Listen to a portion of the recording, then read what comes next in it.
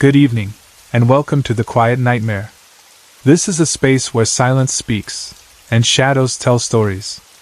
Every story you hear is completely uninterrupted, no ads, no distractions. If you enjoy this experience, you're always welcome to stay. Before we begin, tell me where you're listening from, and what time it is. Now, get comfortable. The quiet isn't as empty as it seems. It was the year 2007 and I was in my last year of high school, a graduating student, excited but also a little nervous about what would happen after we all left the school that had been our second home for so many years. Our school decided to hold a 2-day and 1-night spiritual retreat for all senior graduating students, something they did to help us reflect on our lives, our families, our choices, and our future before we moved on to college and adulthood. All the graduating students from the 3 campuses of our school, along with some of our instructors, were required to join. We rode buses and traveled for about 1.5 hours to reach the retreat house in Tagaytay City, a place that was supposed to be peaceful, quiet, and perfect for meditation and prayer. Tagaytay is known for cool air and nice views, and as we drove up, I remember seeing trees, small houses, and the hint of mountains or hills in the distance. But the moment we reached the retreat house itself and I stepped out of the vehicle, the place gave me chills in a way that had nothing to do with the cold weather. It felt like the air itself was heavier there, and I had a strong and uncomfortable sense that hundreds of unseen eyes were watching me from all directions, through the windows, from behind the walls, from the garden, from the rooftop, from corners I could not fully see. It was not just a normal nervous feeling, it was a deep awareness that we were not alone there, that something else lived or lingered in that retreat house. I felt the hairs on my arms and the back of my neck stand up, and my body reacted with a shiver that went right down my spine. Even though I could not see anything unusual with my physical eyes, something in me, that part that is sensitive to the unseen, was definitely reacting. Still, I tried to shrug it off. I reminded myself that I had already experienced a lot of strange things in my life, and I believed that the dead, no matter how many of them might be around us, could not really harm me as long as I stayed calm, prayed, and kept my faith strong.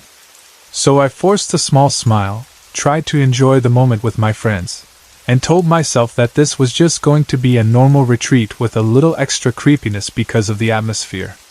The retreat house itself was a multi-story building with long hallways, simple rooms, and an old-fashioned style that made you feel like it had been standing there for many years, quietly gathering the emotions and memories of all the groups who had come before us.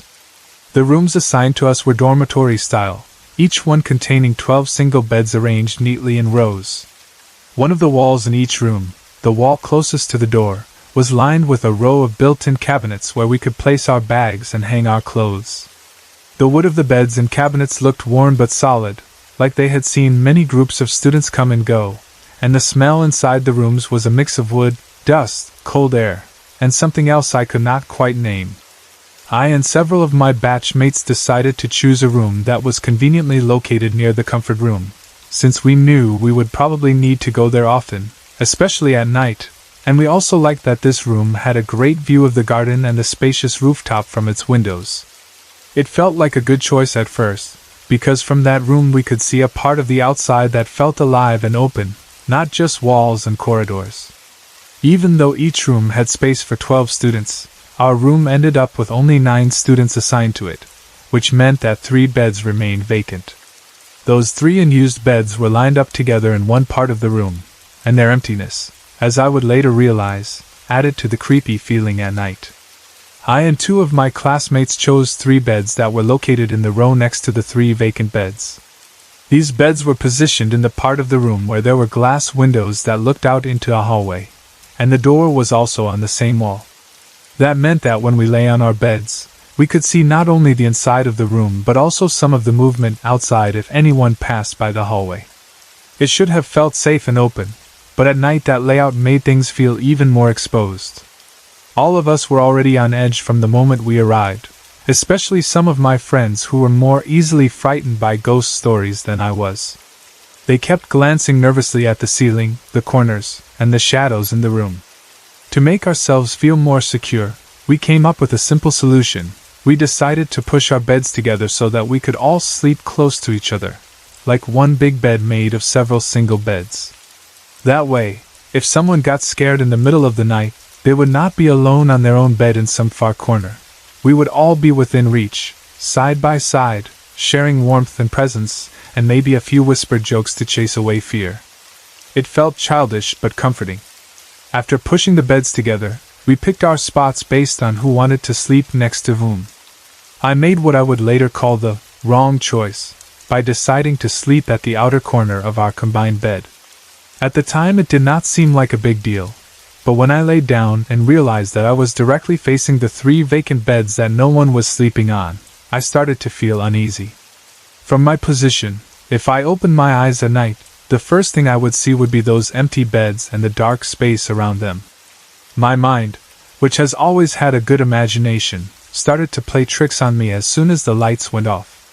I began to imagine all sorts of things, like something crawling out from under the bed I was lying on, fingers or shadows reaching out to grab me, or a figure suddenly sitting up on one of the empty beds, staring at me silently while I tried to pretend I was still asleep. I knew I was scaring myself, but that was exactly the problem with lying in the outermost spot facing empty space. Your imagination has a wide stage to act on. Still, I was tired from the day's activities, the travel, and all the talks and exercises we had been doing, so despite my nervous thoughts, my body eventually relaxed and I drifted off into sleep, still facing the vacant beds. At some point deep into the night I woke up. It was not the kind of waking up that happens slowly when you are naturally done resting. It was sudden, like my mind had been pulled from sleep by something I could not see. I felt heavy and a bit confused at first, still half asleep. Instinctively, I reached for my cell phone that I had placed near me and checked the time. The glowing numbers on the screen told me it was around 2 in the morning. I frowned slightly, wondering what had woken me up at such an hour. The room was dark, but not completely. There was a faint light coming from the hallway outside and maybe from the garden area, enough that my eyes could adjust and I could make out the shapes of the beds, my sleeping classmates, and the cabinets near the door. I lay there quietly, trying to sense what might have disturbed my sleep. As I stayed still, breathing slowly and blinking in the dim light, I heard a sound. It was a soft creaking, not very loud but clear in the quiet of the night. The sound came from the direction of the wall near the door, where the built-in cabinets were. My eyes immediately focused there. To my surprise, I saw that one of the cabinet doors behind the now closed room door was slowly beginning to open. The movement was not fast or jerky.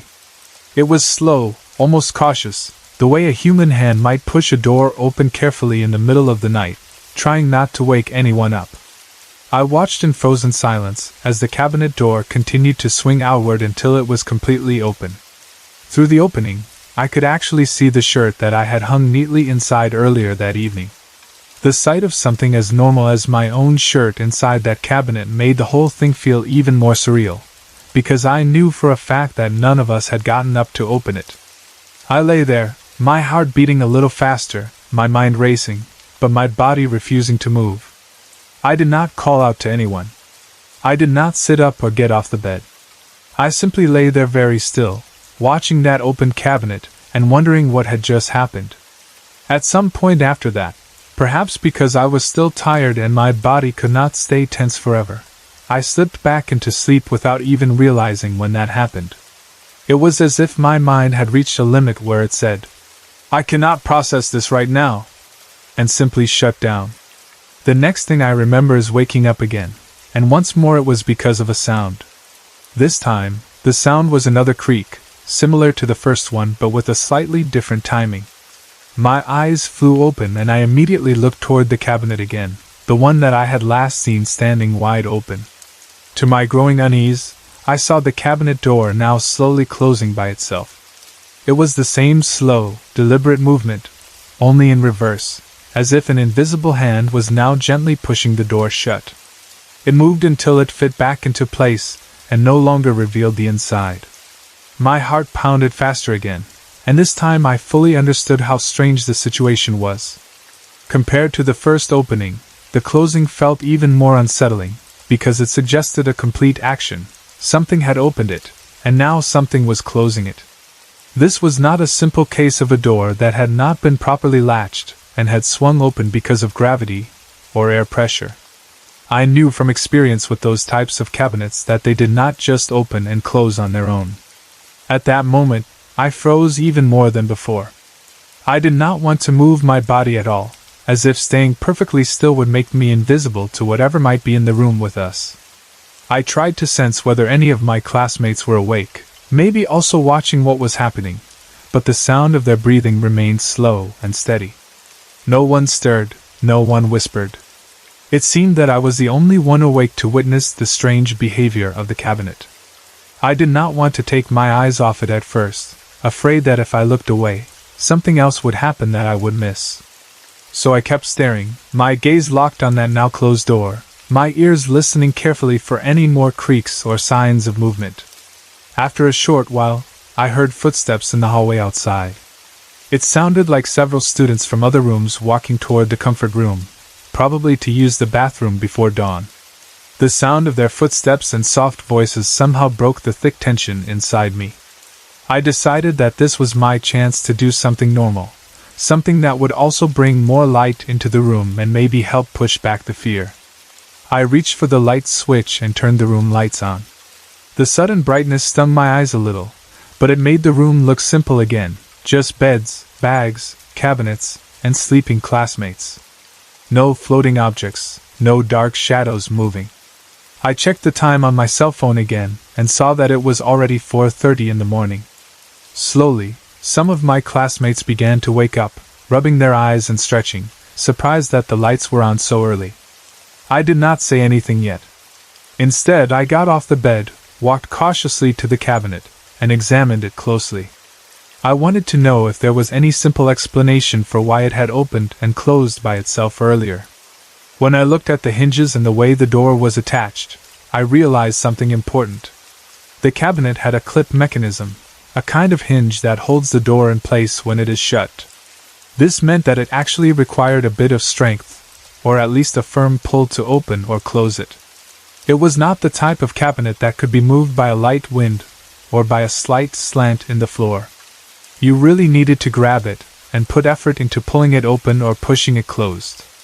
The more I understood the way it worked, the more impossible it seemed that it had opened and closed twice all by itself during the night, especially since all the windows in our room had been completely shut. We had closed them before going to bed because the night air had been really cold, and no one had opened them again while I was awake. There was no breeze, no draft strong enough to move such a door. I stood there, my hand resting lightly on the handle, thinking about what I had seen and heard. In my heart I knew that something unseen had done it. Still, I made a conscious choice not to tell anyone about what had happened, not during the retreat. Everyone was already feeling nervous and jumpy just from being in a strange place and hearing little noises in the night. I did not want to add to their fear by telling them that one of the cabinets had opened and closed by itself while we were all sleeping together in the dark. So I kept the story to myself, storing it quietly in my mind as one of those personal experiences that you only share later when the time and the people feel right. That was my first encounter in that retreat house. The second encounter, however, was different because it was not just me who felt or heard something. This time, almost everyone present had the experience together, which made it harder to ignore or explain away. It was our last day in the retreat. By that time, most of the unseen presences seemed to be keeping their distance from me, or at least they were quiet enough that I did not notice anything major. The cabinet incident did not repeat, and I was beginning to relax a little. The schedule for that day included an emotional activity. All the female students were gathered in the session hall for a writing exercise. A pastor was leading the session, and he asked us to write letters to our parents, letters that would contain the things we could not easily say to them directly face to face. It was meant to help us express our hidden feelings, regrets, gratitude, and pain, and maybe heal old wounds or misunderstandings. The session hall was located 2 floors below our rooms, and from where we were sitting inside it, we could see the door of the comfort room on one side and another door that led to the garden on another side. Behind us was the stairwell that connected the session hall to the upper floors. The design of the hall was simple, with chairs arranged in rows, but for the letter-writing activity, the pastor told us to sit on the floor instead. We were all seated this way, each girl sitting close to a chair which we used as a makeshift table for our notebooks and pens. The atmosphere in the room grew very quiet as we began to write. Some girls bent low over their papers, their shoulders shaking as they tried to put into words feelings they had kept hidden for years. Others sniffled softly, tears falling down onto the pages as they wrote about arguments, disappointments, or hopes they never shared before. A few sat very still, their pens hovering above the paper for a long time before they finally began writing, as if they were wrestling with how honest they could dare to be. The silence was heavy but meaningful. Then, in the middle of all that emotional silence, we heard a sound that did not fit with what we were doing. It was humming. At first it was soft, just a low sound that some of us might have mistaken for someone quietly humming to themselves while writing. We ignored it at first, thinking maybe one of the girls was doing it unconsciously to calm herself down. But the sound continued, steady and clear, and it did not sound like a normal voice humming casually. After a few moments, some girls started whispering, asking who was making that sound. We lifted our heads and looked at each other, our eyes scanning the room. No one's lips were moving. No one seemed to be intentionally humming. What really unnerved us, though, was the quality of the sound itself. It was low in tone, but we could all hear it very clearly, as if the person producing it was standing right next to each of us, or sitting directly beside us. It had a strange echo, like the sound you hear when you hum or sing into a deep well, where your voice bounces around the inside and comes back to you with a hollow, distant quality. That echo made it feel as though the humming was happening in a space connected to ours but not fully inside it. We grew quiet, listening more carefully, trying to recognize the melody or at least figure out where it was coming from. Some girls turned toward the door leading to the garden. Others glanced at the comfort room. A few looked back at the stairwell behind us. Then someone pointed out, in a shaky whisper, that the sound was not coming from inside the session hall at all. It was coming from above us, from the floor above. That realization sent a wave of panic through the hall, because we all knew that the floor above us was vacant. During our stay there, we had only been using the second floor for our rooms. The floor above had only one room in it, and no one had been assigned to that room. No one was supposed to be staying there, no staff, no students, no pastor. It was empty. We all knew that. Yet the humming was clearly coming from up there. It was as if someone, or something, was directly over our heads, humming a tune we could not recognize, soaking the air with that strange echoing sound. Some girls looked close to tears.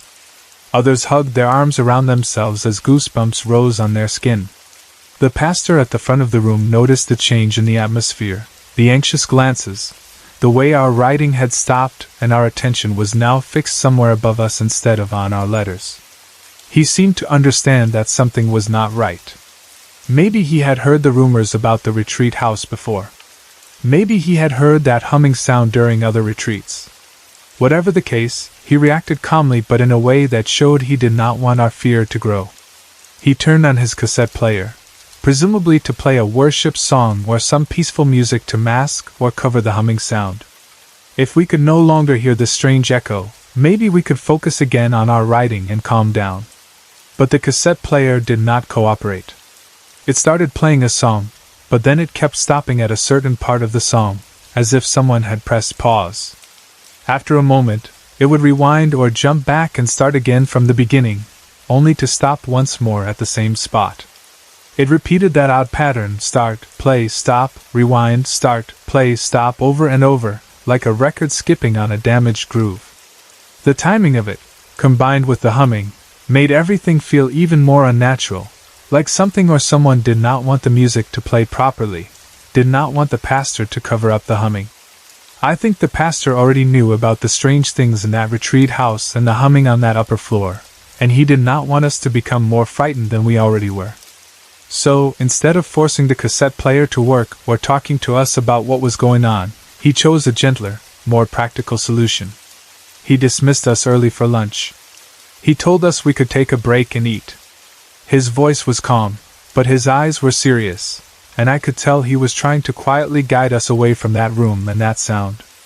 As soon as he said we could go, some students practically bolted for the stairs, running up as fast as they could, as if they wanted to put as much distance as possible between themselves and the humming coming from the vacant floor above.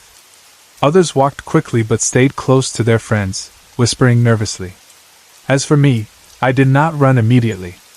I was one of the students who hesitated at the bottom of the stairs. I did not want to be left completely alone, but I also did not want to push and panic. So I waited until the first rush of students had gone up and then, along with a few others who were also slower to move, I finally walked up the stairwell. The closer we got to the next floor, the more strongly I felt something, a kind of pressure and coldness that was different from the usual cool air of Tagate. When I reached the floor with the single vacant room, goosebumps ran along my arms without me even touching anything. The hallway there had a different feel, almost like walking into a different building. The air smelled like a hospital, that sharp, sterile smell of chemicals and cleaning agents, even though this was a retreat house, not a medical center. I paused briefly near the door of the vacant room.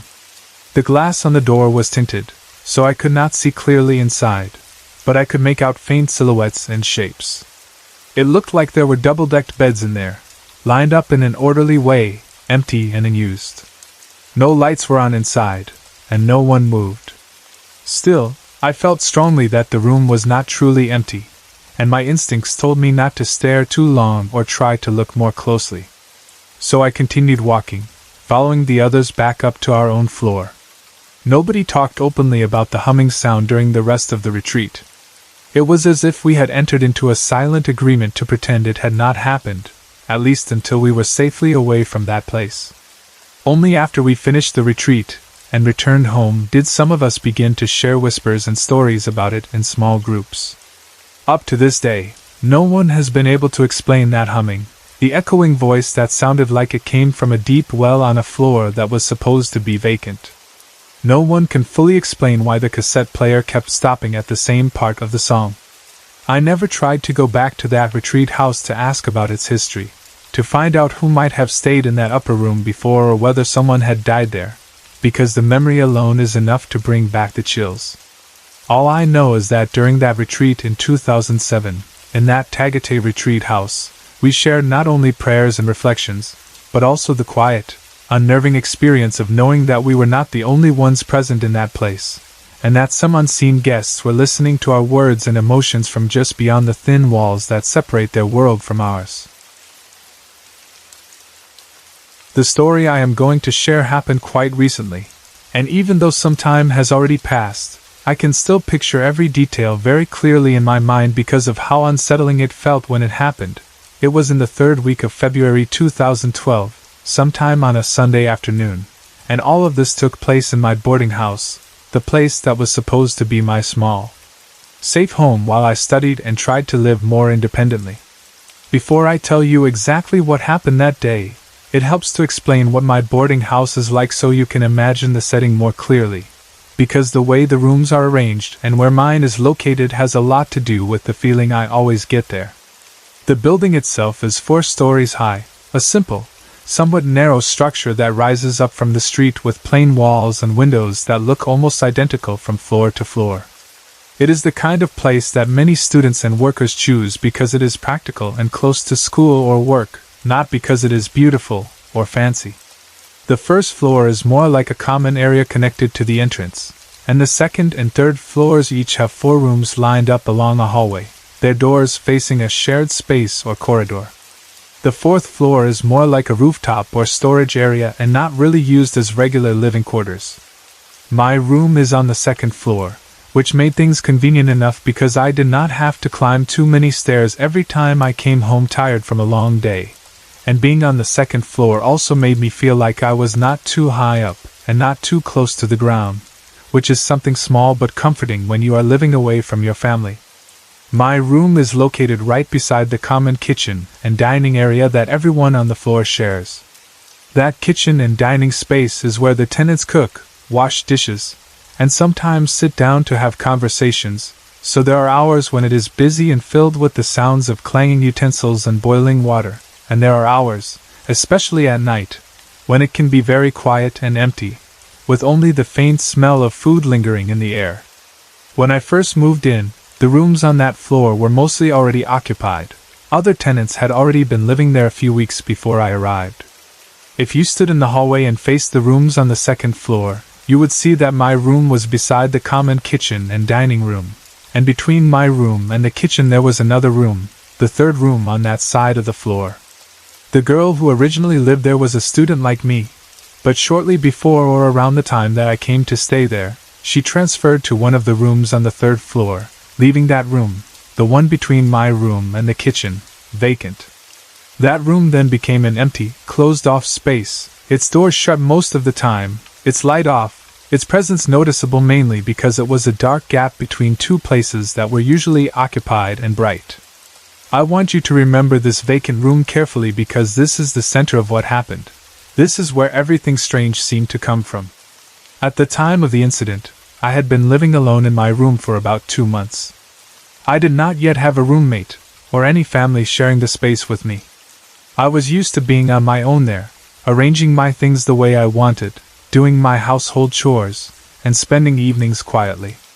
It was only much later that my sister moved in with me so we could share the room and the rent, but when the incident in February happened, I was still living there by myself, getting used to the rhythm of boarding house life, the sounds of footsteps on the stairs, doors opening and closing, distant voices, and the hum of the building as people came and went.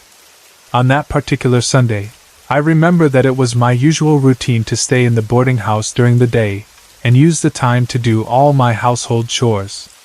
Since it was a free day from work or school, I took advantage of the free time to sweep the floor, do my laundry, wash any dishes lying around in my room, organize my things, maybe wipe surfaces and make sure everything was clean and in order. It felt nice to see my small space become tidy after I had finished everything, and that day was no exception. By the time I was done with all my chores, I was physically tired but mentally relieved, and the room felt more comfortable and homey. After finishing the chores, I started to feel bored and a little lonely, because being alone in a boarding house on a Sunday afternoon can feel very quiet when most people are out or inside their own rooms doing their own thing. So I decided to call my boyfriend and ask him to come over and keep me company. I wanted someone to talk to relax with, and spend the rest of the afternoon in a more enjoyable way. He agreed and came over after a while. When he arrived, everything felt normal and light. We greeted each other, went into my room, and settled down like we usually did when he visited. We watched movies on my laptop, laughed at funny scenes, and spent time browsing through photos that we had taken during previous weeks, uploading some of them and organizing them into folders. We shared stories about how our week had been, talking about things that had happened at school or work, small annoyances, happy moments, and plans for the next days. The atmosphere was easy and comfortable, the way it is when you are with someone you trust and like being around. The afternoon passed like that, with us chatting, watching things, eating light snacks, and just enjoying each other's presence. As the day went on, we eventually realized it was time for dinner, so we either prepared something simple, or reheated some food, and then we ate together, probably sitting in my room or using the common dining area. After we finished our meal, like responsible people, we knew we had to wash the dishes and clean up instead of leaving everything dirty in the sink. So we both got up from the room and headed toward the common kitchen to take care of the dishes. To go from my room to the kitchen, we had to pass by the vacant room that I mentioned earlier. Its door was on the same side of the hallway, between my room and the kitchen, and every time I had to pass it, especially in the evening or at night, I always felt a bit uneasy, like there was a slight heaviness in the air around that door or an invisible presence watching from inside the dark room. I could not see anything through the cracks of the door, but the feeling was always there. That Sunday was no different. As we walked toward the kitchen carrying the dishes, I noticed that familiar discomfort growing inside me. It was not a full-blown fear, but more like a quiet tension in my chest and a slight quickening of my heartbeat, as if my body recognized that we were nearing a place it did not fully trust. I chose not to say anything to my boyfriend at that moment because I did not want to appear overly sensitive or paranoid. I just tried to act normal and kept walking. But inside my mind, I could feel the old uneasiness rising again, especially as we came closer and closer to that vacant room. We reached the kitchen and started doing the usual chores. The kitchen itself was an ordinary boarding house kitchen, a sink along one wall, a small counter, some shelves or cabinets with plates, cups, and cooking utensils, maybe a stove at one side, and a small refrigerator that all the tenants shared. While we were there, my boyfriend kindly took the lead in washing the dishes, standing at the sink and scrubbing the plates we had just used, while I moved around tidying up. After a bit, I decided I needed to use the comfort room, which was nearby but not inside my room, so I told my boyfriend that I would leave the dishes with him while I went to the restroom quickly. He nodded, still focused on cleaning, and I left him there in the kitchen alone, listening to the sound of water running from the tap and plates clinking gently as he rinsed them. I went to the comfort room, did what I needed to do, and then washed my hands and face, probably to cool myself a little. When I was finished, I headed back to the kitchen to rejoin my boyfriend and maybe dry the dishes or just accompany him until he finished. As I returned to the kitchen, I approached him from behind and, feeling affectionate and relaxed again, I hugged him from behind while he was still standing at the sink.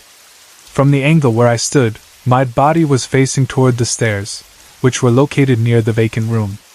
Because of that position, my eyes naturally fell in the direction of the hallway, and specifically, my field of vision included the area near the door of the empty room and the stairs that led up to the higher floors. I was just holding him casually, looking in that direction, when something happened that made my arms loosen and let go of him almost immediately. Out of the corner of my eye and then directly in front of my gaze, I saw something stepping out of the vacant room.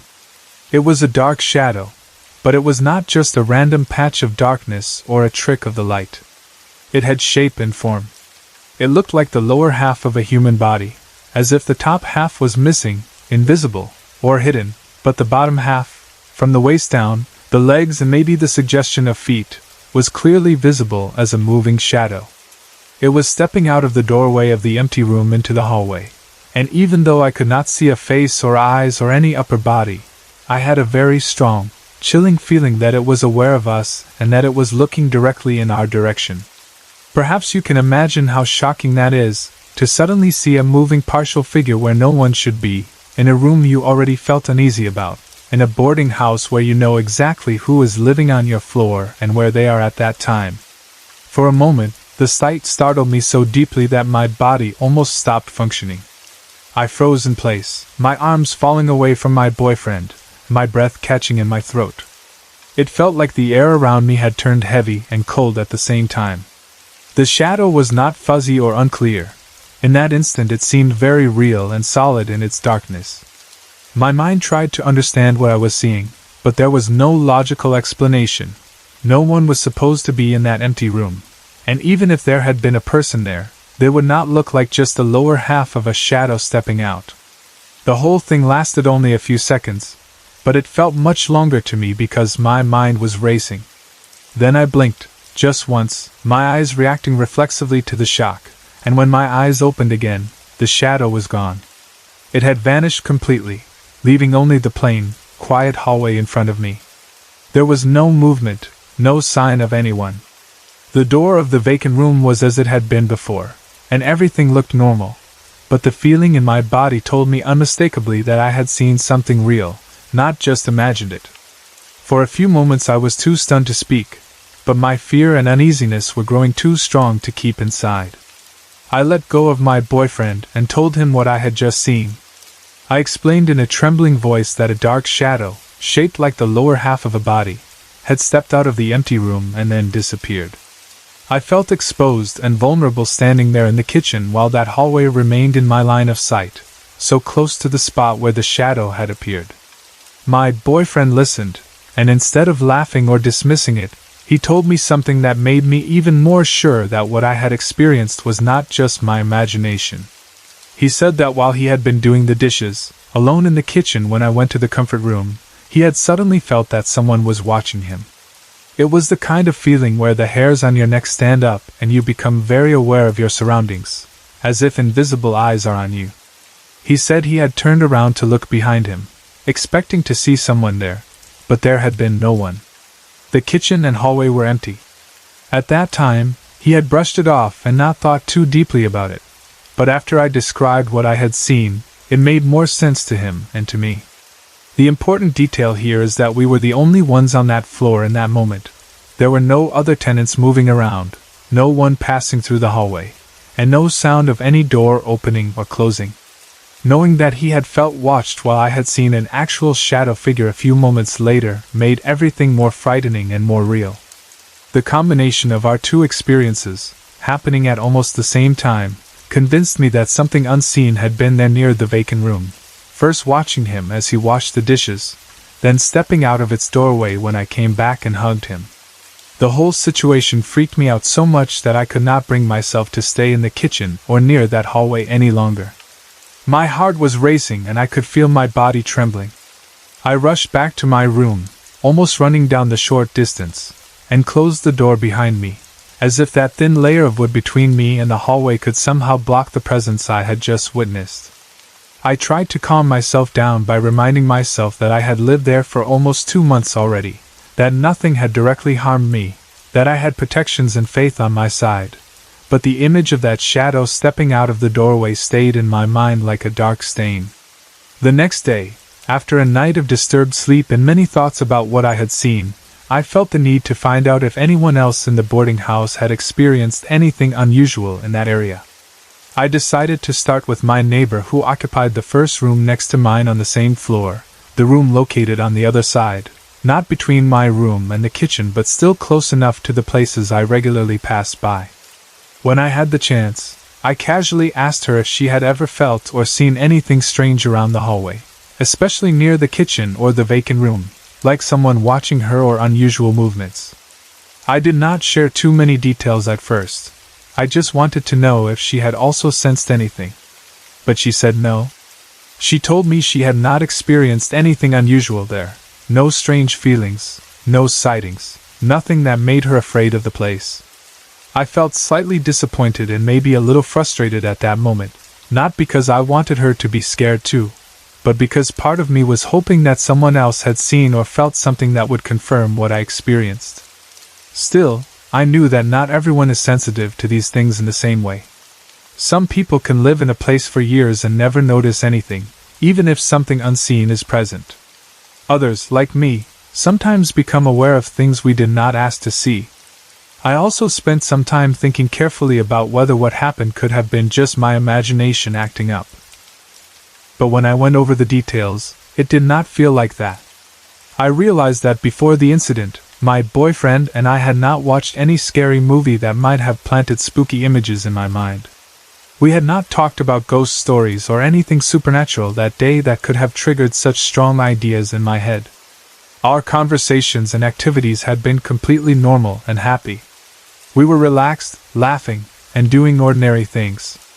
My mind had not been focused on fear at all until that moment when I actually saw the shadow. That is why I believe I was not simply imagining things.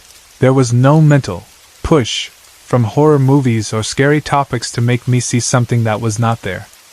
After that incident, I never saw the shadow again. It did not reappear on another Sunday, or on any other day, at least not in a way that was as clear and direct as that first time. However, even without seeing it again, my feelings about the place did not go back to normal. I still felt uneasy every time I passed by or even just glanced toward the kitchen at night, especially when the lights in the kitchen were turned off and that part of the floor was wrapped in shadows.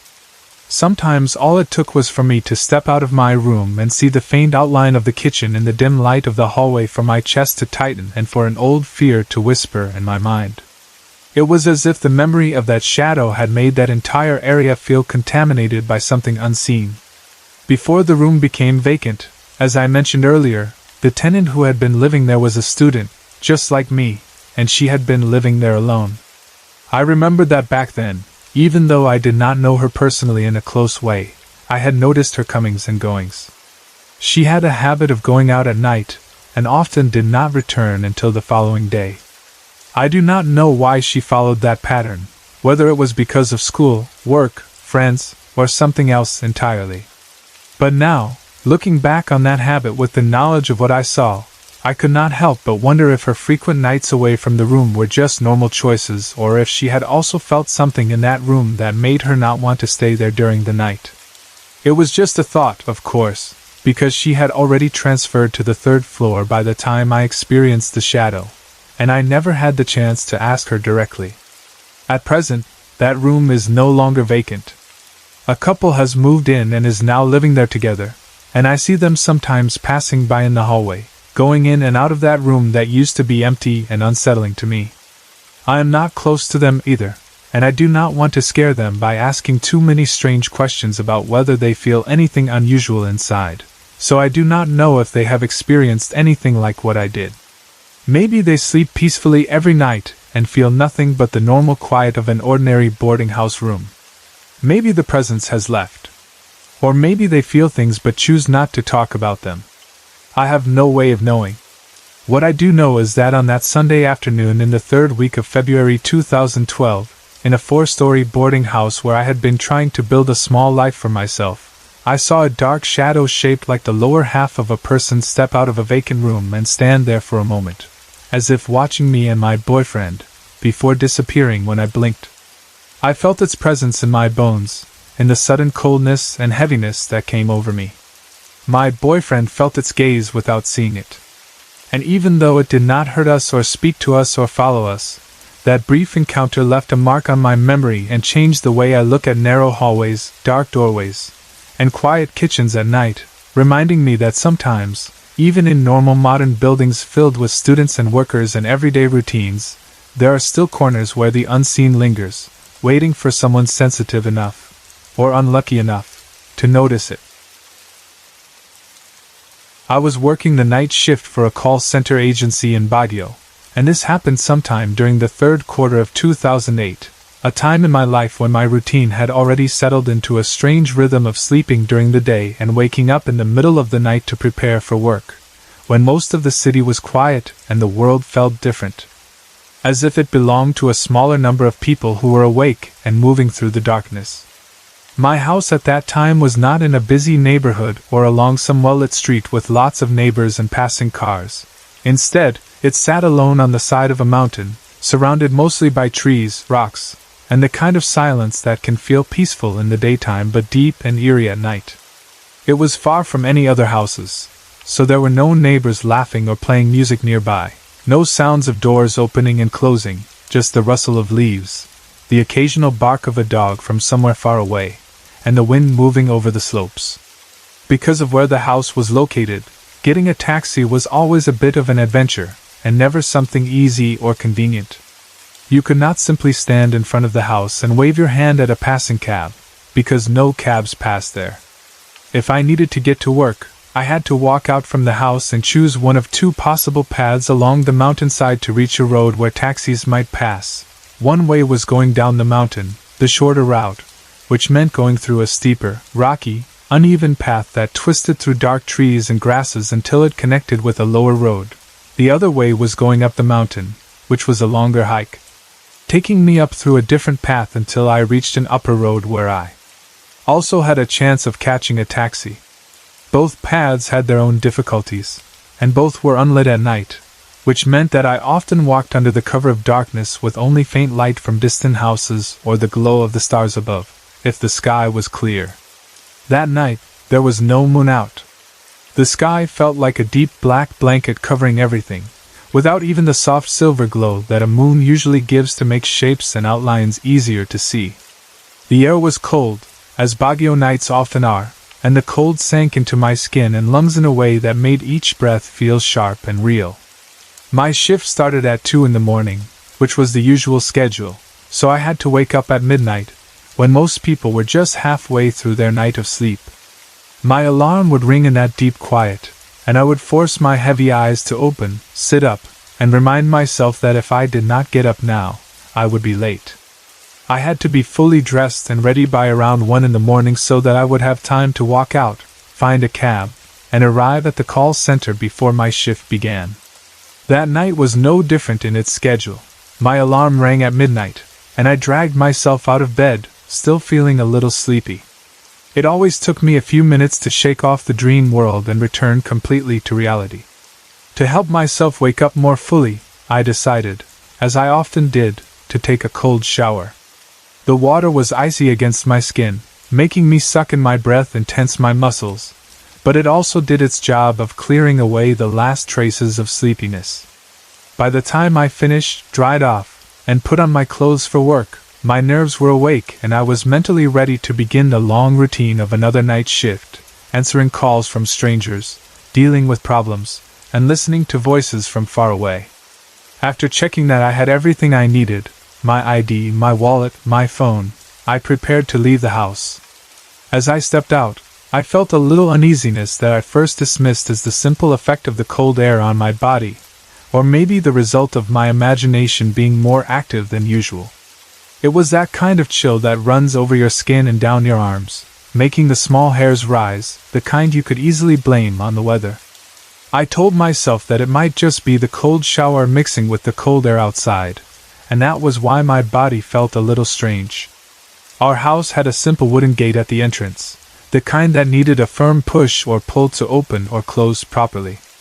It was not like the modern gates made of metal and sliding mechanisms.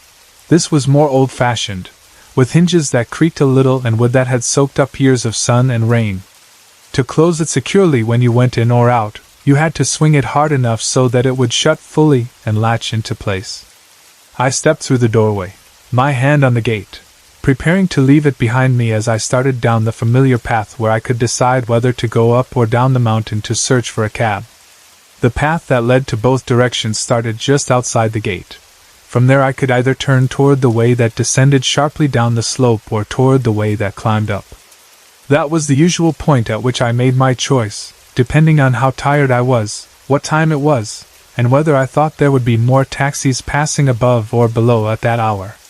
That night I was almost out of the gate, about to fully step into the darkness of the mountain path, my mind starting to decide which direction to take, when I saw it. It came from the path going down the mountain, from the direction of the shorter route I sometimes used. At first it was just a white shape at the edge of my vision, and I thought maybe it was a trick of the light, or my eyes not yet fully adjusted to the dark. But as it moved, it became clear that it was not just some floating patch of fog or the pale trunk of a tree catching light from somewhere. It was a figure, but not a normal one. It was all white, the way a person dressed head to toe in white might look in the gloom, or the way a shape appears when lit by a light you cannot see, but there was no shine on it like you would expect from clothes. It was hunched forward, its upper body bent down, in a posture that immediately reminded me of the hunchback in the story of the Hunchback of Notre Dame, someone whose back and shoulders are permanently curved into a forward bend. Its head was lowered, hanging down instead of held upright. As it moved, it was dragging its left arm in an unnatural way, as if that arm did not work properly or was too heavy to lift, and one of its legs was limping, making its gait uneven and strange. It looked like a person whose body was completely worn or broken, but instead of moving slowly like you would expect from someone so damaged, it was moving towards me very fast. The quickness of its movement did not match the condition of its body. It blurred slightly as it approached, but not in a way that made it less visible. Instead, it felt like it glided or stumbled forward at an impossible speed while still staying hunched and bent. I just stood there, frozen, the gate still close behind me, my hand unsure whether to push it open further or pull it back. My body did not respond to my mind's quiet voice telling me to move, to go back inside, or to run forward and away. All I could do was stare at the thing as it came closer and closer, my heart hammering so hard in my chest that I could hear the pounding in my ears. The air suddenly felt even colder, as if the temperature had dropped in just a few seconds. My breath caught in my throat, and I could not even whisper a prayer at first because my thoughts were filled only with fear and confusion. What is that? Is this real? Am I seeing things? Time seemed to stretch. The figure kept moving toward me from the direction of the downward path, its white shape separating clearly from the darker background of the mountain. Its dragging arm and limping leg made a rhythm that was somehow more disturbing than if it had just walked normally. It came closer and closer, until it was almost near our wooden gate, very close to where I was standing. I braced myself for something to happen, for it to reach out, to speak, to show its face, to do anything, but then, all at once, it disappeared. There was no slow fading away, no obvious sign of it dissolving into mist. One moment it was there, the next it was gone, as if an invisible curtain had dropped over it or someone had switched off whatever light had been outlining it. The space it had just occupied was empty again, only darkness and the faint outlines of the mountain path and trees. I blinked several times, my brain trying to understand if maybe my vision had played a trick on me, but the feeling tearing through my body told me that I had truly seen something that was not supposed to be there. The shock of that sudden disappearance hit me almost as hard as the first sight of the figure. For a few seconds more, I remained frozen, my muscles stiff, my body still halfway between going out and retreating. Then suddenly, as if someone had pressed a button that unlocked all my joints, I felt control return to my limbs. The first thing I did was jump back inside the gate, back towards the safety of the yard where my dogs were lying. I moved so quickly it felt like my feet barely touched the ground. When I landed inside, nearer to the house, I noticed my dog's reaction. Usually, dogs bark loudly when a stranger approaches or when they sense something unusual. They rush to the gate, alert and ready to protect their territory. That night, when I jumped back toward them expecting perhaps some comfort from their presence, I saw that instead of being alert and brave, they looked cowardly and subdued in a way that was not normal for them. Their bodies were low to the ground, their ears perhaps pulled back, their eyes avoiding the direction of the gate. They were not charging forward to check what had frightened me. They seemed as if they were also scared, feeling something they did not want to face. Their behavior frightened me even more because animals are often able to sense things beyond what humans can see, and if they were acting that way, it meant that whatever I had seen was not just my imagination. It had been real enough to affect them too, so real that they did not even want to move. At that point, a cold chill climbed up my back, not like the gust of wind or the shiver from a cold shower, but something deeper and sharper, as if icy fingers were tracing my spine from the base up to my neck. It made me feel fully awake in a way that no coffee or shower ever could. All of my senses seemed to snap into full alertness. I could hear every tiny sound around me, the faint rustling of leaves, the far-off noises of the city below, even my own breathing, fast and shallow. I could feel my pulse racing, pounding against my skin. Every instinct I had was telling me that I should not be outside, that I should lock the gate, go back into the house, and stay there until morning. My mind started to argue with my obligations. I thought, I do not want to go to work tonight. I don't want to walk on that path again, either up or down. What if I see it again? What if it comes closer next time? At the same time, there was the practical side of me that knew that I needed this job, that missing a shift could have consequences, that I could not just call my supervisor and say, I saw something strange outside my gate and I am too scared to come in. In the world of work, especially in a call center where schedules are strict and monitored, that kind of excuse would not be taken seriously. So I stood there for a moment, filled with fear, caught between choosing my safety and my responsibility, until I decided that, despite how shaken I was, I would still go.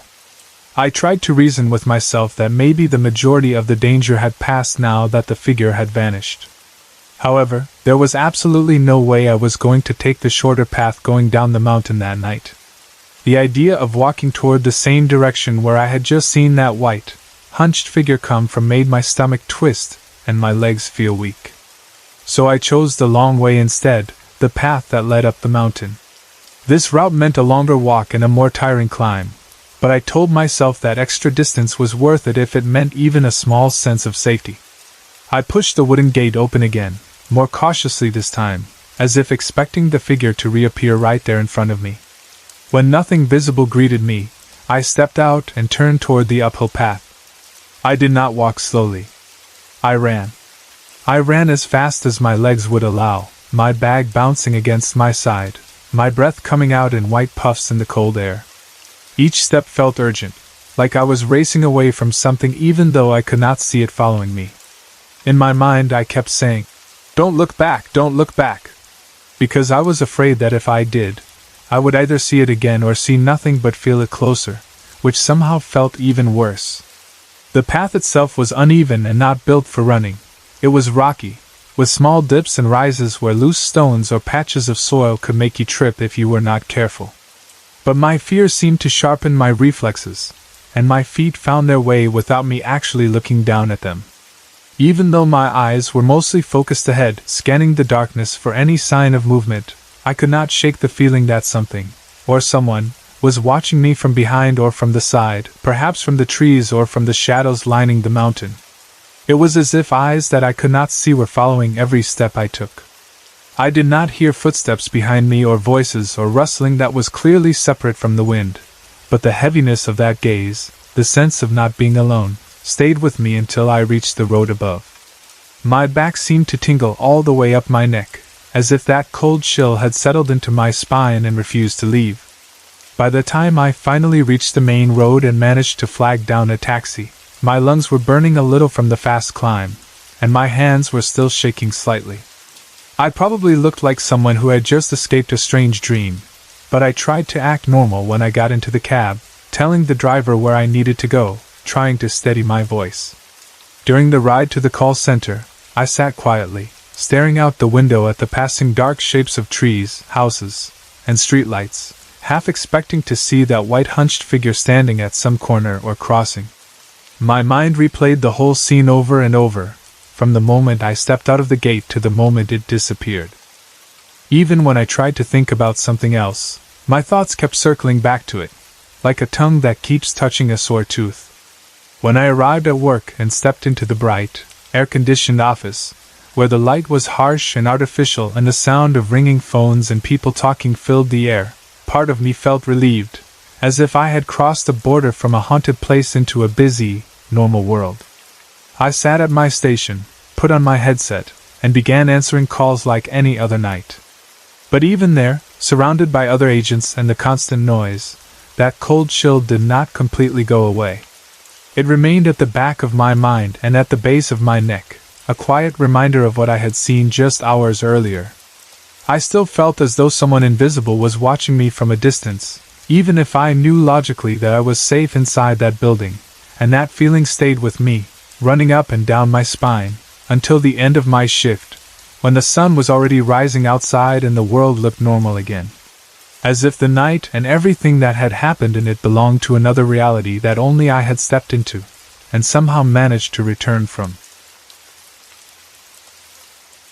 I have always believed in the paranormal for as long as I can remember, and when I look back and try to trace where that belief really began, my mind always goes back to my grandfather, to the house he loved, and to a story my mother told me about something that happened when I was far too young to understand what death was, yet somehow old enough to feel that someone I loved was still close by even after his body was gone.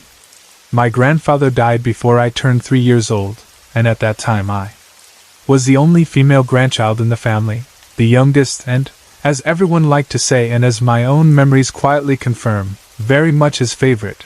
Even though he passed on when I was so young, I can still remember him in small, bright pieces, like short scenes from an old film playing in my mind, the warmth of his chest when I lay beside him during afternoon naps, the sound of his laugh when I demanded ice cream with the stubborn confidence only a small child can have, the way his hands looked when he reached into his pocket or gestured to the maid to get me whatever I was asking for, and I remember, too, the heavy, sad feeling in the air when he died of what the doctors told us was liver cancer, though the full story behind his death is something I always say I will tell separately because that, in itself, has layers that deserve their own place.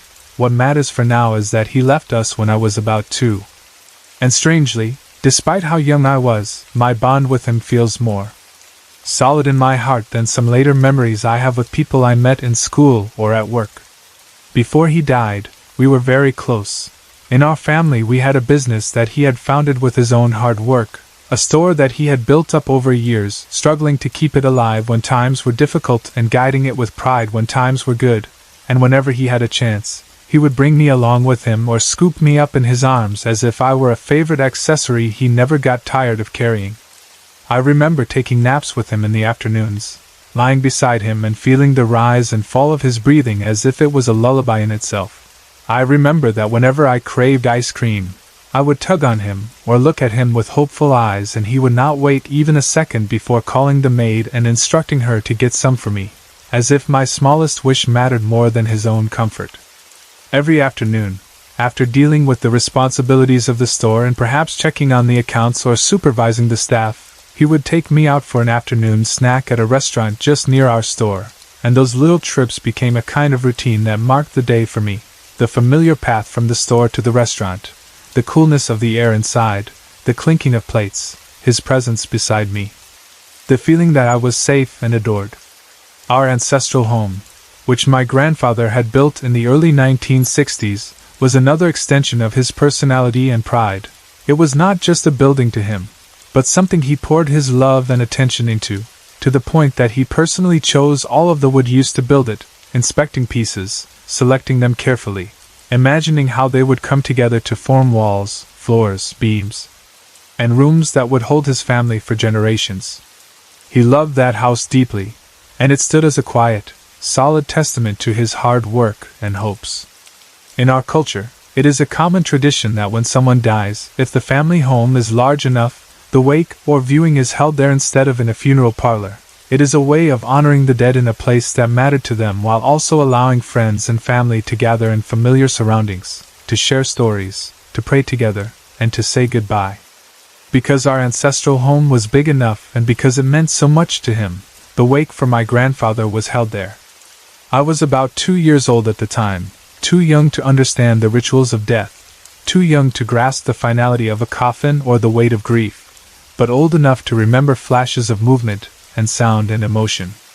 The coffin was set up in the living room, a space that was likely full of chairs and flowers and candles, with relatives and mourners coming and going, speaking in hushed tones, crying softly, or remembering him with stories and laughter.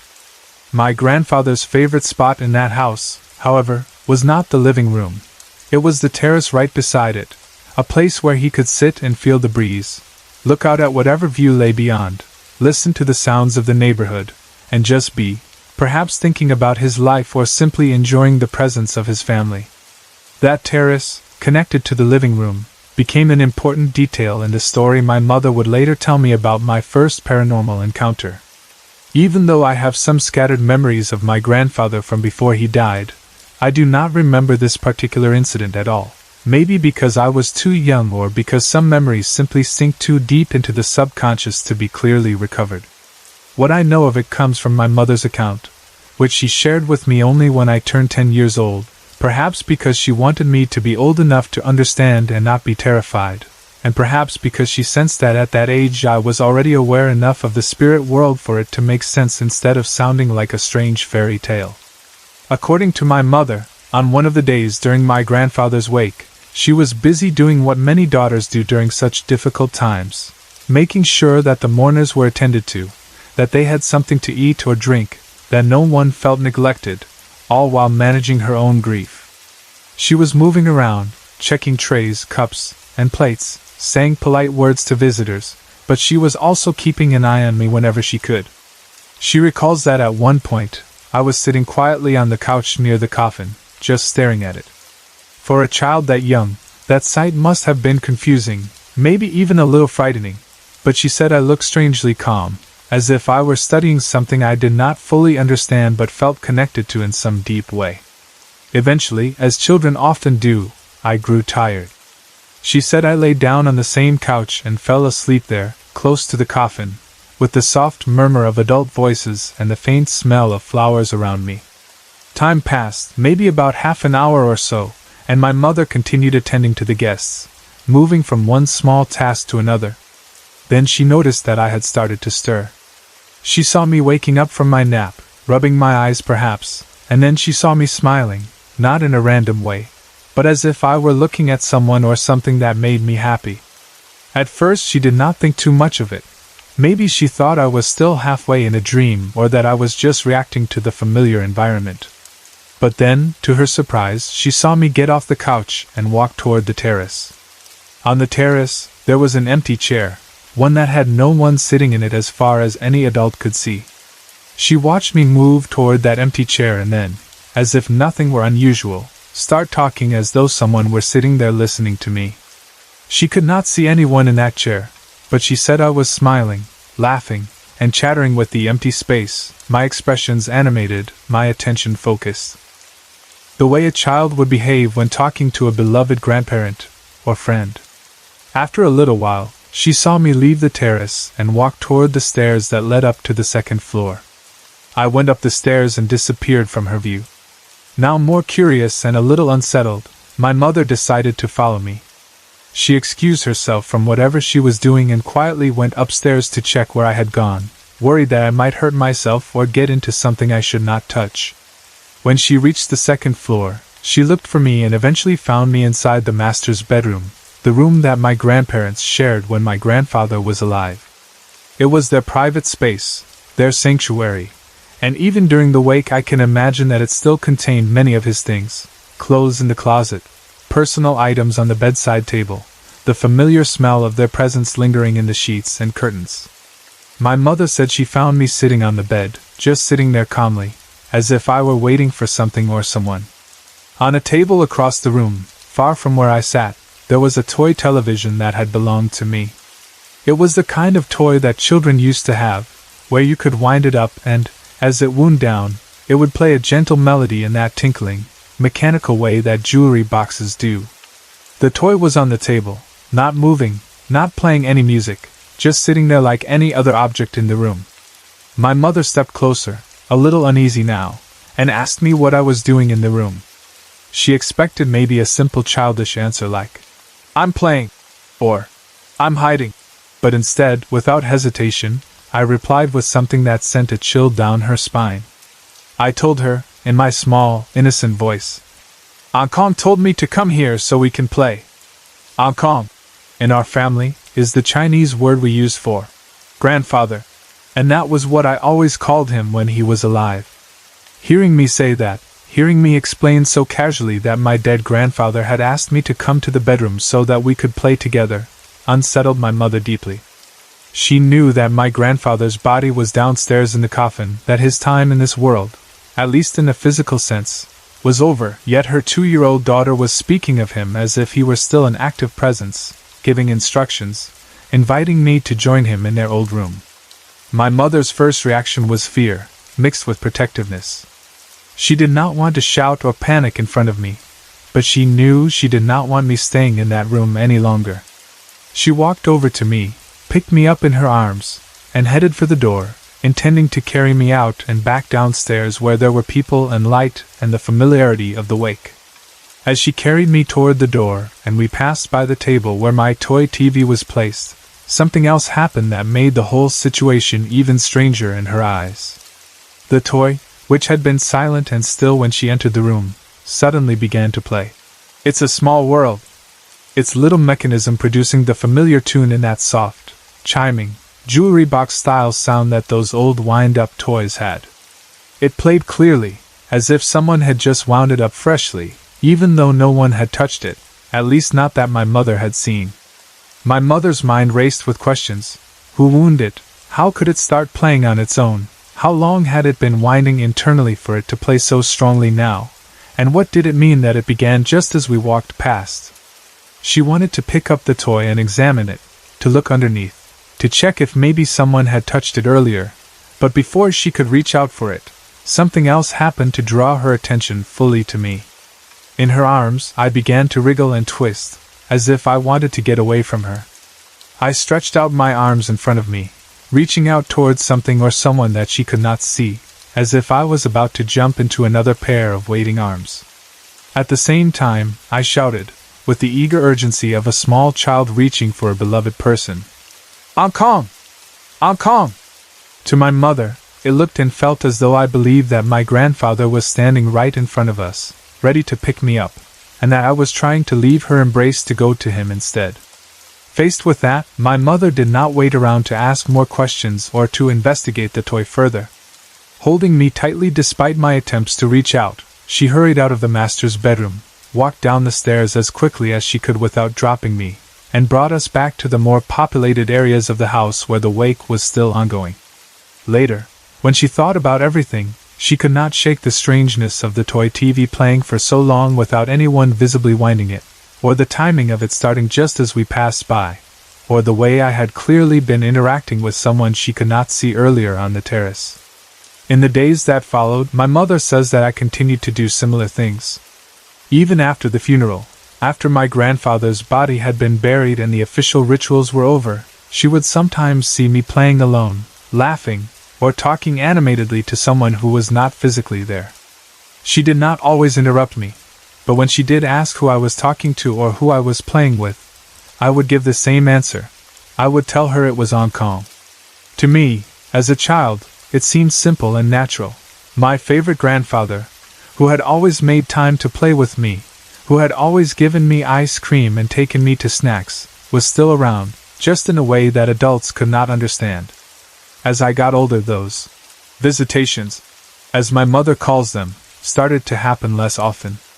It was as if, with time, the connection between us changed, or as if I slowly grew less able to see and hear him, the way children often lose their natural sensitivity to the unseen world as they become more absorbed in school, friends, and the logic of everyday life. The presence that had once been so easy for me to play with became quieter and more distant, like a familiar song that you can no longer hear clearly. My mother chose not to tell me about this particular story while I was still very young. She kept it to herself for years, perhaps out of fear that it would confuse or frighten me, or perhaps out of a quiet sense that it was something special and delicate that needed the right time to be shared. It was only when I turned 10 years old, at an age when I already knew what death was, when I already sensed things and had my own small experiences with the paranormal, that she finally sat me down and told me everything. How she saw me talking to someone in the empty chair on the terrace, how I said my grandfather had asked me to come upstairs, how the toy had played by itself, how I had reached out and cried, Kong! As if he were there. As I listened, a strange mixture of emotions filled me, sadness at being reminded of how much he had loved me, awe at the idea that he might have truly visited me and played with me even after he died, a quiet, almost tender fear at the thought of his spirit still moving through the rooms he loved. The story fit with who he was, a grandfather who, even in death, might want one more chance to play with his favorite grandchild in the house he had built, sitting in his favorite spot on the terrace, lingering in the room he once shared with his wife, reaching out to say goodbye in the only way a spirit sometimes can, through toys clicking to life, through tiny hands reaching out, through a 2-year-old's laughter echoing through an ancestral home that holds both the living and the dead in its wooden embrace. My brother and I experienced what I consider the aftermath of something much bigger than us while we were just playing in our house, and even though I was only about 2 years old at the time, I can still remember everything with a strange, sharp clarity that most people don't expect a child that young to have. I remember the sight, the sound, the smell, and most of all the heavy, paralyzing fear that wrapped itself around my brother and me in that moment, making it stand out from all the other soft, blurry memories of early childhood that have faded over the years. In the mid-1980s, my grandfather decided to surprise my parents with a house, a gift of love and security, something he thought would make their lives easier and more comfortable. On paper, it sounded wonderful. A huge bungalow-type house with 6 bedrooms, a 3-car garage, 2 large living rooms, and an equally huge dining room, the kind of house that could easily hold a big family and all their noise, joy, and celebrations. But there was something unusual about its location. The house stood right in front of a small cemetery that belonged to a fraternity, and from the very beginning, my mother never felt truly comfortable with the idea of living there. The cemetery was just across the street, a constant reminder of death and stillness facing the living space my grandfather had lovingly bought, and the atmosphere around the place carried a feeling that was hard to define with words, but very easy to feel. At the side of the house, there was a concrete staircase that led down to an open space we called the amphitheater. Although it was not really a performance place, it was simply a concrete ground surrounded by trees and plants, a sort of hidden clearing below the main structure of the house. In the daytime, the house looked quite normal from the outside, just another large home along the roadside, with its solid walls, its garage, its stairway, its trees and plants. But my family always noticed that when night fell, the atmosphere changed in a way that was hard to ignore. The light seemed to sit differently on the walls, the shadows seemed to linger a little longer, and the air felt heavy, as if it was carrying memories or presences that did not belong to us. Over the years, the street in front of that house became busier and busier, turning into a main road that led to the mall and carried a steady stream of cars, motorcycles, and people going about their lives. Yet, even as the city around it grew more lively and modern, something darker also settled over that particular stretch of road. Up to this day, fatal accidents still happen there, right in front of that house, on the strip of street that separates it from the small cemetery. People have died there in crashes and collisions, and those events became part of the stories that people in the neighborhood share. Many times, people who had experienced strange things in that area would come to our store, not to buy anything, but to tell us about what had happened to them there, what they had seen, and how it frightened them. They would talk to my uncles, my aunts, or my mother, describing the odd lights, shadows, figures, or feelings they encountered on that road, right in front of our house and the cemetery. In a way, those stories matched our own uneasiness about the place. Even though my grandfather had bought the house as a gift for my parents, we never actually lived in it. My mother refused to move in because of the constant eerie feeling and the location facing the cemetery, and perhaps because of things she sensed but did not fully explain to us when we were young. Instead, we did what many Chinese families did in those days. We lived on the second floor of our store, combining business and home under one roof. The haunted house, as people sometimes whispered about it, became a property that we just rented out to other people. Over the years, different tenants moved in, and the ones who stayed the longest were a group of Mormons. They lived there for years, and during that time the house seemed more stable, like their presence gave it some kind of shield. But after they moved out, things shifted again. Tenants came and went, mostly families, and for some reason, none of them stayed for more than a month. They would move in, spend a little time there, and then suddenly decide to leave, as if something in the house itself pushed them out before they could settle. Inside the house, one of the living rooms was originally built as a sunken room, which meant the floor was lower than the rest of the house, and you had to step down into it. In feng shui, the traditional Chinese system of arranging spaces to promote harmony and good energy, my grandfather believed that having sunken floors was not a good sign, especially not in a main living space. He worried that such a design would bring misfortune, or make the energy feel like it was constantly falling or sinking instead of flowing smoothly. Because of that belief, he had the sunken section of that living room changed. He ordered workers to cover up the lower portion and raise it so that it was even with the rest of the floor, essentially sealing off that original drop. Once that renovation was done, my grandfather left for the United States to visit his brothers, probably feeling satisfied that he had corrected a feng shui problem in the house. But after his trip, when he came back, things started to change in a way no one had expected. He became very sick. The doctors examined him and diagnosed him with liver cancer, and they did not give us much hope. They said he would not be with us for long. At the time, I was still too young to understand the seriousness of what was happening. I knew my grandfather was sick and that the adults were worried and sad, but I did not yet grasp the full meaning of the word cancer, or the idea of someone not being with us for long. My grandmother, desperate to help her husband in any way she could, decided to seek out alternative forms of healing alongside the medical treatment.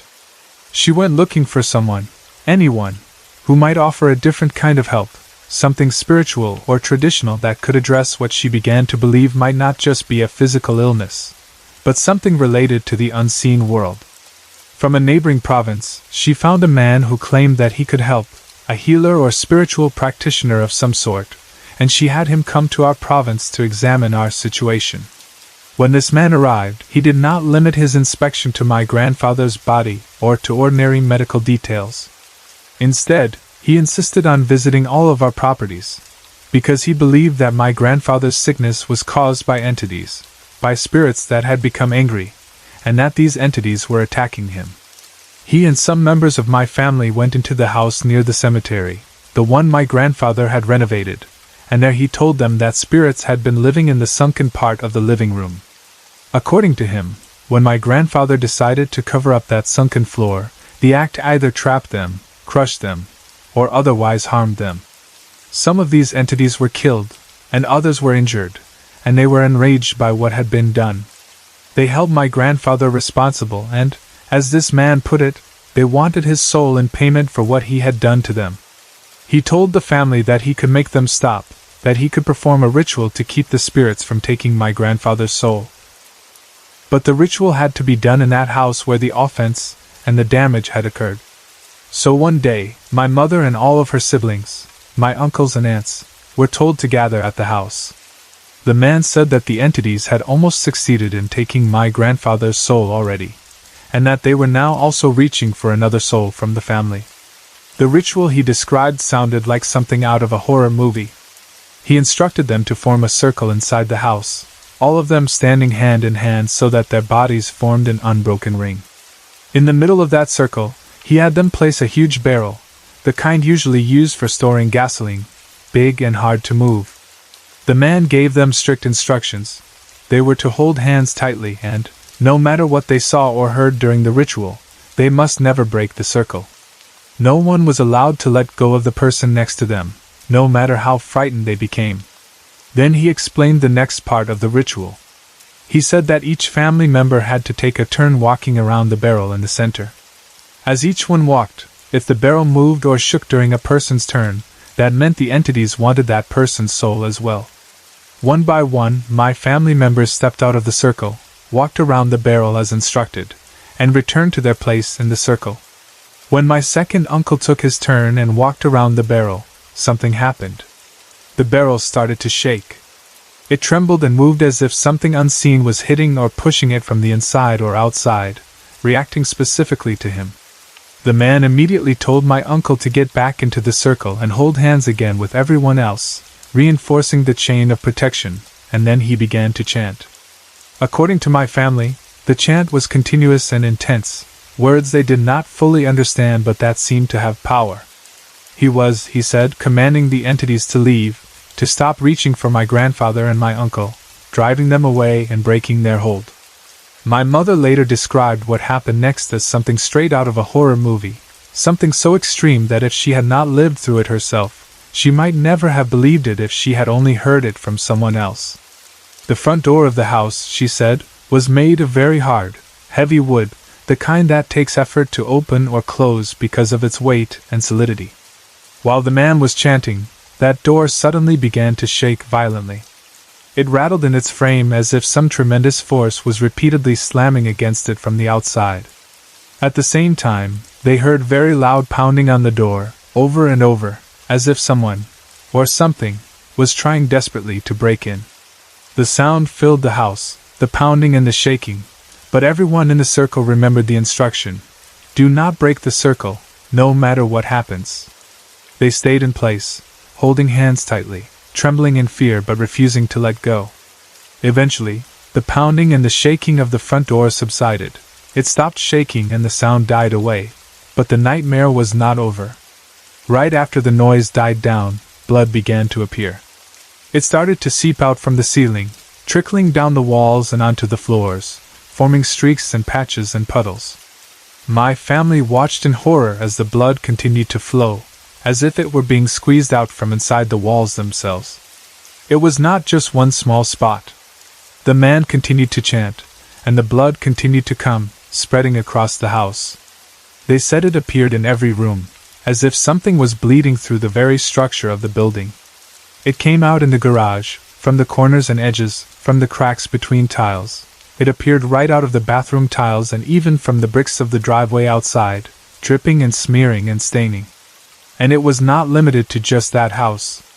At the same time, similar manifestations of blood appeared in my grandparents' house where my grandfather and some of my uncles lived, in another uncle's house, in our house above the store, and even in the store itself. In all these places, red streaks and drops emerged where no blood should be, on walls, ceilings, floors, like the whole network of our family's properties was being haunted or attacked together. Meanwhile, while all of that was going on during the ritual, my oldest brother, who was about 4 years old, and I, who was about 2, were at our house, playing in the bathroom. Our house was at least a 20-minute drive away from where the rest of the family was gathered for the ritual, far enough that whatever was going on there was completely unknown to us in that moment. My brother and I were just being children. We played with water in the bathroom, probably splashing around, watching it run, enjoying the simple fun of it. At some point, my brother got tired of playing. He left the bathroom and went out, leaving me alone inside. A few minutes later, while I was still in there, the bathroom door shut tightly. I was trapped inside. I did not close and lock it myself, and I was too small to fully understand what was happening, but I knew enough to feel that something was wrong. I began to cry and scream, calling for help from the other side. The adults in the house, our 3 nannies and my siblings, heard me and rushed to the bathroom. They tried to open the door from the outside, but no matter how hard they pulled or pushed, it would not move. The door was made of white plastic, the translucent kind that lets light through but not clear images, and it did not have a doorknob. There was only an aluminum handle in the middle of the door, and the lock was the sliding type, where you slide a piece that holds the door closed. I knew I had not touched the lock myself, and from the outside, they insisted later, it did not look like the lock was slid into place, yet somehow the door still refused to open. I was terrified, sobbing and screaming inside that small bathroom, and my fear grew stronger when things escalated. As I cried, I suddenly heard another sound, a soft, sobbing sound like a little girl crying. It was coming from inside the bathroom with me. In my 2-year-old mind, even though I was so young, I had a clear thought. Wait, that's not my voice. My own crying had stopped from shock, but the crying did not stop. It continued, soft and sad, echoing faintly in that small space.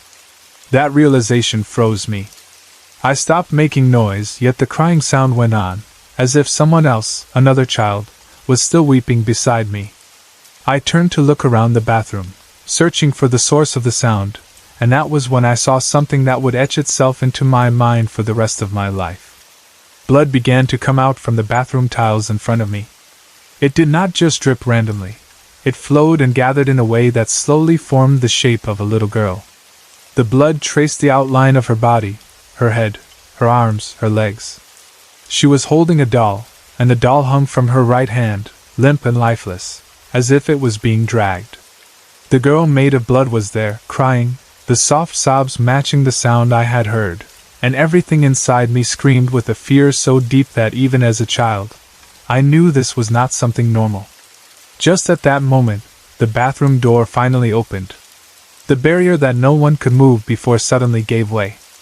I saw the faces of the people outside, both my brothers and the 3 nannies, staring at me from the doorway. Their expressions terrified. They looked not only scared for me, but also frightened by what they might have seen or sensed from where they were standing. As soon as the door opened, we did not waste a single second. They grabbed me, still soaking wet from playing with water, and we all ran downstairs toward the store. Our house was directly above the store, and there was a door that linked the stairway from our home to the shop below. As we came into the store, we heard a commotion, people screaming, voices raised in panic, employees running around. Everything felt chaotic and charged with fear, as if the very air was thick with it. When we entered through the door that connected the house and the store, the first thing we saw was blood coming out from the walls there, too, just like it had in the other locations. It flowed in streaks, staining the clean surfaces, turning our ordinary surroundings into something out of a nightmare. Later that day, when my parents came home, they inspected the blood that had appeared in our bathroom. I remember my father looking up and down, studying the stains carefully, his face full of confusion and concern. They did not clean the blood right away. Perhaps they were still in shock or trying to understand what had happened. As night came, my parents were still uneasy.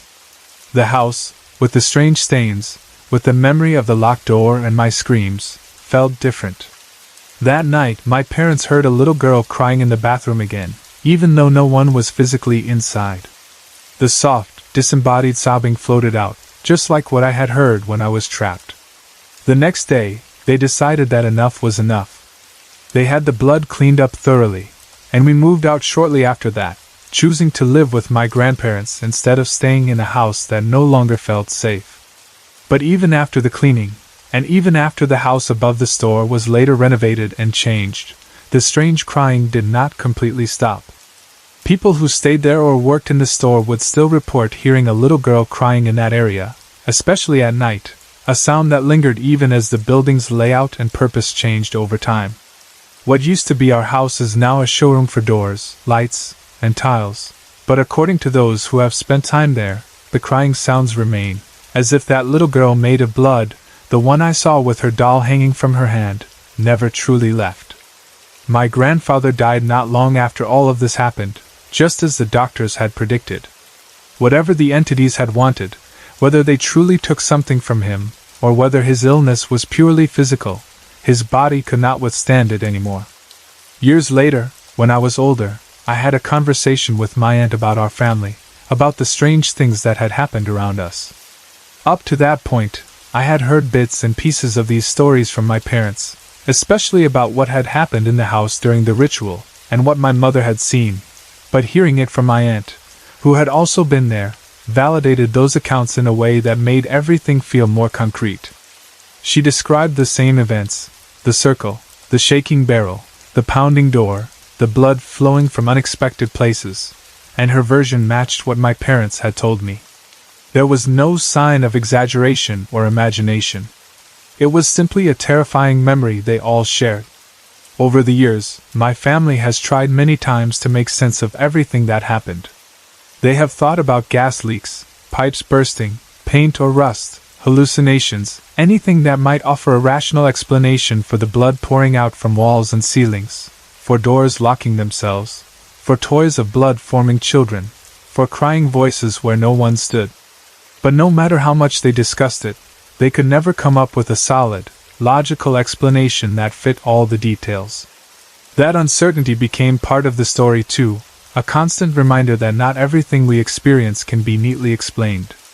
Even now, when I pass by that house across from the small cemetery, the same house my grandfather bought as a gift, the same one where the ritual took place, I cannot help but think about all the terror my family went through in connection with it. The ritual, the blood, the crying, the heavy darkness that seemed to wrap itself around all our homes at once. I think of my 2-year-old self trapped in the bathroom, suddenly sharing that small space with the shape of a crying little girl made of blood, and my brother and Nanny struggling with a door that would not open. I think of my grandfather and my uncle being targeted by unseen entities that seemed to have been angered by a change in the floor, by a simple human decision that accidentally harmed a world we do not fully understand. And I realize that no matter how many years pass, and no matter how busy and bright the road in front of that house becomes, there will always be a part of me that feels the weight of what happened there and believes, without question, that we are not always alone, even when we think we are. It happened about a year ago, on an ordinary night that started just like any other school night, the kind of evening where everything felt routine and familiar, so normal that you would never expect anything strange to happen. I had just come home from school, tired in that usual way you feel after a full day of classes, commuting, and dealing with classmates, teachers, and assignments. The sky outside was already dark, the house felt quiet and settled, and I remember feeling relieved to be back home where I could finally rest and follow my usual evening routine.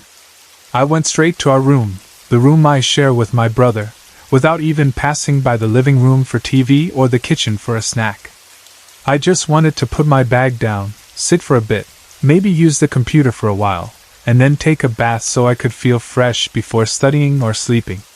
Our room is not very big, but it has everything we need and everything we are familiar with. When you open the door, the first thing you see on one side is the bunk bed we share, positioned close to the entrance so that the lower bunk is almost beside the door frame and the upper bunk just above it. The bunk bed is simple, made of metal, with a ladder at the side and thin mattresses on both levels. Over time, both bunks have collected little signs of our lives, wrinkled sheets with patterns, pillows with cases printed with cartoons or simple colors, sometimes a jacket hanging on the bed frame, or a book or phone lying near the pillow when one of us falls asleep while using it. Across from the bunk bed, parallel to it, is my computer table, a small desk where my computer sits along with a few scattered notebooks, pens, and sometimes empty snack wrappers or a glass of water. On that table, beside the monitor, is a small lamp that we use at night when we do not want the bright overhead light to be on. That lamp gives off a warm, soft light that brightens only part of the room, leaving the corners slightly dim but still visible, creating a cozy atmosphere we have grown used to. The overhead light on the ceiling, in contrast, is bright and sharp, the kind that makes everything look exposed and wide awake, and we usually do not use it when someone is trying to sleep. When I entered the room that night and opened the door, the first thing I noticed, in the faint light from the hallway and whatever light spilled in from the rest of the house, was my brother lying on the upper bunk of the bed. He was facing the wall, with his back toward me, his body slightly curled in the way a person might lie when they are resting comfortably. From where I was standing, he looked still, and because it was already late and because we are so used to each other's schedules, I immediately assumed that he was already asleep. There was nothing strange about that idea. It was a school night, after all, and both of us usually tried to sleep as early as we could, especially if we had classes or exams the next day. Since I thought he was sleeping, I did not want to bother him or disturb his rest by turning the bright main light on. I cared about those small things, because I know how annoying it can be when you are half asleep and someone suddenly switches on a strong light above you. So instead of reaching for the overhead light switch on the wall, I quietly stepped further inside the room and went straight to my computer table. I pulled out the chair and sat down, putting my bag down beside the desk. The room felt calm, the kind of quiet that usually means everyone is minding their own business, my brother sleeping on the top bunk, and me just unwinding after a long day. I leaned slightly forward and turned on the small lamp on my computer table. The bulb flickered for a second and then glowed warmly, spreading a soft yellow light across the desk, the wall behind it, and part of the bunk bed. In that gentle light, my brother's shape on the upper bunk looked even more peaceful.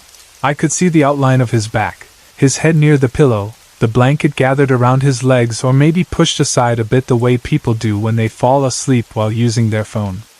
I remember feeling relaxed, thinking that the house seemed so normal and quiet, and that it was going to be a typical night where I would take a bath, maybe check something on the computer, talk a little with my brother if he woke up, and then sleep. After a minute or so, as I started to get ready to take my night bath, I stood up from the chair and grabbed my towel. I was almost absent-mindedly folding it over my arm, preparing to go to the bathroom, when I suddenly heard a sound that made me pause. From the upper bunk, where I thought my brother was asleep, I heard him giggle. It was a small laugh, not very loud, but very clear and familiar. It was the kind of giggle he makes when he reads something funny on his cell phone or sees a joke online, that soft, amused sound that tells you he is awake and entertained by something. Because of that, my first thought was that he was not actually sleeping like I had believed. Instead, I thought maybe he was just lying there browsing on his phone, watching something, or thinking about something silly. I turned my head and looked up at him, wondering if he was laughing in his sleep or fully awake. To me, the most natural explanation was that he was just still awake and maybe trying not to move much. So I spoke to him casually, the way I always do when I find out he is still awake. "Guys in Kapapala," I said, which in English means, "So you're still awake?" My tone was light, half teasing, half just acknowledging that I knew he was not asleep yet. I expected him to answer back, maybe say, "Yes," or complain about schoolwork, or tell me what he was laughing about, or at least make some sound that showed he heard me. But there was no reply. He did not move or say anything. The figure on the bed remained still turned toward the wall, still facing away from me. For a moment I felt a tiny pinch of confusion. Had I heard the giggle wrong? Was he just laughing in his sleep and now he had sunk back into deeper sleep? Was I imagining it? After a brief pause, I decided not to overthink it. It was late, and I was tired. Sometimes people talk or laugh in their sleep. I have seen that before. So I did not push it further. I adjusted my grip on my towel, shrugged off the small strange feeling, and walked out of the room, leaving the small lamp on behind me, thinking I would just come back after my bath and maybe turn the lamp off if he was really asleep. The bathroom is just outside our room, a short walk down the small hallway. The house was quiet around me as I stepped toward the bathroom door. The floor felt cool under my feet, and I could still hear faint sounds from outside the house, maybe a motorcycle passing in the distance, or the soft hum of the night. I reached the bathroom door, expecting to open it easily like I always did. But when I turned the knob or tried to push the door, it did not open. It was locked from the inside. For a second I just stood there, a little surprised. It was late, and I had not noticed anyone heading to the bathroom before me. It is normal for someone to be inside with the door locked, but usually we have an idea who went in before us. I frowned slightly and knocked on the door, not very hard at first, just enough for the person inside to hear me. "Who's in there?" I asked, expecting my mother, or maybe my father, or even a relative visiting to answer. To my surprise, the voice that answered from inside the bathroom was my brother's. He spoke clearly, in his usual way, and there was no doubt in my mind that it was him. For a moment, my brain did not know how to process what I was hearing. Just seconds ago, I had left our room with the clear image of my brother on the upper bunk, lying there, giggling or silent, but definitely present. I had spoken to him, heard no answer, and then walked straight to the bathroom. Now he was locked inside the bathroom, speaking to me from behind a door that I could not open. My mind tried to put these pieces together. I just stood there in front of the bathroom door, towel in hand, my heart beginning to beat a little faster. I felt rooted to the spot, as if my feet did not know whether to move forward or backward.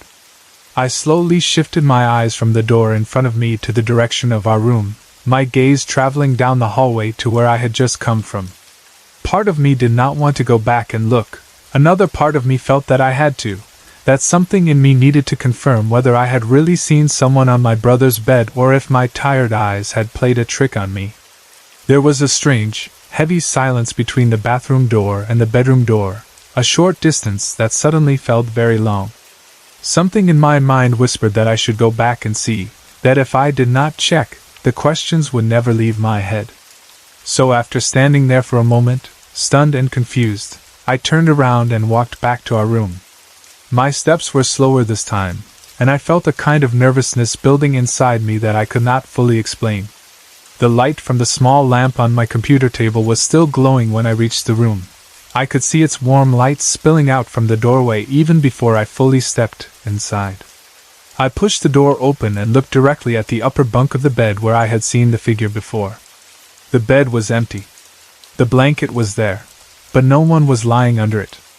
The space where I had thought my brother was just a minute ago was now clearly unoccupied. There was no shape of a body, no quiet breathing, no silhouette facing the wall. The upper bunk looked like any unoccupied bed looks, slightly messy, maybe, but definitely empty. I stood there in the doorway, trying to understand. The memory of hearing the giggle, seeing his figure facing the wall, and talking to him just moments earlier was still fresh in my mind, but now there was nobody there. Meanwhile, his voice had answered me from the bathroom, behind a locked door. The realization that those two things did not fit together sent a stronger wave of uneasiness through me. I felt a chill run over my skin, not because the room was cold, but because something I could not explain had just happened. I went to the bathroom again afterward, and when my brother came out, I told him what had happened that night. I explained how I had come into the room, seen him on the upper bunk, thought he was sleeping, turned on only the small lamp, then heard him giggle. I told him exactly how I had said, "Guys in Kapapala," and how he did not respond. I told him how I had gone to the bathroom, found the door locked, and heard him answer from inside, and how when I returned to the room to check the bed, the figure I had seen earlier was gone. I tried to describe the confusion I felt, the way my mind had struggled to understand how he could be in two places at once. He listened, but in the end, he did not believe me. He probably thought I was just tired, or imagining things, or maybe trying to tease him. Maybe he thought I had mistaken some shadow or blanket for his shape in the dim light. He brushed it off with disbelief, and we did not talk about it much more that night. But the experience stayed in my mind, and the feeling that something else had been there made it hard for me to completely ignore it. The next morning, while we were having breakfast together, I decided to tell our mother what had happened. The morning light made everything look ordinary and harmless. The dining table was filled with the usual plates, cups, and food, and the sound of spoons clinking against dishes made the night's events feel almost unreal. Still, I told her the story in detail, from the moment I arrived from school all the way to the empty upper bunk. I did not leave out anything. I wanted to see her reaction, to know whether she would laugh, scold me for letting my imagination run wild, or believe me. When I finished telling her, she did not laugh.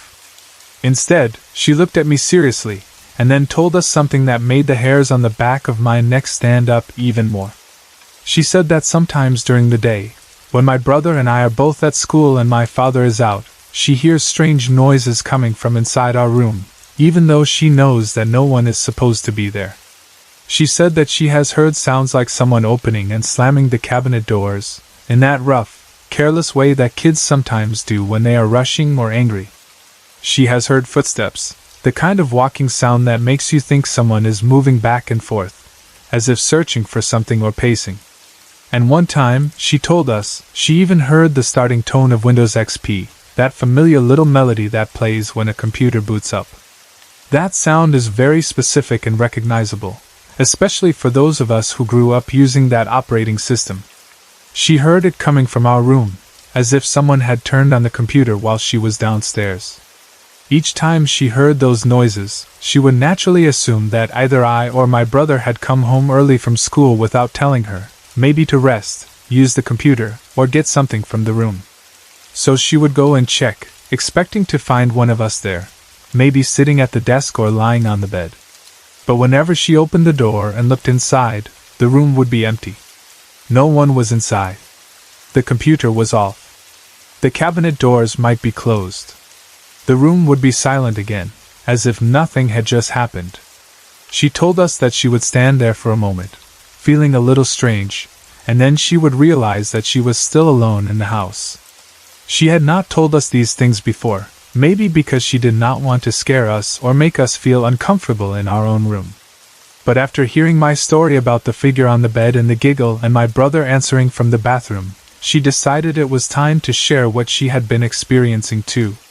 Hearing her say all of that made me think back to that night more intensely. It made me realize that maybe what I saw was not just a trick of my tired mind, not just a shadow shaped like a person. The fact that my mother had heard cabinet doors and footsteps and even the Windows XP startup sound when no one else was home suggested that something unseen might have been using our room as its own space when we were gone. Or at least moving around in there. The idea that, on that particular night, whatever it was might have chosen to appear or mimic my brother while he was physically somewhere else, inside the bathroom, made the whole thing even more unsettling. It was as if something or someone wanted me to believe it was him for a moment, to sit quietly on the bed, to giggle in the dim light, to let my guard down with that simple line, "Gizing ka papala," before disappearing completely and leaving no trace when I dared to look again. After that, I started paying more attention to the small details in our room, the way the cabinets sounded when they opened, the way the computer made its startup tone, the pattern of my brother's movements at night, and the times when the house was completely empty and silent.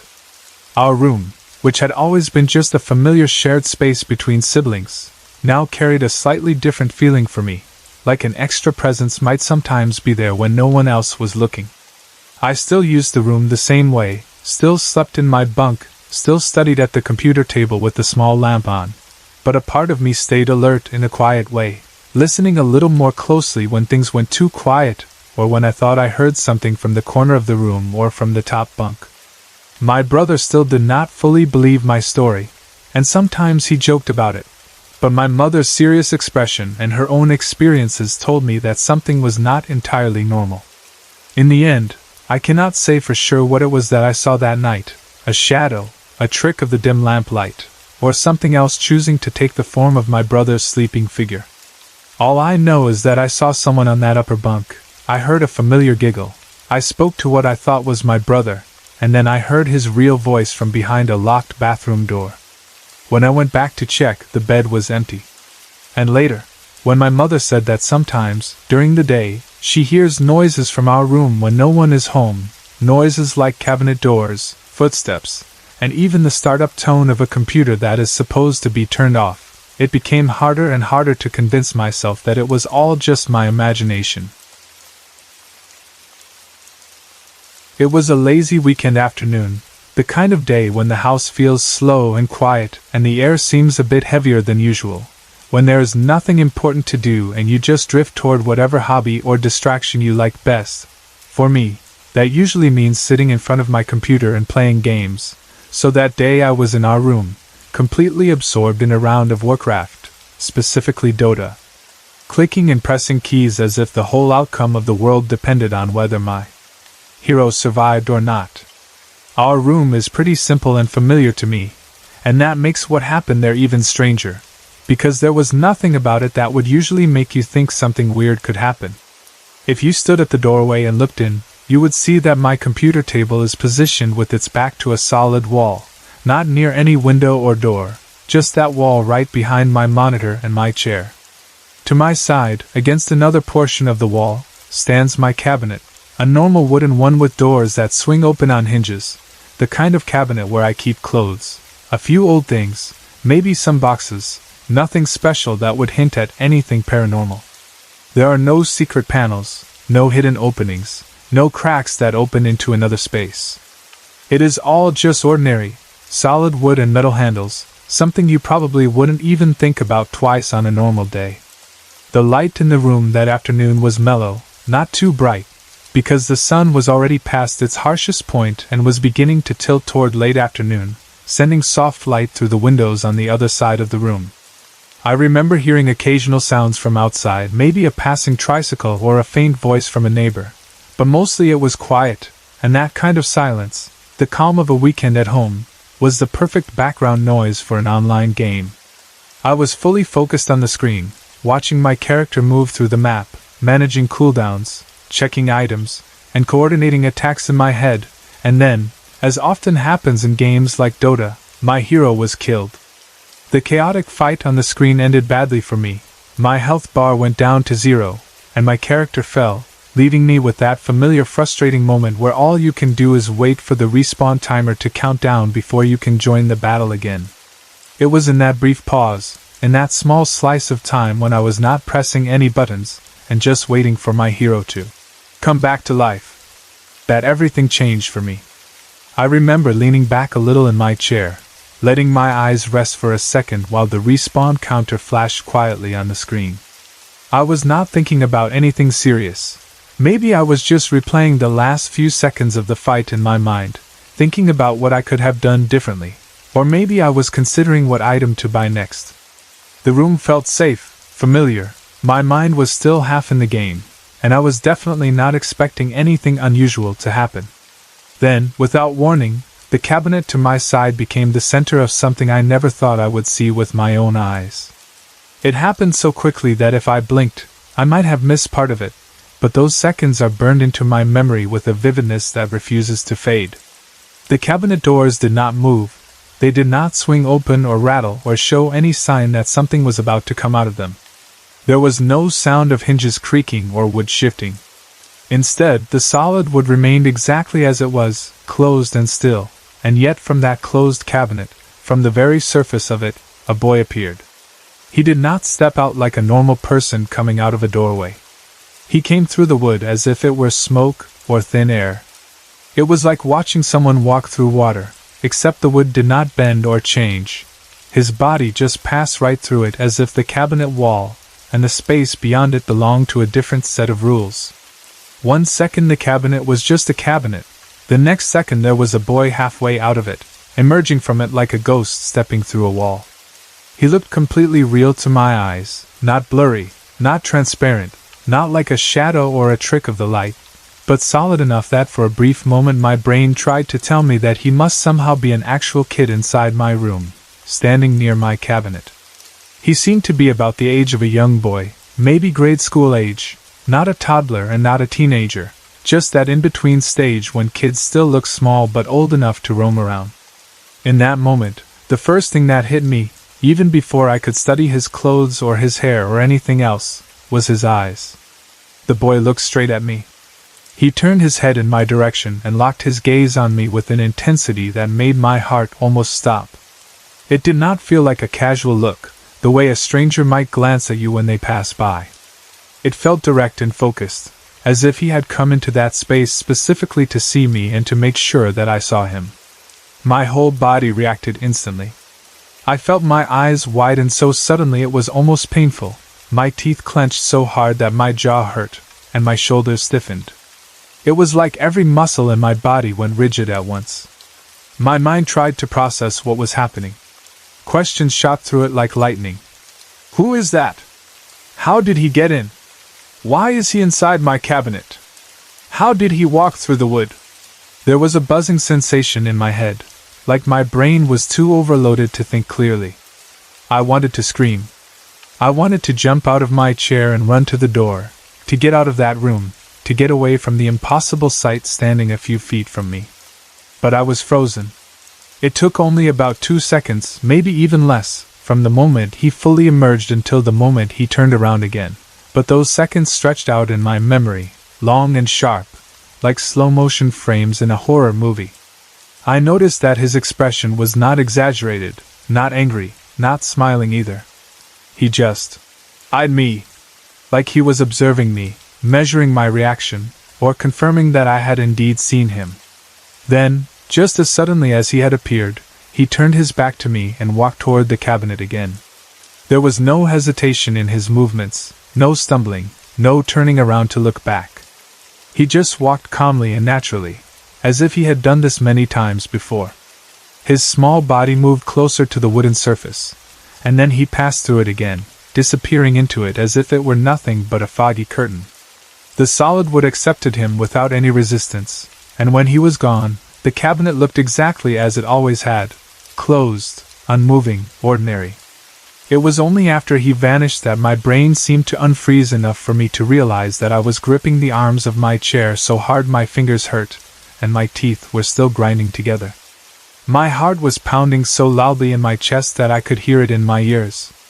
I was on the edge of either screaming or bolting from the room, my mind still trying to catch up to what my eyes had just seen, when my brother came rushing in through the door in a burst of noise and movement that startled me almost as much as the boy had. He came bustling into the room quickly, his footsteps hurried, his face full of surprise and confusion, his energy loud and sharp in contrast to the frozen silence I had just been in. Before I could even say anything, he yelled, "May Nikita come bada?" Which in English means, "Did you see a boy?" The way he said it was not casual or teasing. It was full of urgency and disbelief, like he had just experienced something that had shaken him, and he was desperate to know if I had gone through the same thing. I turned to face him, my body still shaking a little, my jaw loosened now but my throat tight. I wanted to answer him. I wanted to say, "Yes, I saw him. He came out of the cabinet and looked right at me." I wanted to tell him every detail right away. But my voice would not come out.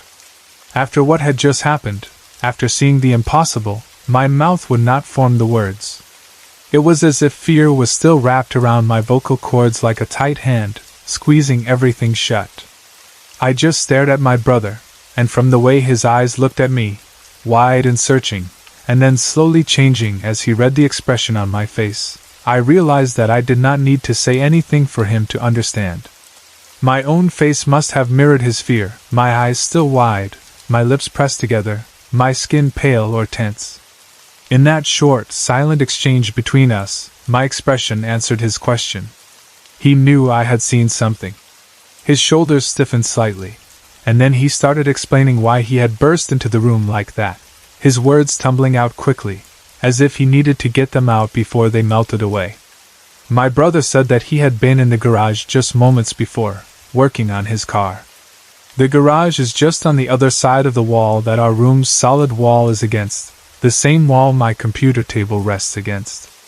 Our house has a locked gate at the front, and my brother mentioned, as he often does, that the gate is always locked unless someone opens it from the inside. It is not the kind of gate that strangers can easily sneak through or climb over without making some noise or drawing attention. The garage is very close to that gate, only a few meters away, and anyone entering the compound from the street would have to pass near my brother if he was there working on his car. Because of this, he was absolutely sure that no unknown person, especially not a random child, could have just wandered into our property without him noticing. While he was working on his car, he said, he felt or saw something at his side. When he looked up, he saw a boy standing next to his car. The boy was just there, in the garage, near the car, where no child should have been. At first, my brother's reaction was practical. He thought maybe it was a neighbor's kid or some stranger who had somehow come in, so he was about to ask the boy who he was or what he was doing inside our compound. His mind was trying to handle the situation like it was normal, asking a simple question to an unexpected visitor. But before he could say anything or even fully process the scene, the boy suddenly ran. He did not run toward the gate or toward the house door, not toward any open space that a normal person would use. Instead, he ran straight toward the wall that separated the garage from our room. My brother watched in shock as the boy dashed forward and then, instead of stopping or hitting the wall, passed through it. Just like that, like it was made of air or water, the boy's body went through the solid wall and disappeared from his sight.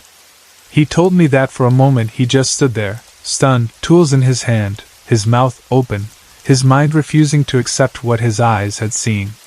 It was like his body had frozen for a second too.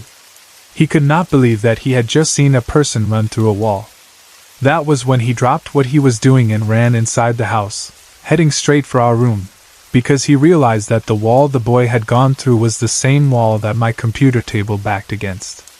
He thought that if something had passed through that wall, maybe, just maybe, it might show up in our room. That is why he had rushed in and asked me if I had seen a boy. As I listened to his story, slowly regaining my ability to speak, I felt a heavy, cold realization settle in my chest. The boy he had seen in the garage, standing next to the car and then running through the wall, had clearly been the same boy I had seen emerging from our cabinet, which stood against that very wall. It was as if the boy had traveled directly through the solid structure, passing from the garage into our room, and for a brief moment, both of us, in two different parts of the house, had witnessed him. Our experiences lined up like two halves of a map. He saw the boy enter through one side, and I saw him emerge on the other. I do not know who that boy was. I do not know if he was some spirit tied to the house or the land, or someone who had died near our home, or if he belonged to a story we have never heard. All I know is that I saw a young boy walk through wood and wall as if they were not solid, that he looked right at me with eyes that I will never forget, and that my brother, without knowing what was happening to me at that very same moment, saw the same boy in the garage doing something just as impossible. Even now, thinking about it, I still feel that cold tightness in my chest, that sense of something being very wrong with what the world is supposed to be like. I do not intend to find out more about who he was or why he was there. I do not feel any curiosity about his story that is strong enough to override the fear. In fact, I am certain that I do not ever want to see him again, not in the cabinet, not in the garage, and certainly not passing through any of the walls of our house. Once in a lifetime is more than enough for that kind of encounter. This happened about 3 years ago, and even now when I think about it, I can still remember the feeling of it very clearly, the mixture of fear, confusion, and a strange kind of curiosity that stayed with me long after it was over. That night started like any other ordinary night. There was nothing special about the day, nothing that warned me that something strange or different was going to happen. And I went to sleep thinking it would just be another normal rest, but instead I had a dream. That felt so real that it almost did not feel like a dream at all. And that dream became the beginning of a series of encounters that I still do not fully understand. In my dream I found myself in some place that did not look exactly like my room or my house, but it did not look completely unfamiliar either. It felt like one of those dream spaces that seem normal while you are in them, even if you cannot clearly say later where you were. The first thing I noticed in that dream was that I was not alone. There were 4 girls with me. I did not know them, I had never seen their faces before in real life as far as I could remember, and they did not feel like people I had met in school or on the street. They just appeared in the dream as if they had always been there, following me wherever I went. They did not say anything at first. They just trailed behind me, always at a short distance, like a group that had already decided that they belonged with me, whether I wanted that or not. Even though I had never seen them before, I felt an urge to give them names, as if naming them would somehow help me understand them or make them less strange, and in my mind I started calling them Beth, Claire, and Donna, even though I knew very well that those were not their real names, just names I chose to help me tell them apart. And seemed like their leader, the one who moved a little ahead of the others, the one whose presence felt slightly stronger, as if the others were following her just as much as they were following me. Beth was the tallest, her height making her stand out easily among the 4.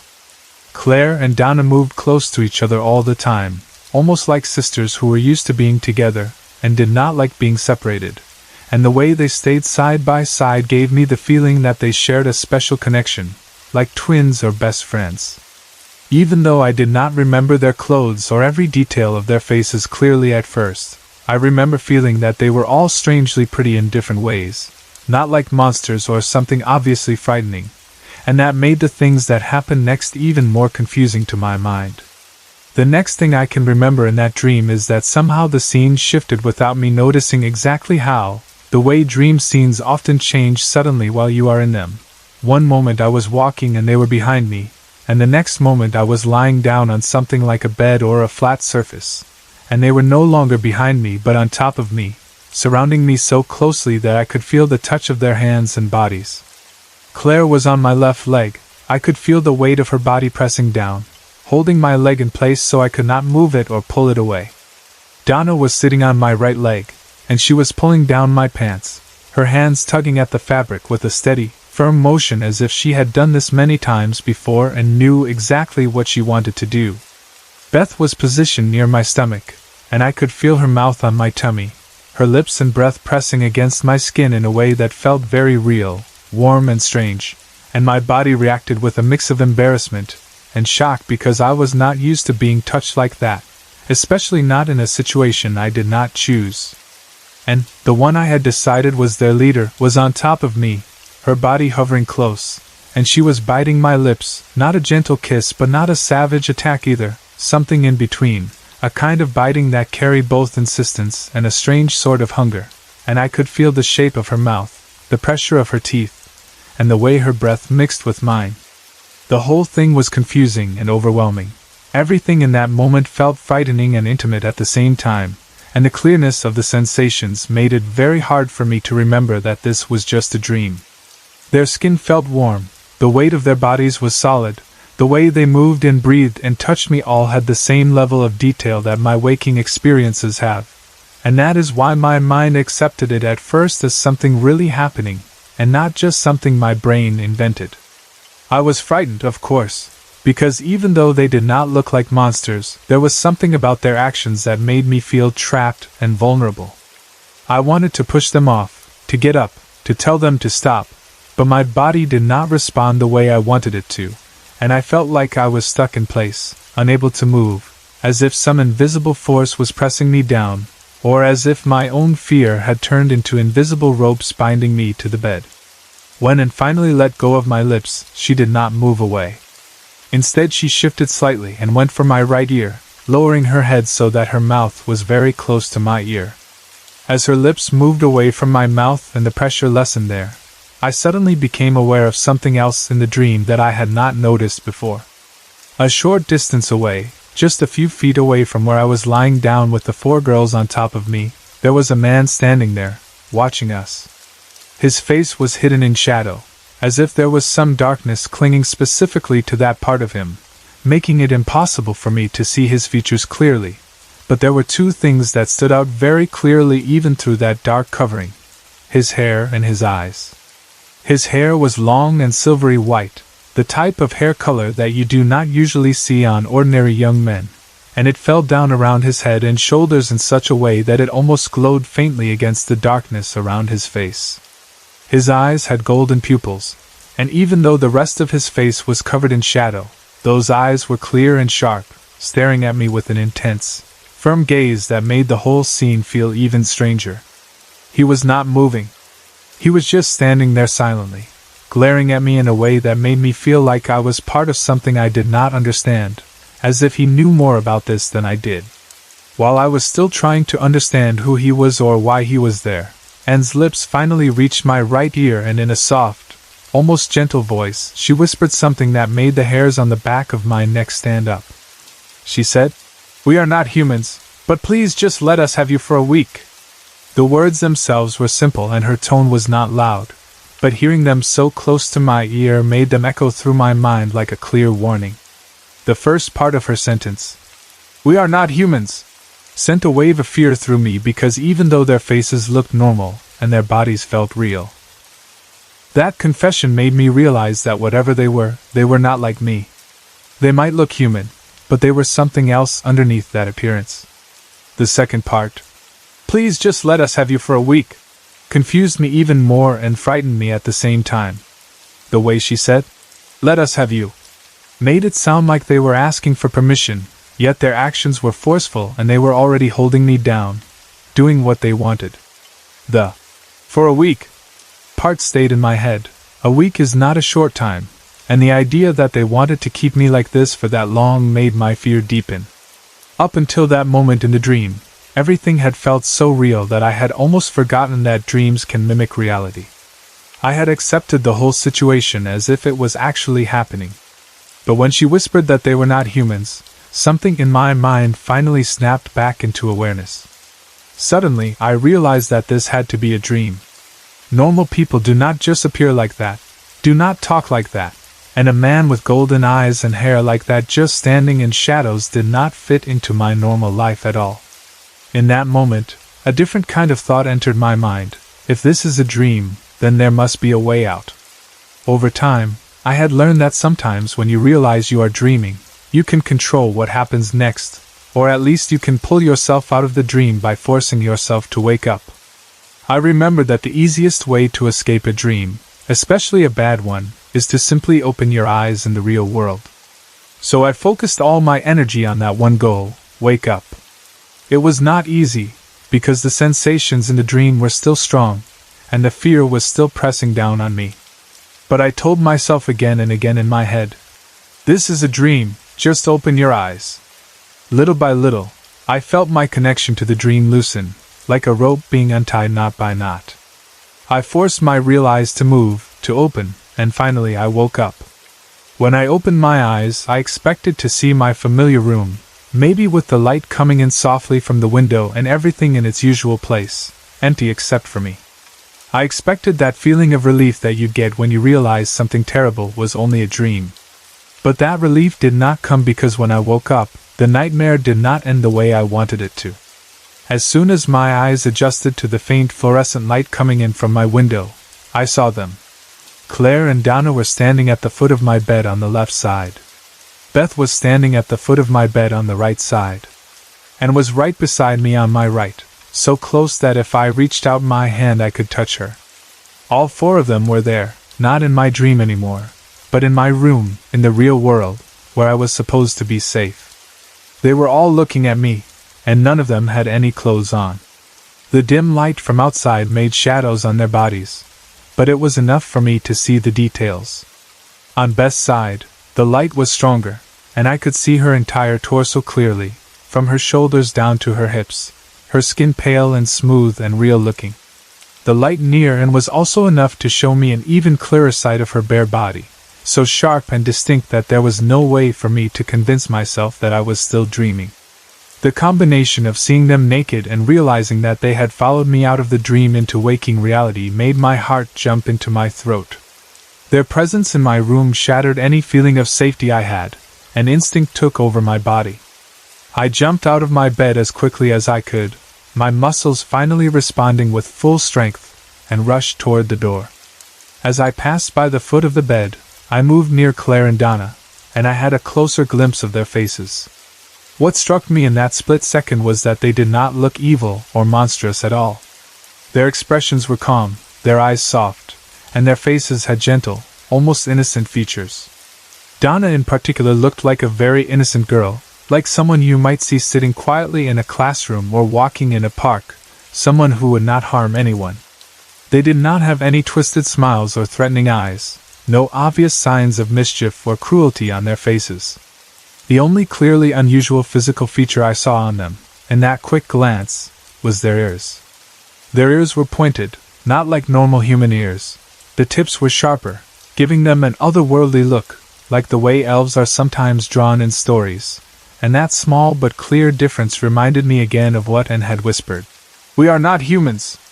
I reached the door and pulled it open, and the hallway light spilled into my room, pushing back some of the shadows and giving me a stronger sense of being awake and anchored in my house again. I turned back, still breathing hard, my eyes scanning the spaces where they had just been standing. Within the time it took me to reach the door and look back, they were gone. There was no one at the foot of the bed, no one standing at my side. The room was empty, just like any other morning. I stayed there in the doorway, half in the hall and half in my room, my heart still racing, staring at the bed and the spaces where the 4 girls had been seconds before, trying to find even the smallest sign that they had ever been there. There was nothing. No movement, no voices, no trace. I heard my mother in the hallway outside, preparing breakfast as she always did, the clink of dishes and the sound of her footsteps moving between the stove and the table.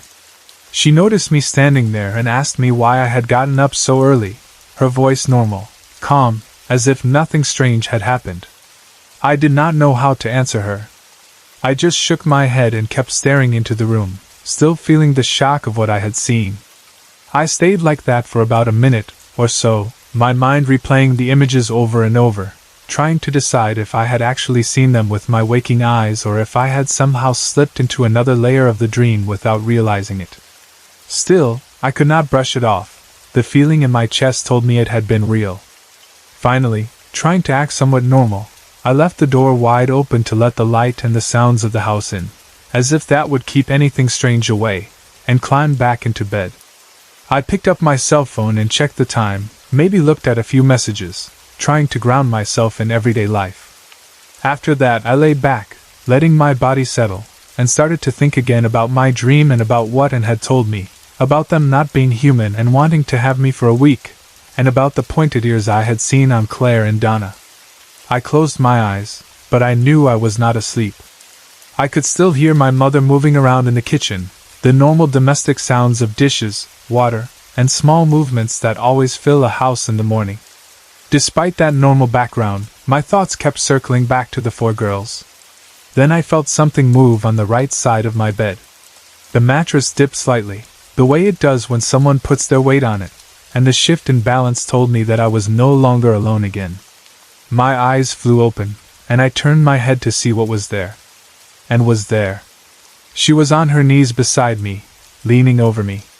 One of her hands was pinning my right arm down against the bed. Her fingers wrapped around my wrist or forearm in a firm grip that made it impossible for me to move that arm. Her other hand was placed on my chest, cold and heavy, and I realized slowly that she was putting more and more of her weight on that hand. As her hand pressed down, breathing became harder and harder, as if an invisible stone was being placed on my chest. I could feel the air in my lungs struggling to move, my heart thumping quickly against the pressure. Her head was slowly moving toward mine, closing the small distance between our faces, and the creepiest part of the whole thing was that she was still smiling. It was not a comforting smile. It was not a big, evil grin either. It was a calm, steady smile that did not match what she was doing, as if she did not see anything wrong with holding me down and cutting off my air, as if this was all part of some plan she had already decided on. Panic grew inside me. I wanted to shout for my mother, to call her name loud enough for her to hear me in the kitchen, but my voice felt trapped in my throat, my breath too shallow for me to push out a scream. I turned my head and looked toward the door, hoping that the brightness from the hallway would still be there, hoping that I could see a gap that would remind me that the door was still open and that I was not fully trapped. But when I looked in that direction, I could no longer see the light from the hallway. The door, which I had left wide open just minutes before, was no longer letting in any light that I could see. At first I thought maybe the door had somehow closed again, shutting me in, but I could not tell clearly because someone was blocking my view. Donna was there, standing or kneeling in line with my left side, between me and the doorway. Her body blocked the sight of the outside, turning the frame of the door into a dark area. Claire was beside her, on her right, both of them on their knees just a few inches away from my left arm, watching everything that was happening with quiet, calm faces. They were not touching me at that moment, but their presence added to the feeling of being trapped, boxed in from every side. I tried to get up, to kick my legs and throw my body to one side, but I felt something heavy on top of my legs, pinning them down. When I looked down, I realized it was Beth. She was sitting or lying across my legs, using her weight to keep them in place, and I could not lift or move them. My right arm was pinned by Anne's hand, my legs held by Beth, and my left side watched closely by Claire and Donna. I was surrounded and locked in place, unable to free myself. The last thing I remember before everything faded and I lost consciousness was Anne's lips pressing on mine again, her face very close, her eyes still holding that same unsettling smile as the world around me went dark. When I woke up again, it was already late in the afternoon. Hours had passed. My body felt incredibly tired, as if I had run a long distance or done heavy work, even though all I had done was lie there. My muscles were sore, and there was a deep exhaustion in my bones that did not feel like the normal tiredness of sleep. I lay there for a while, trying to collect my thoughts and separate dream from reality, but it was difficult because the sensations had been so vivid. Later, when I had enough energy to get up and move around, I told my mother about everything that had happened, the dream with the 4 girls and the man with golden pupils, the moment, and whispered that they were not humans and wanted me for a week, the way I woke up and found them standing around my bed, the pointed ears, the second time when Anne climbed onto my bed and held me down, the pressure on my chest, and how I eventually lost consciousness. When she heard my story, she freaked out. Her reaction was full of fear and worry. She told me that these beings were demons, that they were not just harmless spirits, and that they planned to take me with them, to drag me to some place I would not be able to come back from. Her words made the situation sound even more dangerous and serious than I had thought, and for a while I felt a new wave of fear as I imagined being taken away. I do not know exactly what they are, whether they are demons, spirits, something else, or just intense dreams that seem to spill over into waking life. What I do know is that since that first time, I still get visits from them from time to time. They come back in my dreams, and sometimes I feel them near me when I am half asleep. At first they terrified me completely, but as the visits continued and I realized that I always seemed to wake up again in my own bed, still alive, still in this world, they no longer freaked me out the way they did at the very beginning. I still do not fully understand who or what Anne, Beth, Claire, and Donna really are, or who that strange man with the golden eyes was, or what exactly they want from me beyond that strange request to have me for a week, but I cannot deny that they feel real, and their presence has become a part of my nights in a way that I never expected when this all began 3 years ago. I can't remember exactly how old I was back then, but I know I was still young, maybe somewhere between a child and a teenager, when my family used to rent this small house in Manila. When I think about it now, it feels like a long, crowded chapter of our lives because we stayed there for about 11 years, which was longer than we had stayed anywhere else, and during that time my 4 siblings and I basically grew up there, spending our childhood and early adolescence inside those tight walls, playing like any other kids in the neighborhood, going to school, fighting and laughing with each other, not really understanding how difficult things were for the adults around us. Money was a huge problem for our family in those days, a heavy shadow that was always hanging over us even if we didn't fully realize how serious it was at the time. We moved from house to house whenever the rent got too high or the bills became too hard to keep up with, always trying to find a place cheap enough so we could survive, changing addresses whenever life pushed us to. That little house in Manila, though, was the place where we managed to stay the longest, so in a strange way it felt like home, more than any other place we had lived. But as I look back now, I also realize that there seemed to be a trade-off for that longer stay, something unseen that came with the cheap rent and the cramped space. The house itself wasn't big at all. If you tried to measure it, the clearance from floor to ceiling was only about 6 or 7 feet, so not very high, and the rough floor area was around 20 square meters, which is really small if you think about how many people were living there with us. But at that time it didn't feel that way because we were still little, our bodies were small, and our minds accepted whatever space we had as normal. There was a second floor in the building, but we didn't have access to that. The rooms upstairs were being rented by other people, so we were only using the lower part, basically the ground floor area. In our part of the house, aside from the 5 of us children, my mother and my grandparents were also living there, all squeezed into that limited space. When I picture it now, it seems almost impossible that so many people managed to sleep, eat, move around, and live their daily lives in that tiny area. The walls feel closer, the air feels heavier, and I can imagine the floor cluttered with beds, mats, clothes, and small furniture. But at that time we never complained about how small it was because for us it was simply how life was. We didn't grow up rich, so any roof over our heads, any place that gave us a bit of privacy and shelter, was good enough. The area where we lived was full of stories, and that house in particular had a lot of rumors attached to it. There were whispers from neighbors about strange happenings, mysteries, and urban legends connected to the part of the building we were renting. People told different versions of what they had heard or believed, and as kids we would sometimes overhear the adults talking, but most of the time we didn't really take those stories seriously. It's easy when you're young to shrug things off, to think that ghost stories are just something older people say to entertain themselves or scare children. Now, however, when I look back on everything that happened and everything we later learned about that place, I can't help but wonder if there really was something there, something that stayed behind long before we ever moved in and long after we left. The layout of the building was a little odd when you think about it with feng shui beliefs in mind. The room we were renting was directly under another room on the second floor, and for people who believe in feng shui, being directly under someone else's room like that is considered bad luck, as if you are literally carrying other people's weight and energy on your shoulders all the time. When I connect that belief with the way our life felt in those days, I can't help but see a pattern. We always had financial problems, no matter how hard my mother worked or how much we tried to save. And on top of that, my brother got very sick and suffered from leukemia, which was heartbreaking and heavy for the whole family to deal with. Neighbors in the area had their own explanation for our misfortunes. They didn't just blame it on bad luck or money troubles.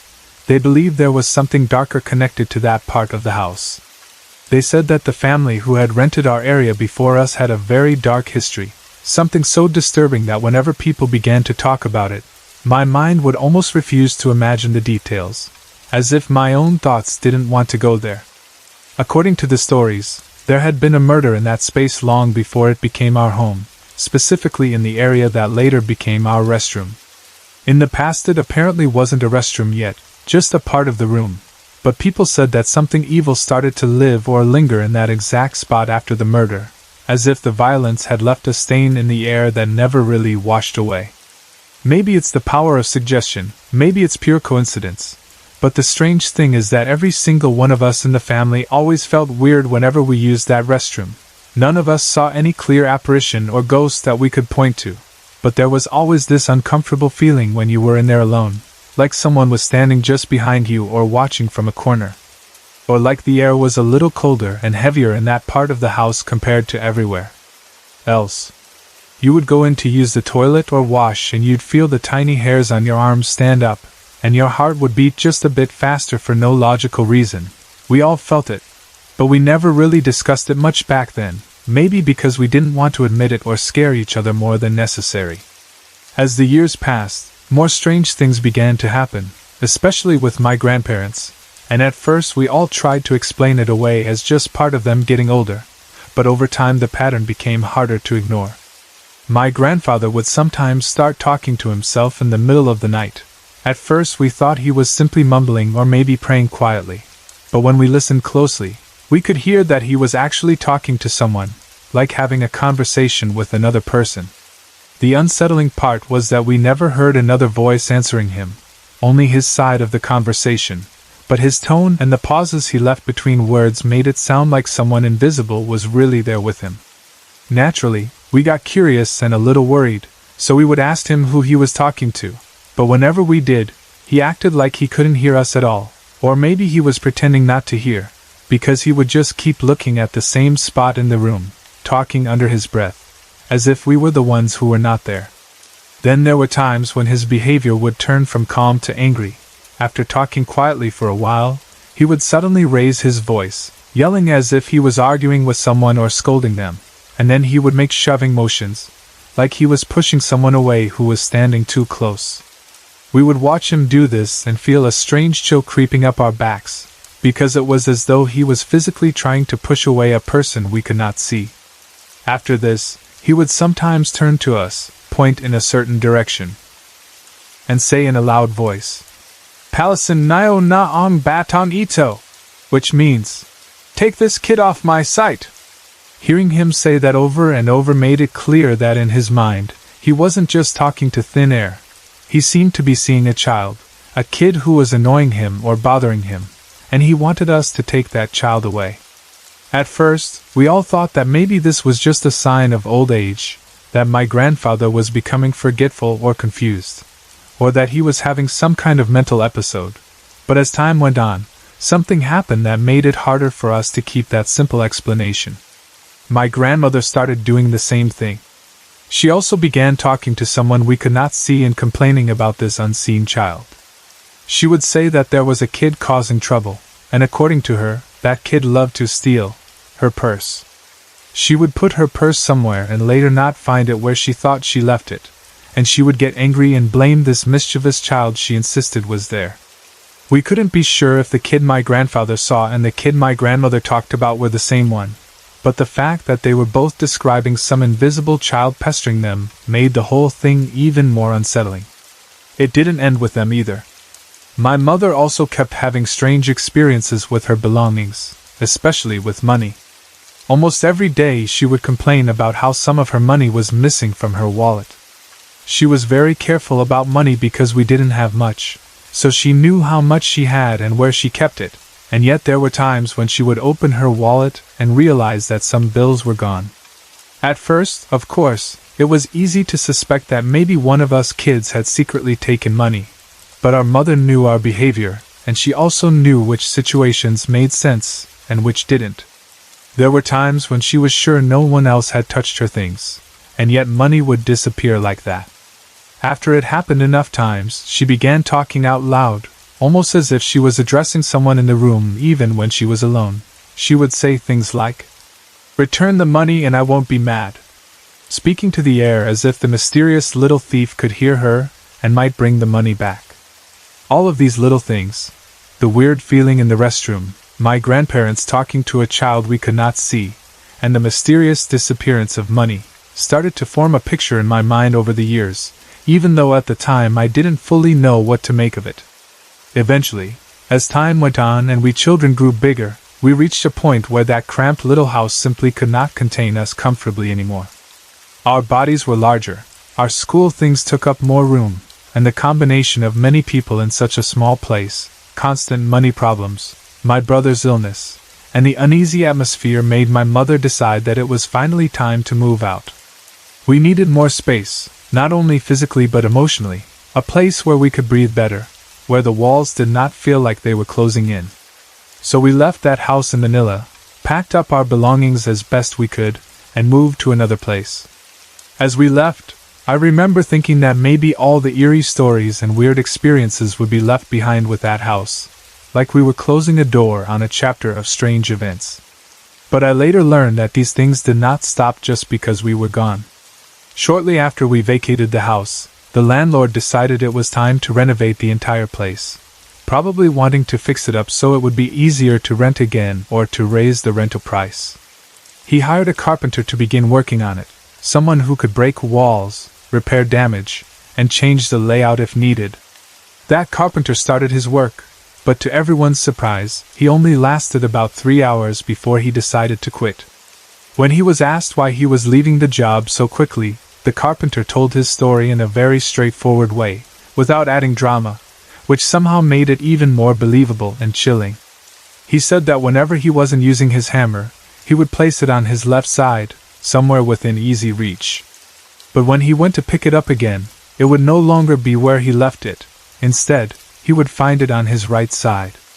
At first, he was ready to blame himself, thinking maybe he was just distracted and had forgotten where exactly he had put it, but it kept happening again and again in a way that didn't feel like normal forgetfulness. While he was still trying to reason it out, something else happened that took away any doubt in his mind.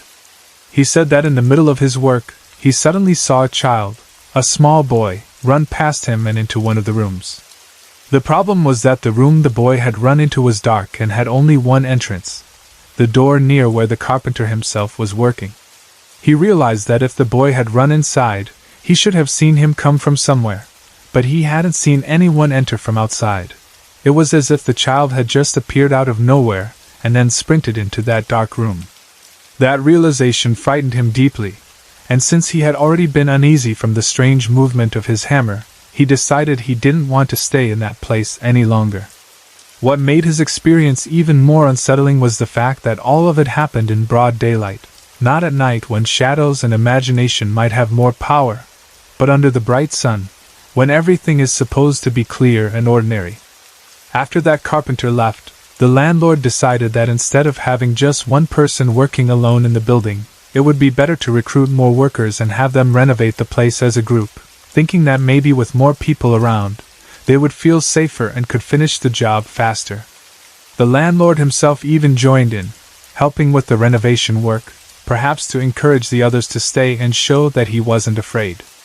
As they began breaking down some of the old walls, pulling things apart, and turning over boards and materials that had been in place for many years, they made a discovery that added another layer to the mystery of that house. Hidden inside some spaces, between walls or in corners, they found paper bills, money in different denominations, but it wasn't money that you could still use. The bills were all torn up, ripped into pieces, as if someone had played with them and treated them like toys or scraps of paper, rather than something valuable. The way the bills were torn and scattered made the workers think of how a child might treat paper when playing, crumpling, ripping, and tossing it around with no idea of its worth. Connecting that to our mother's disappearing money, my grandmother's complaints about her purse, and the carpenter's experience with his tools and the running child, it painted a chilling picture of some unseen kid spirit who liked messing with things and especially with money. Because of all this, they decided to do something very specific about the restroom area, the same spot where people said a murder had taken place long ago, and where our family had always felt uneasy. They chose to block off the entire restroom completely with a brick wall, sealing it shut so that no one could enter it anymore. They turned it into what looked like a huge post, just a solid thick column in the room. From that point on, nobody used that space as a restroom. It was just closed off, as if they were trying to trap something inside or at least cut off access to whatever energy or spirit was connected to it. We eventually heard that the house had been rented out again after the renovation, not just once but multiple times, with different families coming and going. The last thing we heard was that the house was open for rent for the 4th time, which meant that the 3 families before had not stayed very long. According to what some of the previous residents shared, they could not sleep properly at night because they would hear the sound of a child shouting and banging on that huge brick post that used to be the restroom, as if someone was trapped inside, trying desperately to break out. Imagining a child's voice crying out and small fists pounding from within that blocked-off space sends a shiver down my spine even now. It makes me think of everything that happened when we lived there, the missing money, the unseen child my grandparents yelled at, the weird feeling in the restroom, the carpenter's experience with the running boy and the moving hammer, and the torn bills hidden in the walls. And I can't help but feel that maybe there really was some restless child spirit in that house. Something left behind by a dark past that never found peace and tried again and again to be noticed, to be let out, or to play with the living in whatever way it could. This happened just last month, and it is still so clear in my mind that when I think about it, My chest feels tight and my hands remember that cold, numb kind of fear. That day started very ordinary and even a bit exciting because me and my girlfriend had planned to watch a movie together, specifically The Avengers, in a mall along Padre Fora Street in Manila. And I was looking forward to it because I really enjoy watching superhero movies on the big screen, with the loud sound and all the action. And it felt like a normal couple date, something light and fun, nothing at all connected to anything scary or supernatural. The mall itself was like any other city mall, busy with people, the air-conditioned hallways filled with the sounds of footsteps, overlapping conversations, and background music from the nearby shops. We went straight to the cinema area first to buy our tickets so we could be sure to get good seats, and when we got to the ticket counter, there was the usual line and the glowing screen showing the movie titles and showtimes. We stood there side by side, casually chatting about which snacks to buy later and how crowded we thought the movie would be, and eventually it was our turn. We bought 2 tickets for The Avengers, feeling satisfied that we had secured our seats, and then we stepped aside to check the time. That was when we found out that we were an hour early for the next screening. We looked at each other and realized that if we entered the cinema right away, the only way we would get in would be in the middle of the current showing, during a part of the story we did not want to miss, and neither of us liked that idea. We wanted to watch the movie from the very beginning, to see the opening scenes, the build-up, everything. So we decided to wait for the proper showtime. Instead of just standing around outside the cinema area, wasting time, we agreed to go to the supermarket inside the mall and buy some snacks and drinks that we could bring inside the theater later and enjoy during the movie, something many people do. At that point, everything still felt simple and ordinary. As we walked toward the supermarket, we passed by other people holding shopping bags, children tugging on their parents' hands, couples walking hand in hand, and for a while our conversation was just about normal topics like what flavor of chips we might try, or whether we should buy soda or bottled tea. On the surface, we looked like any other pair of people on a movie date. But there is something about my girlfriend that makes days with her different from most people's days. My girlfriend's name is Jessie, and she has what we usually call a third eye. Compared to most of us who cannot see or feel much of anything beyond the physical world, she has a much stronger ability to sense, hear, and see these non-human entities, the spirits, ghosts, or whatever we want to call them, that may be lingering in different places. It's not just a simple feeling of something is off. She often actually sees them clearly, hears sounds that are not produced by any living person in the room, or senses their presence in a way that is very direct and specific. Over time, I have learned to believe her when she talks about these things, because she has been consistent and detailed, and sometimes her experiences match things that later get confirmed in strange ways. However, there is something even stranger about her ability that I still find hard to fully understand. She says she can somehow share what she sees, hears, and feels with someone who does not have an open third eye, like me, just by touching that person and concentrating. It is as if she can extend her spiritual senses to another person, letting them see or feel what she is seeing or feeling, like temporarily borrowing her sensitivity. She does not always do it, and it is not like a game that we play for fun, but I know from the way she talks about it that to her, it is real and sometimes overwhelming. I, on the other hand, am not like her at all. By nature I am very afraid of ghosts and anything supernatural. Jessie knows this very well. She knows that I cannot stand watching Asian horror movies alone, especially the really strong ones like The Ring, The Eye, The Grudge, and similar films where the ghosts are not just shadows but very disturbing figures that linger in your mind long after the movie ends. I can watch Western horror sometimes, especially if there is more action than pure scare, but Asian horror hits differently and frightens me deeply. Jessie and I have a kind of joke between us about this contrast, where she is the one with the stronger spiritual sense but also a strange calm about many things, and I am the one who is easily frightened even by movies. I also love playing video games, especially action and adventure games, but there was one time when this difference between us became very clear. Jessie's brother has a PlayStation 2, and he owns a game called Fatal Frame, which is a horror game where ghosts appear and you have to use a camera to fight them.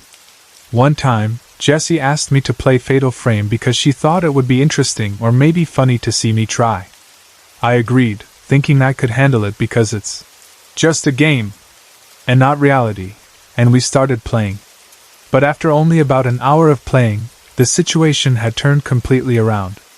I was no longer the one holding the controller. Jessie ended up taking over the game because I was gasping and covering my eyes every time a ghost appeared on the screen, my nerves jumping at every creepy sound and sudden appearance. It was as if even the digital ghosts on the screen were enough to make me panic. Jessie has never forgotten that incident, and she knows very well that I am not brave when it comes to ghosts, whether they are in movies, games, or stories. So back to that day in the mall. We stepped into the supermarket, which was bright and full of rows and rows of shelves holding all kinds of items, snacks, drinks, canned goods, household products. There were other shoppers walking around with baskets or pushing carts, the sound of wheels rolling on the smooth floor, bits of conversation floating in the air. We headed toward the snack section, walking together down the aisles lined with chips, biscuits, chocolates, and other tempting things. We were in a good mood, relaxed, just thinking about what would taste good during the movie. After a while, we stopped in one aisle where the shelves were stacked high with different brands and flavors of corn chips. A new flavor had caught my eye, something I had not tried before, and I picked up a bag and started reading the label, looking at the description and ingredients to see if it sounded interesting and maybe worth trying. As I stood there studying the small print on the back of the package, holding the bag in my hands, everything around me felt normal and calm. There was nothing at that exact moment that made me think anything strange was going to happen. Then, out of nowhere, I heard a crash. It was a sudden, sharp sound, like something hard falling and hitting the floor. At the same time, before I even had time to fully turn my head toward the sound, Jessie grabbed the front of my jacket with both hands and pulled herself close to me, burying her face in my chest. The movement was so sudden that the grocery basket she had been holding slipped from her hands and fell to the ground. And all the items inside, the snacks and things we had already picked up, scattered across the floor around our feet. For a second, I was stunned by her reaction. Jessie is not someone who panics easily, especially when it comes to seeing spirits, because for her, encounters like that are almost part of daily life. So when she suddenly clutched at my jacket and hid her face, I knew immediately that something was wrong. I looked down at her, seeing the top of her head pressed against my chest, and I asked her what was wrong, trying to keep my voice calm even though her sudden movement had startled me. She did not answer. She only shook her head slightly, her face still buried in my clothes. She wasn't crying, there were no sobs or tears that I could hear, so I guessed that she wasn't crying out of emotion, but more like she was trying to avoid looking at something. It was as if she had seen something she really did not want to keep looking at, so she turned her face away and hid it against me. That realization made my heartbeat start to quicken. I closed my arms around her, partly to comfort her, partly to steady myself, and slowly, my eyes moved in the direction where she had been facing just before she grabbed me, the other end of the snack aisle. As my gaze reached the far end of that row of shelves, I saw him. At the other end of the aisle, standing there in the middle of the path between the shelves, was a man covered in blood. The sight of him hit me like a hammer. For a moment, everything inside me froze. His clothes, or what was left of them, appeared to be drenched or stained with blood, not just small patches but enough to make the whole figure look like it had come out of some horrible accident or violent scene. His right arm was missing. Where his arm should have extended from his shoulder downward, there was only a stump near the elbow, a cut-off place where the limb no longer continued. Even though I was not trying to focus on every detail, my eyes could not avoid noticing how unnatural and frightening that missing arm looked, and I felt my stomach twist. His mouth was hanging open, not just slightly parted but gaping widely, as if he was stuck in a silent scream or in the middle of some word that never finished. His eyes were not clear to me. I do not remember seeing normal eyes with visible white parts and pupils.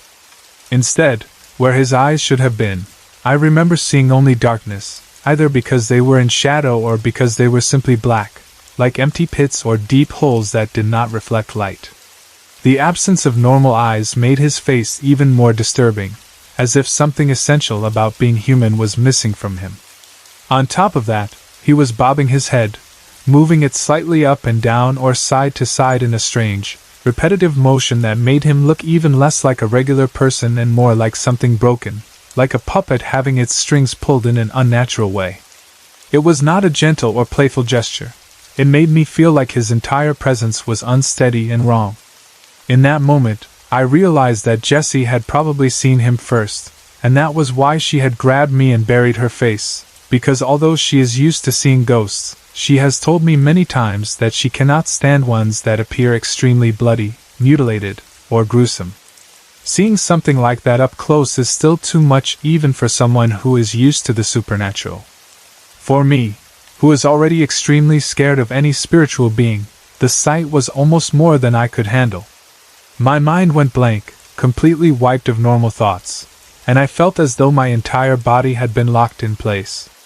I just stood there, holding Jessie in my arms, staring down the length of the aisle at that bloody figure, and in my head I started repeating a curse word over and over again. Poda, poda, poda. The way we Filipinos sometimes do when we are completely shocked and terrified and there is nothing else we can think to say. I did not move.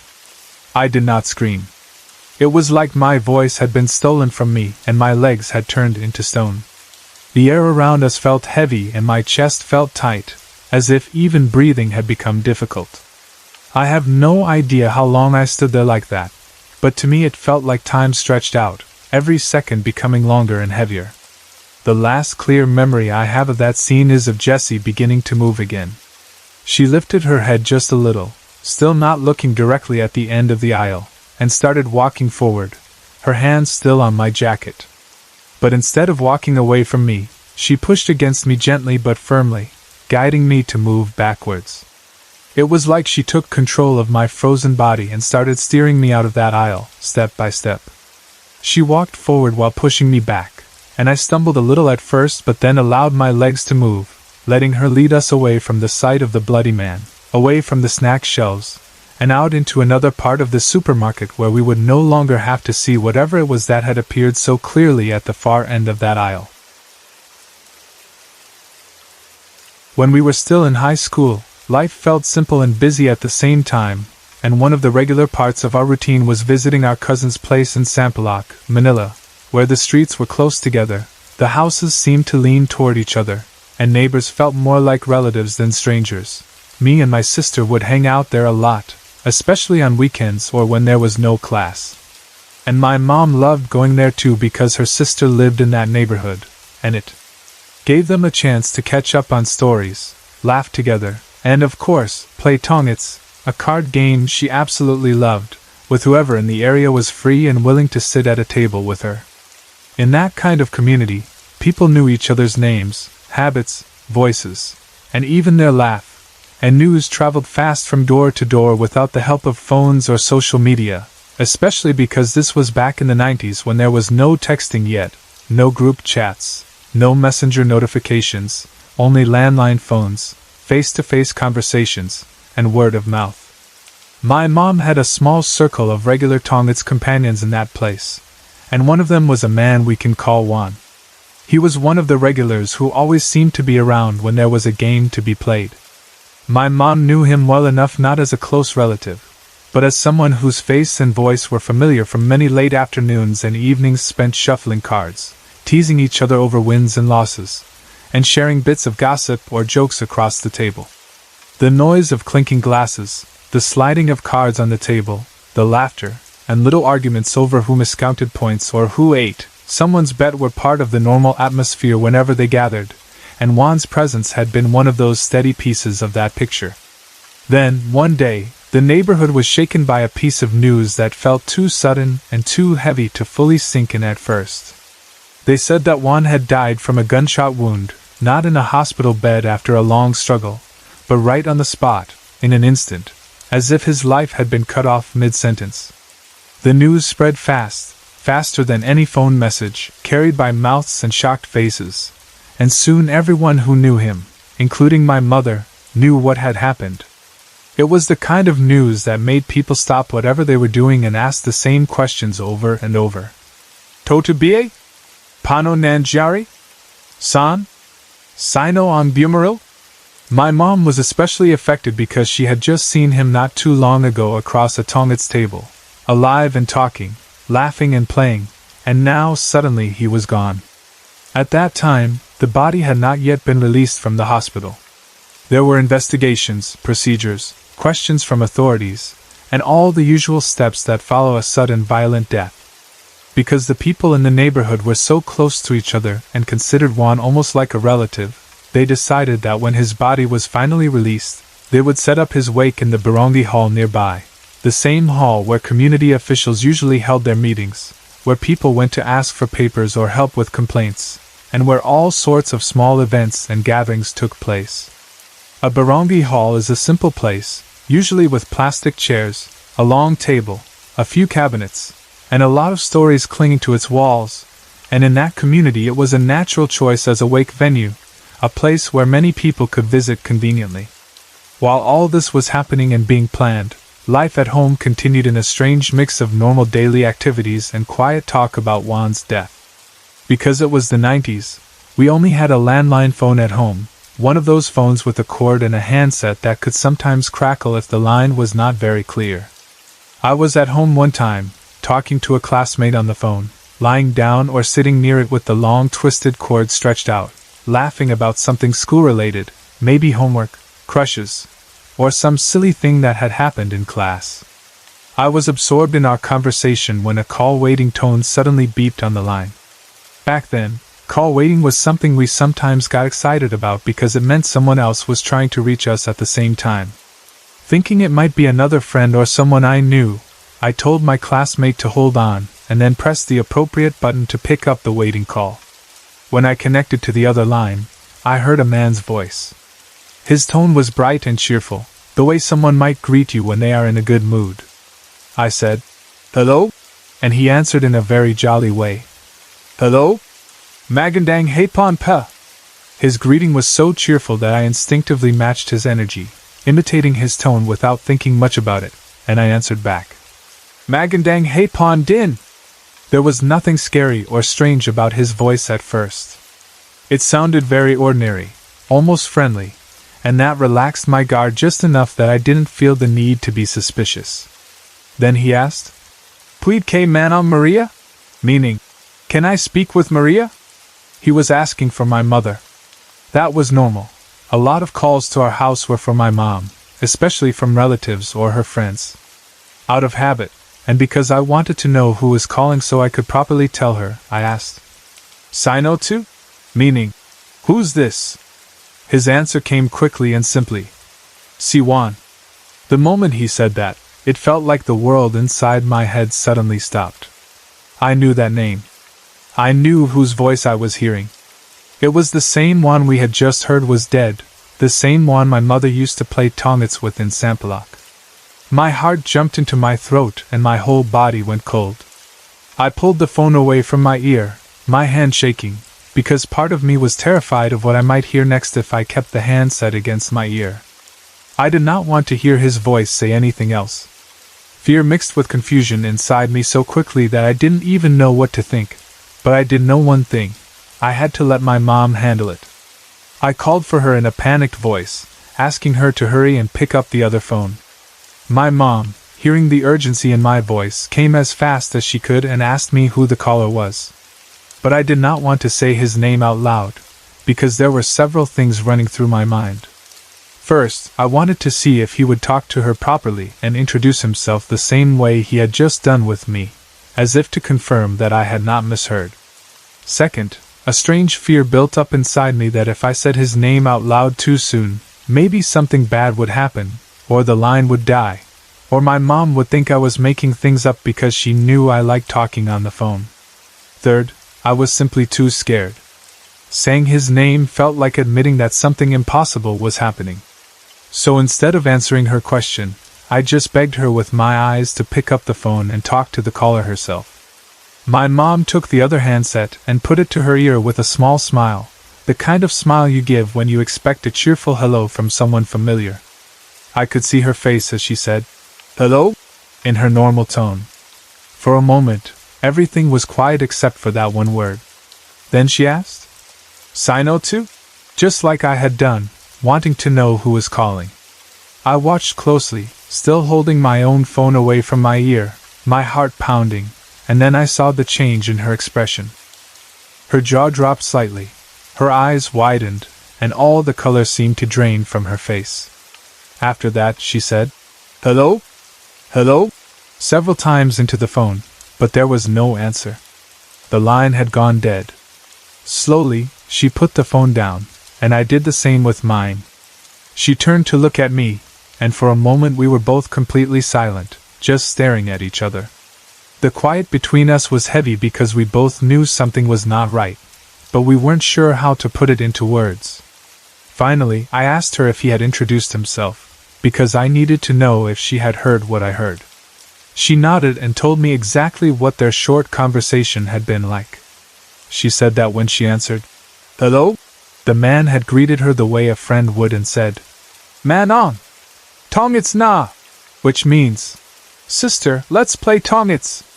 It was a familiar greeting, something one might naturally say to her if he wanted to invite her to a card game like in the old times. She then asked him, "Sino too?" even though she recognized the tone of the greeting, and he replied, "Siwan." Right after that, the line suddenly went dead, just like it had done on my end. Hearing this, the fear inside me swelled. I was already on the verge of tears from the shock and the strange feeling that I had just spoken to someone who wasn't supposed to be alive anymore. My mom saw how pale and scared I looked. I could feel my own hand shaking, and my thoughts were all jumbled. She herself was clearly shaken too, because although she tried to stay calm for my sake, her expression showed that she was disturbed by what had happened. It is one thing to hear a story about someone seeing or hearing from the dead, and another thing entirely to feel the weight of a phone in your hand, hear a familiar voice, answer it, and then remember that the person behind that voice is supposed to be lying cold in a hospital, or in a coffin. The next day, we went to my cousin's neighborhood where my mom usually played tongits, and she started asking questions as soon as she saw a chance. She asked around among the regular players and neighbors if someone had called our house and tried to play a prank by pretending to be Juan, especially since everyone knew about his recent death. She wanted to be sure that no one was joking about something so sensitive and painful. Almost everyone she asked reacted with a mix of confusion and offense. They said that they would never do something like that. Why would they disrespect a dead friend by using his name and voice as a prank? In their culture, mocking the dead or pretending to be them is something taken very seriously and frowned upon. They insisted that no one was playing around with such things. On top of that, no one knew our house number except my aunt, my mom's sister, who lived in that area. It was not like our phone number was posted publicly or shared widely. Only close family had it. That made the whole situation even stranger, because if the call had been some sort of prank, the person would still need to know our number, and the circle of people who had that information was very small and trustworthy. While my mom was asking these questions, other stories began to come out, adding more layers to what we thought we knew. One of Juan's friends, who used to share a house with him, had been away in the province and was returning to their place in the city. As he was walking back home, somewhere near España, he saw Juan standing there on the street, looking like he normally did, and Juan smiled at him. The friend smiled back, thinking everything was normal, like maybe he had just come back from somewhere and was happy to see him. It was the kind of quick, friendly exchange that happens hundreds of times a day between people who know each other. Then the friend continued walking, closer to the house he shared with Juan. As he approached, he saw that there was a wake set up, with chairs, lights, and people gathered around. He asked someone nearby who had died, and they told him, "It's Juan." Hearing that, he was deeply confused and shaken. He said it couldn't be true because he had just seen Juan a minute earlier standing by España, smiling at him. His mind tried to make sense of the situation. He walked straight to the wake, pushing past the gathered people, and when he looked at the coffin, he saw Juan lying there, lifeless, inside. The body he saw in the coffin and the smiling figure he had seen a short, while earlier could not logically exist together, but both experiences had happened to him. When elders in the community heard these stories, they shook their heads with a kind of knowing sadness. They said that when a person dies suddenly, especially in a violent way, sometimes the soul is confused and does not immediately realize that the body is gone. The spirit might carry on as if nothing has changed, following its habits, going to familiar places, visiting loved ones, or trying to join in the activities it used to enjoy, like playing tongits or standing in a usual spot along the road. In Juan's case, they believed that he might have been calling my mom because he wanted to invite her to a game, or simply continue their usual connection, not understanding that he no longer belonged to the living. That might be why he greeted her so cheerfully over the phone, saying, "Man on! Tongits na!" as if expecting everything to be normal, unaware that his own wake was already being prepared. The old people said that after the burial, after the proper prayers, rites, and goodbyes, a confused spirit will often finally accept its situation and move on, no longer wandering around the places it used to visit in life, no longer making phone calls or appearing by the roadside. And that is what seemed to happen in this case. After Juan was finally laid to rest, there were no more strange phone calls asking for my mother in that jolly familiar voice, no more sudden glimpses of him along España. What remained were the stories, the memory of that eerie afternoon when a dead man called our house and invited my mother to play tongits, and the way we both stared at each other in silence after the line went dead, knowing that we had just shared something we would never forget. Way back in college, when life was a mix of classes, assignments, and late-night talks with friends, there was this other layer to my everyday world that most people around me did not see or feel, a layer that made some days heavier and some nights harder to sleep through. I was sensitive to supernatural beings back then, more than I wanted to be. It was not like in horror movies where ghosts jump out suddenly and scream, but there was this quiet, steady awareness inside me that seemed to wake up whenever I entered a place where spirits or ghosts lingered. I could sense if there was something unseen in a room or hallway, or in a corner that looked perfectly normal to everyone else. Sometimes it would be a feeling, like a sudden weight on my chest, a coldness on the back of my neck, or a strange tightness in my stomach. Other times it felt like someone was watching me very closely, even when I was sure no one was there. There were even moments when I actually saw something, a shadow that wasn't just a shadow, a figure that didn't match any living person nearby.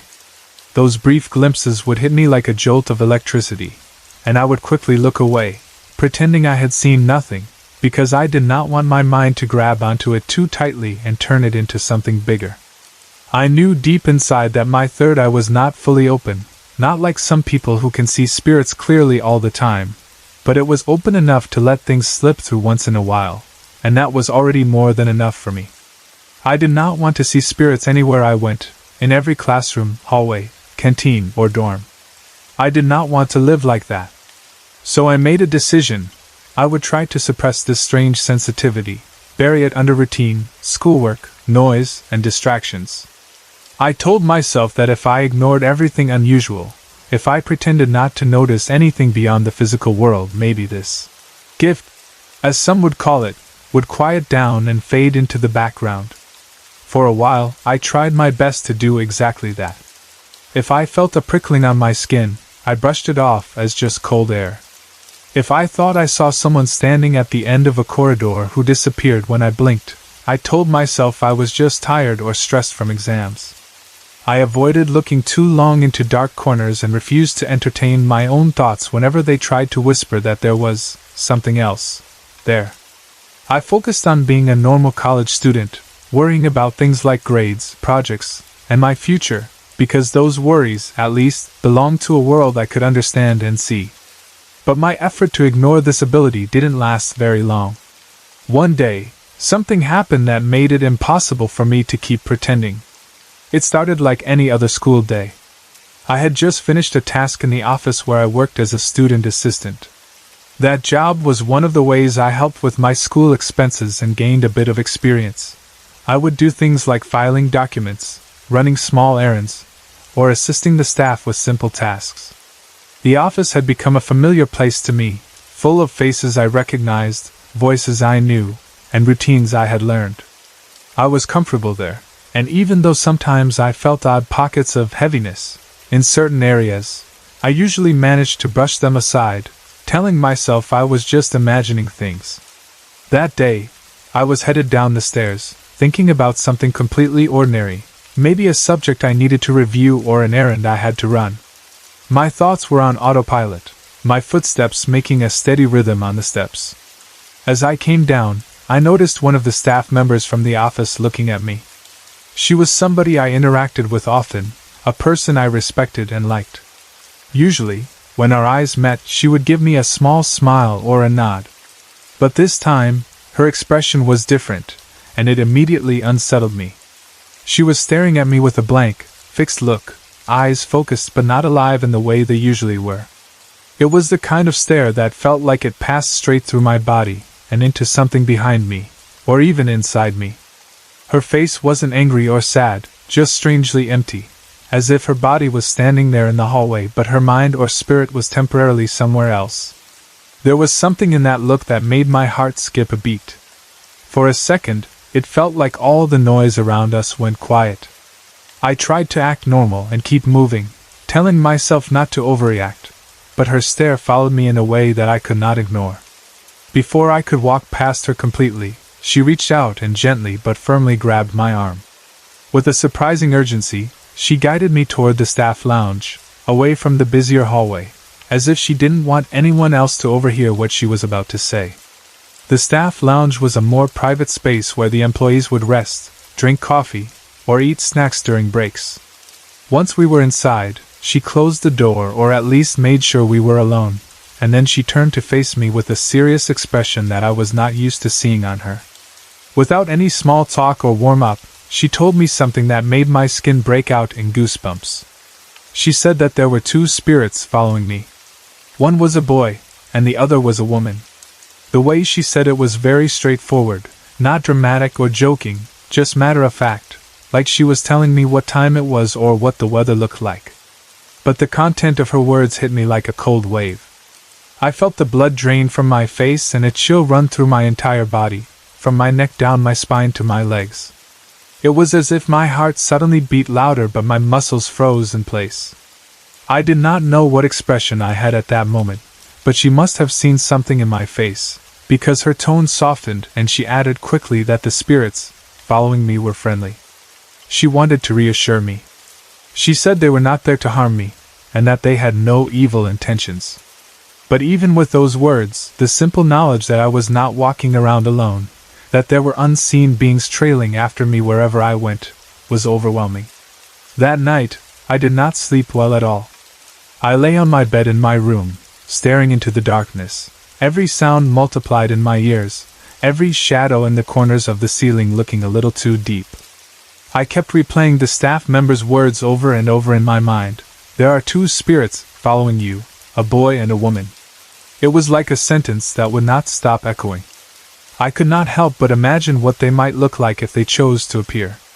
I pictured a boy standing near my desk or a woman sitting quietly in the corner, and the images made my heart race faster. Fear crawled over me in waves, and the idea that they might suddenly show themselves in the middle of the night and scare me to death was something I could not shake off easily. I did not want to be alone in my room. Even though I was already in college and should have been old enough to handle my own fears, that night I felt like a scared child again. I asked my sister to stay in my room and accompany me because I needed the comfort of another living person's presence.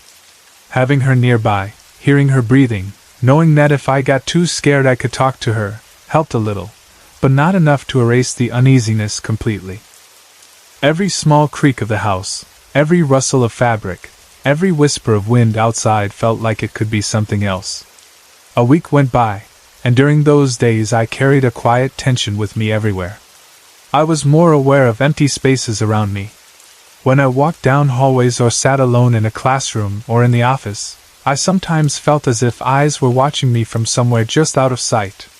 The staff member who had spoken to me stayed in my thoughts as well. I wondered if she could still see them, the boy and the woman she had mentioned, and whether they were still there beside me. Finally, after thinking about it again and again and mustering every bit of courage I could, I decided I could not just sit and be afraid without understanding more. I went back to see her. I approached her in the office and asked if we could talk, and she seemed to know immediately what it was about. I knew, from other people's stories and comments, that she had psychic abilities, that she could see and sense things the way some mediums or sensitives can. This was not something she announced to everyone, but those who knew her well knew she had that gift. In a quiet moment, she looked at me and began to explain more about the spirits following me. She told me that the woman was a newer presence, someone who had not been with me for a very long time. According to her, the woman had become attached to me when I went to a friend's house some time ago. She described her as a mother, a spirit who was still searching for her son.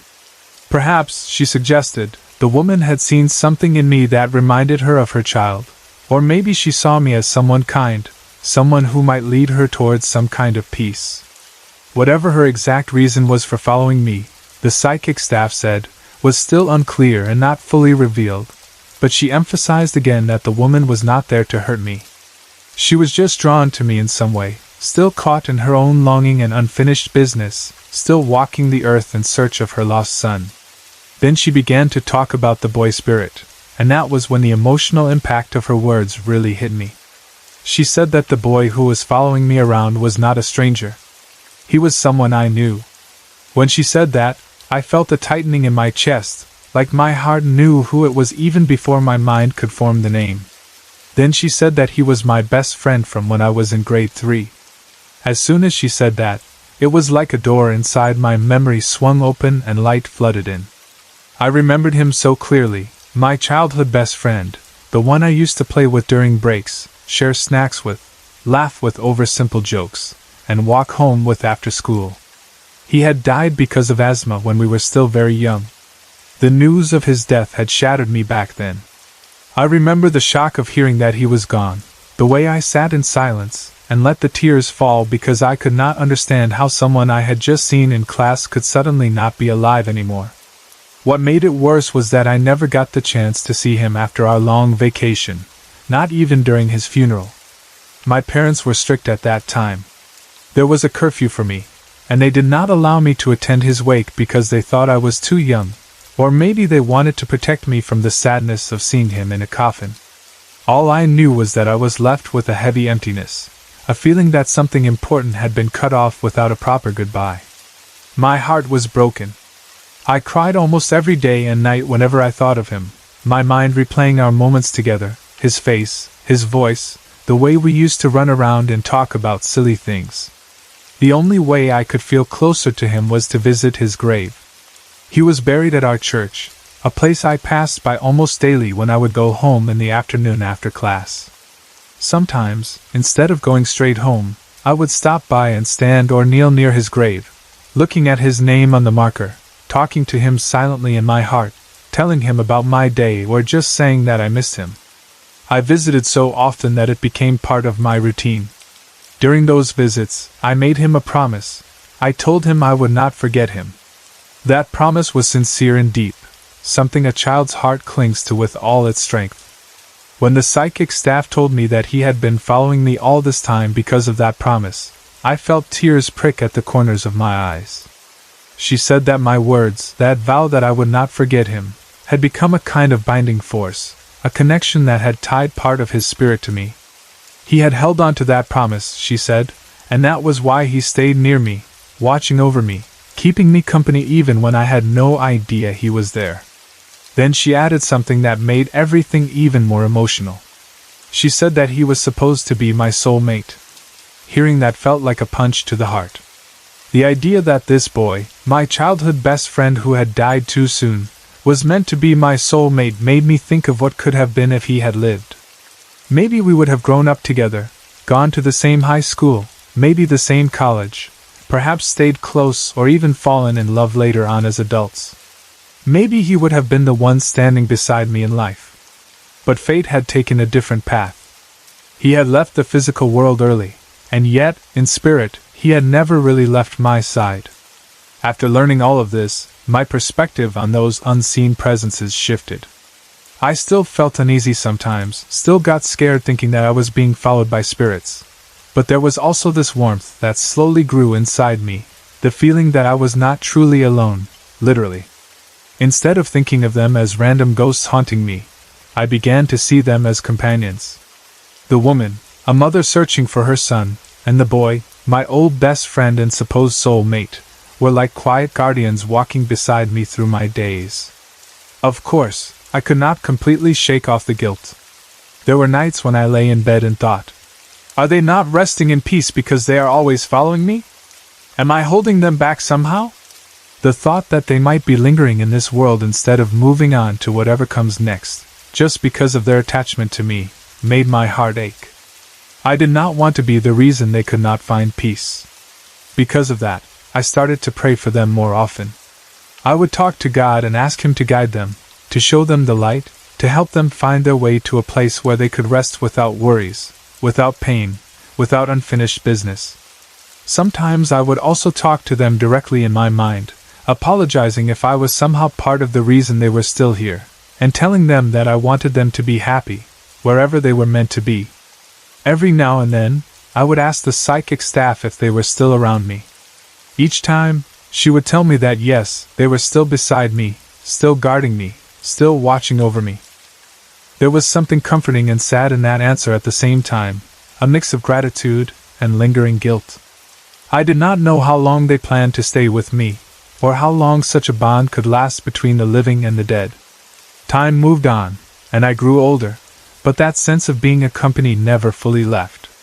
Even now, as I write this story and remember all those moments, the blank stare of the staff, the first time she told me about the two spirits, the shock of realizing the boy was my childhood best friend, and the idea that he was meant to be my soulmate, I can feel them in the background of my life. I know, in a quiet, wordless way, that they are still beside me, perhaps reading these words in their own way, aware that I am telling our story. So if they are truly here with me as I write this, I want to take this chance to say something directly to them. To the woman who followed me from my friend's house, a mother who is still searching and longing for her son, thank you for walking with me and for watching over me even though you owe me nothing. To the boy who shared his childhood with me, my best friend from grade 3, who died too young but kept his promise and held on to mine, thank you for keeping me company, for guarding me all these years in ways I may never fully understand. I am deeply grateful for the unseen comfort you both have given me. But I also only have one true wish for both of you, a wish that comes from the deepest part of my heart. I hope you find peace and happiness, wherever you may be meant to go. I hope that when the time is right, you can let go of this world and step into the light that has always been waiting for you. I hope that your hearts, like mine, can one day rest without longing, without sadness, and without unfinished promises. And even if you move on, even if you no longer stand beside me in spirit, please know that I will never forget you. There are two kinds of places in this world that I try to stay away from for as long as I possibly can, and every time I think about them my body seems to remember the same old fear: dark, closed spaces and hospitals. The first one is easier to explain.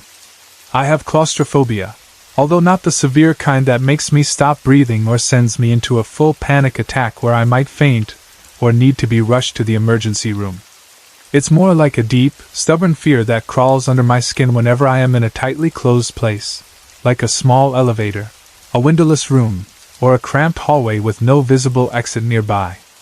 My heart starts beating faster, my palms feel sweaty, and my mind begins to imagine that the walls are inching closer and closer to me, even though I know they are not moving at all.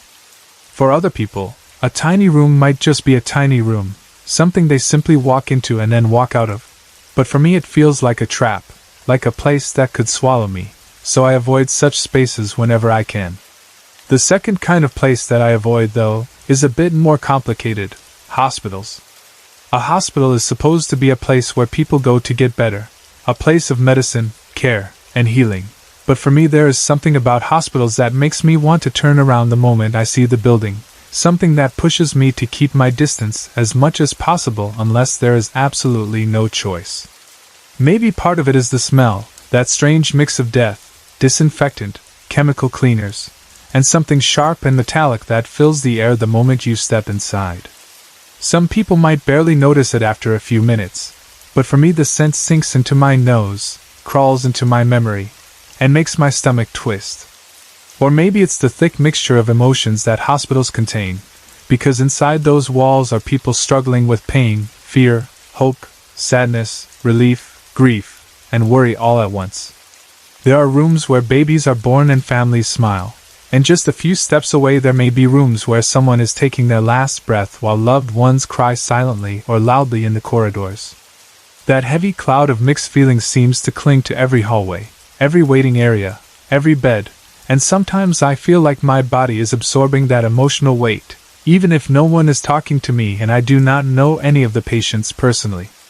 Either way, whether it is the smell, the emotions, or something beyond what the eyes can see, I know that I am always wary of hospitals, even before I understood one very personal reason why my fear of them became so strong. The first time I really stepped inside a hospital, and stayed there long enough to walk down its halls, I had an experience that would stay with me for the rest of my life. That was when I was about 12 or 13 years old, still young enough to be stubborn and frightened, but old enough to remember events clearly. At that time, we had a family friend named Aunt Elsie. She was like an older sister figure to us, kind and familiar, someone we trusted and loved. She was pregnant then, around 7 or 8 months along, and she needed to go to one of the famous hospitals in the Philippines for her prenatal checkup. Usually, someone would accompany her, but that day she asked me to come with her. The idea of going to a hospital immediately made me want to refuse. In my mind, hospitals were places to avoid, places full of sickness and sorrow, and I did not want to set foot in one if I could help it. I tried to say no, to give excuses, but every time I looked at her large belly, at the baby inside her who did not have anyone else to look after them except their mother, I felt guilty. Her husband had left her, disappearing without a word, and none of us knew where he had gone or what he was doing. To be honest, my anger toward him was so strong that sometimes I wished he had been dragged straight to hell for abandoning her at a time when she needed support the most. Because of that situation, I feared for her safety. She was heavily pregnant, she had to travel to the hospital, and she should not be alone. So even though every part of me wanted to stay away from that place, I swallowed my fear, forced myself to smile, and agreed to accompany her for her checkup. The trip to the hospital felt long and tiring. We had to deal with public transportation, traffic, noise, and the heat of the day. My legs felt heavy, and the city around us buzzed with life in that noisy, restless way that big cities do. When we finally arrived at the hospital building, I looked up and felt a strange mix of awe and dread. The hospital was huge, tall, and old-looking, the kind of building that seemed to have seen many years, many stories, and many lives. The architecture was not modern and shiny, but more like something that had been standing for decades, with long, arched hallways and wide staircases. The adventurer in me, the part that loved exploring new places and discovering hidden corners, looked at that building and felt a thrill. My imagination began to picture walking through its corridors, peeking into different areas, and seeing all sorts of people and rooms. But at the same time, my instincts were screaming something else entirely. Deep down, another part of me wanted to turn around, walk quickly away, and never set foot inside that building again. As we approached the entrance, that feeling of dread began to creep all over my body, spreading from my chest to my shoulders and down my spine. The tiny hairs at the nape of my neck stood up, as if something or someone were staring at me intently, as if invisible eyes were following my every step. For me, that rising of the hairs on my neck was a familiar sign, a signal I had experienced before that sometimes meant there was an unseen presence nearby, something from the other side paying attention to me. At the same time, I knew that my own expectations and fears could also be playing tricks on me. Hospitals are places where people often die, after all, and where the boundary between life and death feels thinner than usual. So maybe part of me was bracing for something dreadful without anything actually being there. Still, the feeling was strong enough that my steps became a bit slower and my eyes lowered, because I was afraid that if I looked around too much, I might see something I did not want to see, like a decapitated ghost standing in a corner or some shadowy figure staring straight at me from a bed or doorway. I did not want to open that door in my mind, not in a place like this. I did not go into the hospital completely unprepared, though. Knowing how sensitive I sometimes was to things unseen, I had brought with me something that my mother had given me, a bell charm bracelet. It was made of solid material with small bells that jingled softly when I moved, and my mother had told me it could help keep spirits from pestering me or following me around. It was like a small protective shield that I could wear, and even the simple belief that it could help gave me a little comfort. I had it securely fastened around my wrist that day, almost like armor, and every time I heard the faint chime when my arm moved, I reminded myself that I was not completely defenseless against whatever I might encounter. So there we were, inside the building, walking down a long, busy, arched hallway. The hallway seemed full of life and movement. Nurses in uniforms walked briskly back and forth, holding charts or talking to each other. Other hospital staff passed by, some pushing wheelchairs or rolling carts, some carrying folders or trays. There were also people who looked like patients or visitors, moving around in different directions, some walking slowly, some sitting on benches lining the walls, some standing and waiting as if they were unsure where to go next. To my eyes, it looked like the kind of crowded hospital scene you might see in a movie or a TV show, with people milling around in a blur of activity. Our goal was to reach the reception hall, where we needed to check in, ask for directions, and proceed with the prenatal appointment. As we walked, I tried to distract myself by focusing on the living people around me. The more movement I saw, the more I felt like everything was normal. At one point, I turned to 8 Elsie and commented about what I was seeing. I asked her, in a casual voice, 8 Ganito B Talaga Kagilo Dito? Which means, 8, is it always this crowded and busy in here? I was honestly curious, because for a first-timer like me, the scene looked confusing and overwhelming, like a kind of organized chaos. I expected her to laugh or roll her eyes and say something like, "Yes, hospitals are always like this." But instead, she gave me a look that I did not understand right away. Her expression was strange, a mix of confusion and fear, as though my question had startled her. She looked at me with wide eyes, then glanced quickly down the hallway and back at me, like she was checking something I could not see. I could tell she was bothered, but I did not know why. Before I could ask anything else, she hurriedly grabbed my arm and gently but firmly dragged me toward the reception hall faster than before. She was moving with more urgency now, as if she wanted to get out of that hallway as quickly as possible. I walked along, puzzled by her reaction and by the tightness of her grip. I looked around once more, still seeing all the people I had seen earlier, nurses walking around busily and patients wandering, some sitting on benches, some walking without purpose, some looking lost. It all still looked like a normal hospital crowd to me. I could not understand why my simple comment had made her so uneasy. After that point, things become blurry in my memory. I cannot clearly recall what happened when we left the hospital, or how the rest of the day went. I only know that we did what we needed to do there, then eventually went home, and I returned to my usual routine with that strange hallway scene sitting quietly somewhere in the back of my mind. It was only about a week later, when I overheard my mother and 8 Elsie talking, that everything suddenly snapped into focus and the pieces of the puzzle fell into place. I do not remember if they thought I was asleep or not around, but I happened to hear them discussing what had happened at the hospital. Their voices were serious, and I could tell from their tone that they were talking about something important. I listened more closely without making any noise, and what I heard shocked me deeply. From their conversation, I learned that the hallway I had thought was busy and crowded that day was actually empty at the time we walked through it. According to what they said, there were no wards or rooms near that area that would have been releasing patients to walk around, and there was no reason for a bunch of nurses to be gathered there either. The section we passed through was not supposed to be a place where people wandered or gathered. In fact, it was supposed to be quiet and unused at that moment. Yet when I had walked through it, all I had seen were people and hospital staff milling around, doing their business, looking like ordinary living humans. To them, there had been no one there. That was why, when I had asked, Is it always this crowded here? Elsie had looked so confused and frightened. From her point of view, the hallway had been empty except for us. It made sense now why she had hurried me along. She must have realized that what I was seeing was not the same as what she was seeing. She later asked my mother if I could see ghosts and such, if I had the ability to see things from the other side, and my mother, trying to protect me and our family's privacy, denied it.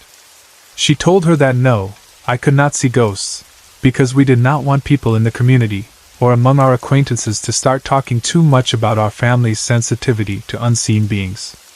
We knew that if word spread, people might start asking questions, avoiding us, or treating us differently, and we did not want that. So my mother pretended that there was nothing unusual about me, even though, in our private moments, we both knew that I had always been sensitive to these things. We did not discuss it openly with others, especially not with people outside the family, because we did not want that kind of attention. Up until now, however, I can still remember that scene in the hospital as clearly as if I were watching a recording of it in my mind. I can see the long hallway, the arched ceiling, the benches lining the walls, the nurses walking around busily with their quick, purposeful steps, and the patients wandering around aimlessly, some sitting and looking tired, some walking slowly as if unsure where to go. At the time, everything seemed perfectly normal, just like any busy hospital in the middle of the day. But when I think back on it carefully, there is one detail that makes the whole scene even stranger. I cannot remember the colors of their clothes. I do not recall if their uniforms were white, blue, green, or some other color. I do not remember any specific patterns or details. All I remember is the shapes of their bodies, the way they moved, the way they filled the space, and the way they looked like ordinary people to me. They blended into the environment like they belonged there, yet in reality, they were not seen by anyone else walking beside me. It is as if my mind captured their presence but did not keep the little things that normal eyes notice, like color and sharp detail. Maybe that is how it works sometimes when you see spirits that still act like the living, going through their daily routines in a place they were used to, even after their bodies have already left the world. They look normal enough in the moment for you to accept them without question, until someone tells you later that you were the only one who saw them.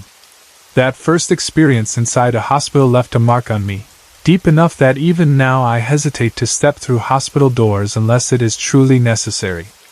Every time I see a hospital building, I cannot help but remember that hallway full of people that, according to everyone else, did not exist, and the realization that maybe, in places like that, the line between the living and the dead is thinner than we want to believe.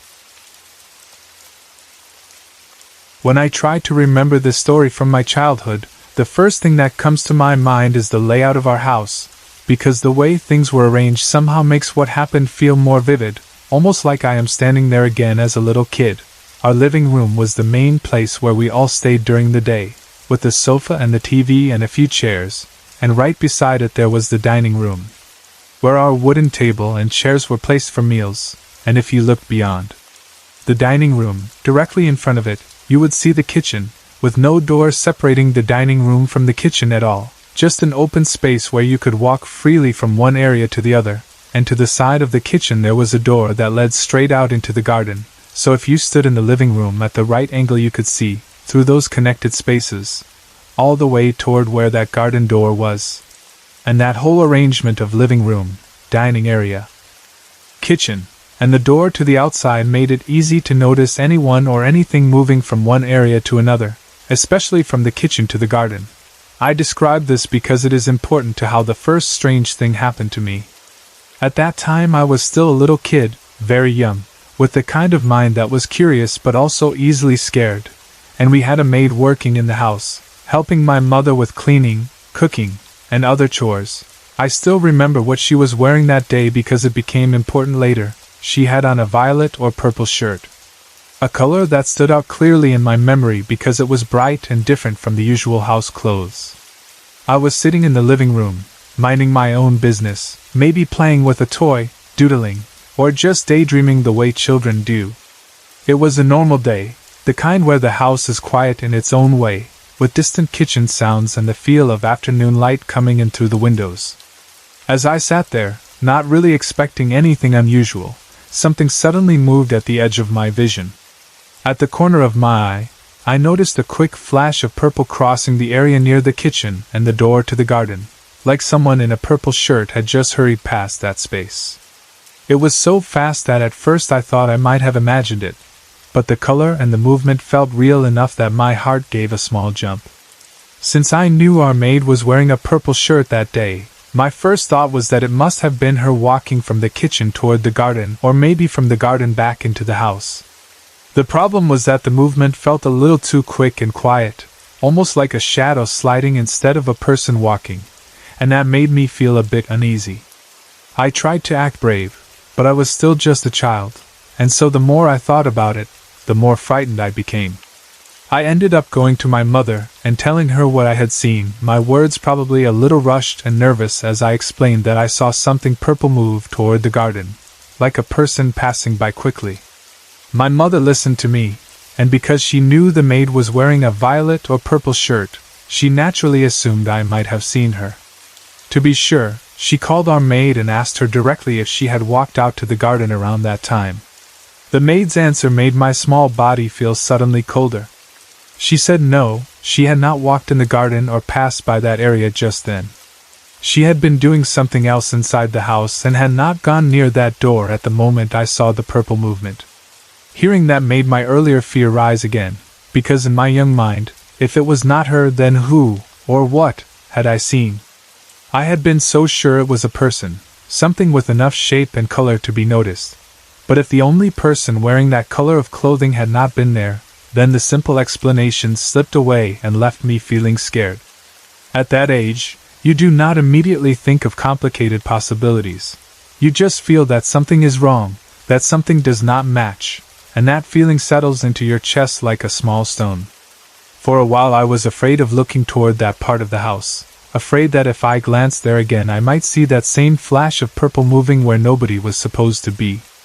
Over time, as I grew older, that particular memory stopped scaring me the way it did back then, and now when I think about it, I can talk about it calmly, almost like retelling a strange scene from a movie I watched long ago.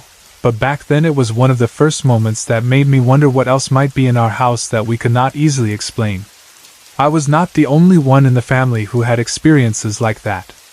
My mother also had her own story, one that she told us later on, and even as she explained it, I could hear in her voice that it had unsettled her in a different way, more quietly, like a soft chill instead of a loud fright. She described that she had been sitting in a chair in one part of the house, with a table in front of her. She was reading a book at that time, the book resting flat on the table in a comfortable position so she could hold it or lean forward to read better. Around that table were 3 more chairs, empty at that moment, forming a small group of seats where people could normally gather to talk or eat, but on that particular time she was alone. As she sat there reading, focused on the words on the page and lost in her own thoughts, something changed at the edge of her vision, that same corner of the eye feeling that something or someone is there when you are not directly looking. Out of the corner of her eye, just off to the side while she still pretended to focus on the book, she saw a figure, a bald man, dressed in a barong, the traditional formal garment of the Philippines that men often wear to special events like weddings, formal gatherings, or important meetings. The image was clear enough for her to recognize the bald head and the style of the clothing. She perceived that the man was standing there and looking at her, watching her while she read, as if he had silently walked up and decided to observe her from that distance. For a few seconds she did not immediately turn her head. It is strange, but sometimes when we sense something that frightens us, our first reaction is not to run or scream, but to freeze and delay the moment when we fully confront it. She kept her eyes on the book, but her heartbeat must have quickened, and in her mind she decided that she had to look directly to see who it was, maybe to reassure herself that it was just a relative or someone she knew, or to confirm that there really was someone there. So she finally turned her head and looked straight at the spot where, just a moment before, she had seen the bald man in barong standing and staring at her. When she looked, there was no one there. The space was empty. The chairs around the table were still where they had been, untouched, and there was no sign of anyone passing by or moving away. The area was calm and quiet, as if nothing at all had happened. That moment when your eyes tell you emptiness but your memory insists you just saw something is a different kind of fear. It is not the kind that explodes with screaming. It is the kind that sinks in slowly and makes you question what is real and what is not. My mother did not tell us this story to scare us on purpose. She told it more like a strange event that she herself could not fully understand, but it stayed in our minds, adding another piece to the unseen puzzle of our home. Then there was my younger sister, who also experienced something she could not explain when she was still very small, maybe around 3 to 5 years old. At that age, children still have a kind of openness. They notice things that adults often ignore, and they can be very honest about their fears because they have not yet learned to hide them behind excuses. One night, my mother and my sister were sleeping in the living room, perhaps because it was cooler there, or maybe they had been watching television and then fallen asleep there together. The living room at night has a different feel from the daytime version. The familiar furniture becomes dark shapes, the walls look further away, and the shadows and corners seem deeper. At some point in the night, my sister woke up and asked my mother for a bottle of milk, which was normal for a child of her age. My mom, still sleepy but attentive, got up from where she was lying and went to get the bottle ready. She probably went toward the kitchen or another part of the house where the milk and bottles were kept, leaving my sister lying there on the sleeping area in the living room, maybe with a blanket over her small body. When my mother returned with the milk, expecting to find my sister waiting or maybe half asleep, she was surprised by what she saw. Instead of calmly waiting, my sister looked really scared. She was covering her face with a pillow, hiding behind it as if the soft cushion was her only shield, and with one hand she was pointing at something in the room, her arms stretched out in the direction of whatever had frightened her. There is a particular kind of fear in children that is very obvious. Their bodies tense up, their eyes widen, their breaths become quick, and their small hands shake when they point. My mother felt a shock of worry when she saw her like that. She asked her what was wrong, asking questions like, "What is it?" or "What are you pointing at?" hoping that maybe it was something simple like a cockroach or a shadow that looked strange, something she could easily fix by turning on a light or moving an object. But my sister did not answer with words. She just kept pointing, her little finger aimed tightly in the same direction, her other hand clutching the pillow against her face as if she did not dare to look but could not help indicating where the frightening thing was. My mother then turned her own head to where my sister was pointing, expecting to see something obvious. When she looked, she saw nothing there. There was only the familiar space of the living room, the furniture, the usual shadows, but nothing that matched the intensity of the fear her daughter was expressing. To an adult, seeing nothing might be reassuring at first, but when you understand that your child is truly terrified of what they claim to be seeing, the emptiness becomes its own kind of worry. My mother did not try to force my sister to explain further at that moment. Instead, she must have comforted her, helping her drink her milk, maybe turning on a light or staying close until she calmed down enough to sleep again. But from that day forward, something inside my sister changed. After that night, she became much more afraid of the dark, of shadows, and of anything related to ghosts or unexplained things in this world. Stories about the supernatural, strange noises in the night, power outages that plunged the house into darkness. These things affected her more deeply than before. It was as if that one moment, when she saw something that nobody else could see and felt such intense fear that she had to shield her face, had opened a part of her mind to a deeper awareness of how unsettling the unknown can be. So in our family, the house we lived in was more than just walls and furniture. It was a place that held these quiet, strange moments for each of us. I had my experience of seeing a flash of purple near the garden door when our maid insisted she had not been there. My mother had the unsettling vision of a bald man in barong standing and watching her when no one was really there. My sister had her own terror in the middle of the night, pointing at something that only she could see while hiding behind a pillow. All of these events might be explained in different ways by different people.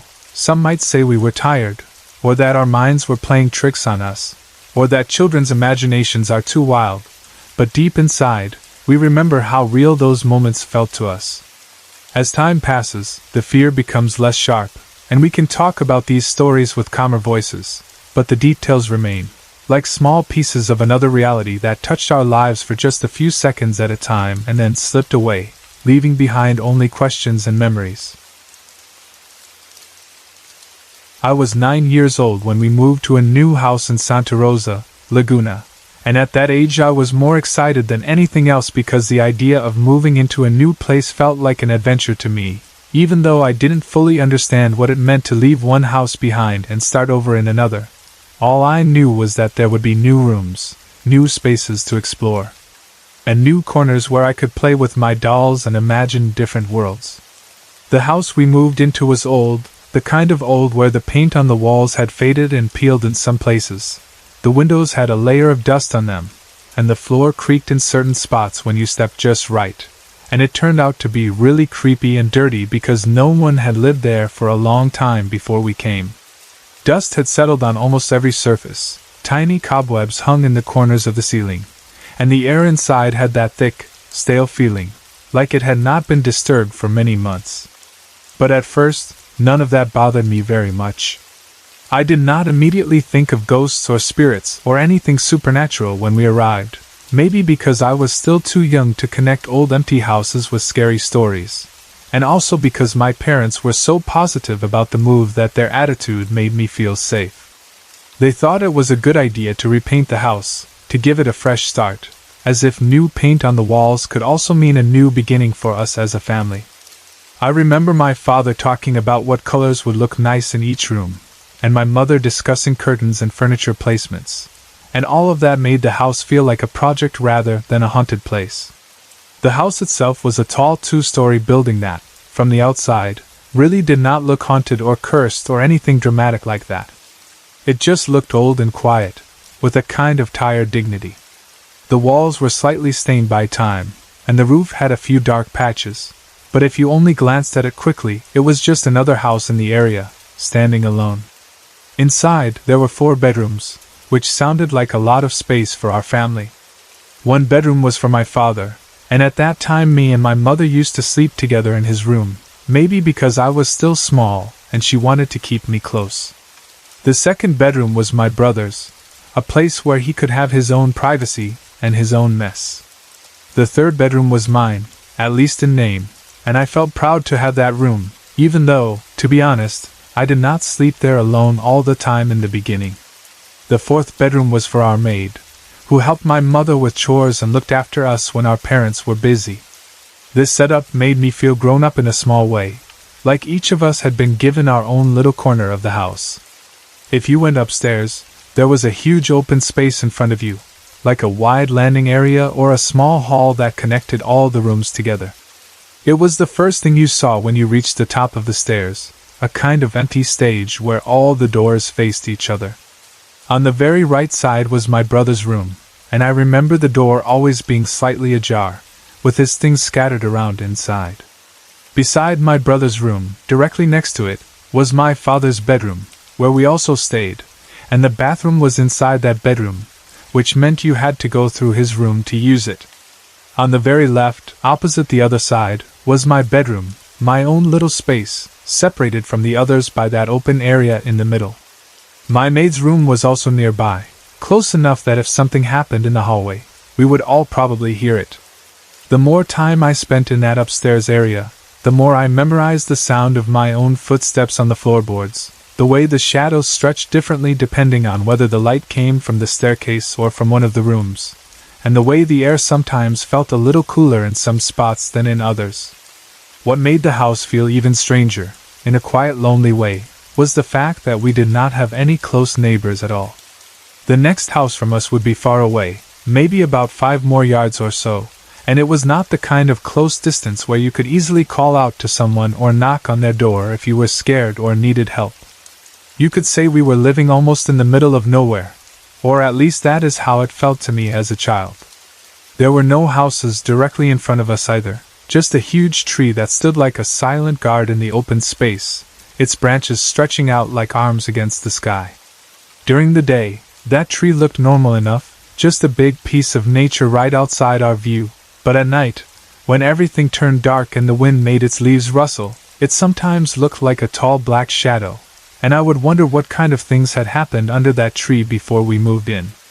Because we were so isolated, the usual comforting noises of other people living nearby, like neighbors chatting, kids laughing, or someone else's TV in the distance, were missing. Instead, the nights around our house were mostly quiet, except for the sound of insects, the occasional barking of a faraway dog, or the sudden call of some bird. At first, our first year there was mostly happy, or at least ordinary. We got used to the new house, and little by little, we cleaned it up, painted the walls, moved in our furniture, and made it look more like a proper home. I got used to the smell of fresh paint, and the sound of my mother's voice as she called us down for meals. My brother and I had our own little routines, and even though some corners of the house still felt a little creepy, nothing really bad or obviously supernatural happened during that first year. The strange feeling of the empty surroundings stayed, but there were no knocking sounds, no moved objects, and no clear sign that anything was wrong. I played in my room, we watched TV together in the living room, and we went up and down the stairs all the time. Life moved in a steady rhythm, and if I ever thought about ghosts or spirits, it was usually only when hearing stories from other people or watching something scary on television, not because of anything in our house. But then, after some time had passed and we were already used to calling this place our home, the creepy stuff started to happen, and once it did, the house began to feel very different to me. One evening stands out clearly in my memory, and even now I can replay it in my mind, like a scene from a movie that I have watched many times. I was in my bedroom, that room on the left upstairs, sitting on the floor and playing with my dolls. My dolls were my comfort and my company, and I liked giving them names and making up stories about their lives, arranging them in little groups and pretending they talked to each other. The room was warm with the feeling of family, because I was not alone there that evening. My mom was in the room with me, and our maid was there as well. They were sitting on a sofa in my bedroom, folding our clothes. There were piles of shirts and pants and dresses on the cushions, and my mother and the maid were chatting softly while they folded and sorted everything into neat stacks. The sound of fabric being handled, the occasional laugh from my mom, and the hum of evening in the house made everything feel normal and calm, like any other night. We were all minding our own business, each of us focused on our tasks, me on my dolls, them on the laundry, when suddenly, a sound broke through the quiet routine. There was a knock on the door. Not a faint, almost accidental sound, but a clear knock, the kind of knock that made you think someone had pressed their knuckles against the wood deliberately. We all heard it. The maid, being the one closest to the door and used to answering it quickly, stood up and went to open it, probably assuming it was my father or brother or maybe someone who had come to call for something. She turned the knob, pulled the door open, and looked into the hallway outside. A few seconds passed, and then she came back into the room. Her face looked normal at first, just slightly blank with confusion. She said that no one was there. The hallway was empty. There was no one standing outside the door, no footsteps on the stairs, no shadow moving away. It was as if the knock had come from a person who had disappeared the moment we tried to see them. We exchanged quick glances but tried not to panic. Maybe we thought it had been some kind of mistake. Maybe the sound came from somewhere else and only sounded like a knock on the door. So my mother and the maid went back to folding the clothes, and I tried to go back to dressing up my dolls and arranging their tiny shoes, but my ears were now more alert than before. My heart was beating a little faster, and the room felt just a tiny bit tighter. Just about a minute later, before we could fully relax again, someone knocked on the door again. Then, shortly after, there was another knock. And another. The knocking came again and again, repeating itself like someone playing a slow, steady rhythm on the wood, not too fast but not too far apart either. Each time we heard it, the sound became harder to ignore and harder to explain. This time, we did not all move casually. We froze. Our bodies went still, and the air felt heavier, as if the house itself was holding its breath. The maid turned really pale, the color draining from her face, and she did not rush to the door like before. Instead, we all sat there listening, our eyes fixed on that door, waiting to see if it would open by itself or if the knocking would grow louder. For a moment, the knocking stopped, and we sighed in relief, thinking maybe whatever it was had passed. But the peaceful silence did not last long. Several minutes later, a new knock came, but this time it was different. It was louder, heavier, more forceful, as if someone was no longer politely requesting to be let in but angrily demanding attention. The sharp sound of fist on wood echoed through the room and the hallway beyond, and each loud hit seemed to vibrate in my bones. It felt like whoever or whatever was at the door was angry or impatient, and wanted us to know it was there. At that point, the fear inside our small group rose sharply, and our need to protect ourselves took over. We decided that instead of answering the door or trying to see what was out there, we would make it look like no one was home at all. My mother and the maid made sure that the lights downstairs were turned off, one by one, so that from outside it would seem like the lower floor was empty and dark. Then, they turned off the lights upstairs as well, including the one in my room, so that the whole house looked like an unoccupied shell, sitting silently in the night. We locked the door to my bedroom, as if that thin layer of wood and metal could keep out whatever unseen force was knocking so insistently. In the darkness, our breathing sounded louder, and every tiny movement felt exaggerated. We waited like that, in the dark, hearts pounding, trying to listen for any sign of what might happen next. 30 minutes passed, and during that time, no one knocked on the door again.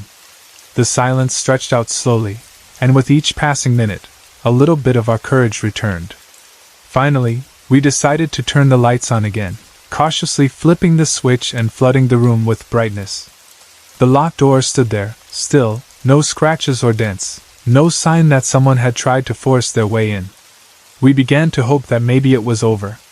But almost as soon as we started to feel relief, we heard something new, this time not at the door, but coming from downstairs, specifically from the kitchen. It sounded like someone was eating.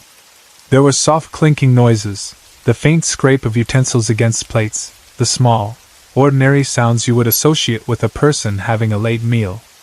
The only problem was that all of us were upstairs, and no one was supposed to be in the kitchen at that time. We looked at each other with wide eyes, knowing that these sounds were not part of any normal routine. Then the noises grew louder and more chaotic. We heard pans and plates banging, clattering against each other as if someone was rummaging through them carelessly or angrily. The sounds of metal on metal echoed up through the quiet house, making the hair on my arms stand up. It was not like the gentle noise of someone quietly washing dishes. It sounded more like someone throwing things around or banging them onto surfaces. Once again, our reaction was to hide. We turned off the lights upstairs, plunging ourselves back into darkness, and we locked the door more firmly, as if that act alone could protect us from whatever was downstairs. In that darkness, surrounded by fear and the sound of our own hearts beating, we did something that many frightened people do. We started to pray. My mother led us in prayer, her voice low but steady, calling on God for protection, for safety, for peace. I bowed my head and clasped my hands together, repeating the words, trying to focus on them instead of the sounds coming from below. The maid also joined in, her voice trembling a bit but still audible. We prayed for several minutes, perhaps 5 or more, although in that situation time felt strange and stretched. Each second felt longer than usual.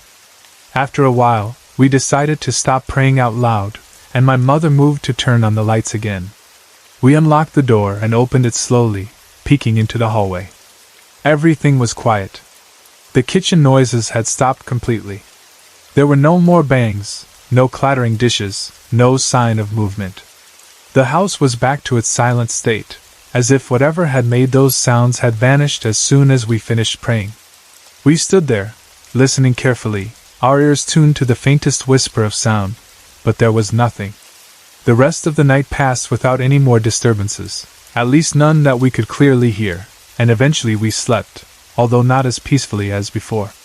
The next morning, when the sun was up and the house was filled with daylight again, we went down to the kitchen to check if anything had been disturbed. We expected to find pans on the floor, plates scattered around, or maybe some food missing, as if a person had broken in to steal something. But when we looked around, We found nothing that suggested a robbery or any normal kind of break-in. The pans were in their usual places, the plates were still stacked neatly, nothing was broken, and there was no mess that would fit the kind of noise we had heard. It was as if all those night sounds had left no physical trace behind. As for the knocking on the door upstairs, we tried to think of explanations. We considered whether it might have been a police guard doing rounds, checking on houses late at night, or maybe some passerby playing a prank on us just for fun. But the more we thought about it, the less sense those explanations made. Our house was isolated, with no close neighbors, and there was no reason for a stranger to repeatedly knock, disappear, come back, and then bang angrily on our door in the middle of the night without saying a word or leaving any sign. The sound of the eating and the banging in the kitchen, followed by the complete lack of evidence the next morning, only deepened the mystery. So we were left with unsettling questions and uneasy memories, and from that night on, even the familiar rooms of our house in Santa Rosa felt different to me, as if something unseen had once walked our hallway, knocked on our door, and rattled our kitchen in the dark while we hid upstairs and prayed for it all to stop. When I think about this story, it always feels right to begin with my grandmother, because she was at the center of it in more ways than one, not only as a family member but as a deeply spiritual person whose beliefs seemed to stretch from the church to the unseen world around us, as if she had one foot in the world of faith and another in the world of spirits. She believed in God with all her heart, went to church whenever she could, prayed constantly, and held her rosary like it was part of her hand. But at the same time she also believed strongly in elementals, spirits, and other supernatural beings that most people only hear about in stories, and when I was a little kid I honestly found her a bit odd, not the type of grandmother who baked cookies or told only fairy tales, but someone who would sometimes talk about things that scared me or confused me, things about spirits that roam, voices in the night, dreams that tell the future, and signs you should never ignore. She was not the kind of grandmother whom other kids might describe as soft and cuddly. Instead, she felt like someone who carried old knowledge and invisible rules, someone you respected but maybe did not always fully understand. Back then, as a child, I would nod along to her stories without really believing them, half thinking she was just too imaginative or too old-fashioned. But as I grew older, and especially after what happened in 2007, I slowly started to believe that many of the things she said were real, or at least real enough to touch our lives in ways we could not always explain. The story itself happened in our house in Cavita, in around April of 2007, which was one of those hot months when the air feels heavy, the nights are warm, and everything outside seems sleepy, but our house always felt a little different from any other place. Our house there was somewhat eerie, not in a way that made me hate it, but in a way that made visitors sometimes comment on the atmosphere or the way certain corners looked too dark even when the lights were on. I had heard different stories about our place from neighbors over the years, things like, "This area used to be a field where strange lights were seen at night," or, "People used to say they heard footsteps outside even when no one was there." And sometimes they would lower their voices when they spoke about it, as if they were afraid the spirits might be listening. But for me, that house was still my comfort zone. It was home. The walls, no matter how eerie others thought they felt, were familiar to me. The layout, the creaks in the floor, the sound of the wind through the windows at night, those were things I had grown up with, and they gave me a strange kind of security. Even the silence of the place when everyone was asleep was something I was used to, like a blanket of quiet that wrapped around me at the end of every day. Around that time, though, my grandmother's health had become very fragile. She had already gone through 3 strokes by then, and her age was clearly beginning to take a serious toll on her body. She moved more slowly, needed help with many things, and her voice, though still firm in spirit, sometimes sounded tired. Because all the bedrooms in our house were located on the 2nd floor and my grandmother could no longer safely go up and down the stairs, we had to rearrange the way our home was used. Our garage was converted into a room for her, with a proper bed, storage for her things, and enough space for someone to stay nearby to attend to her.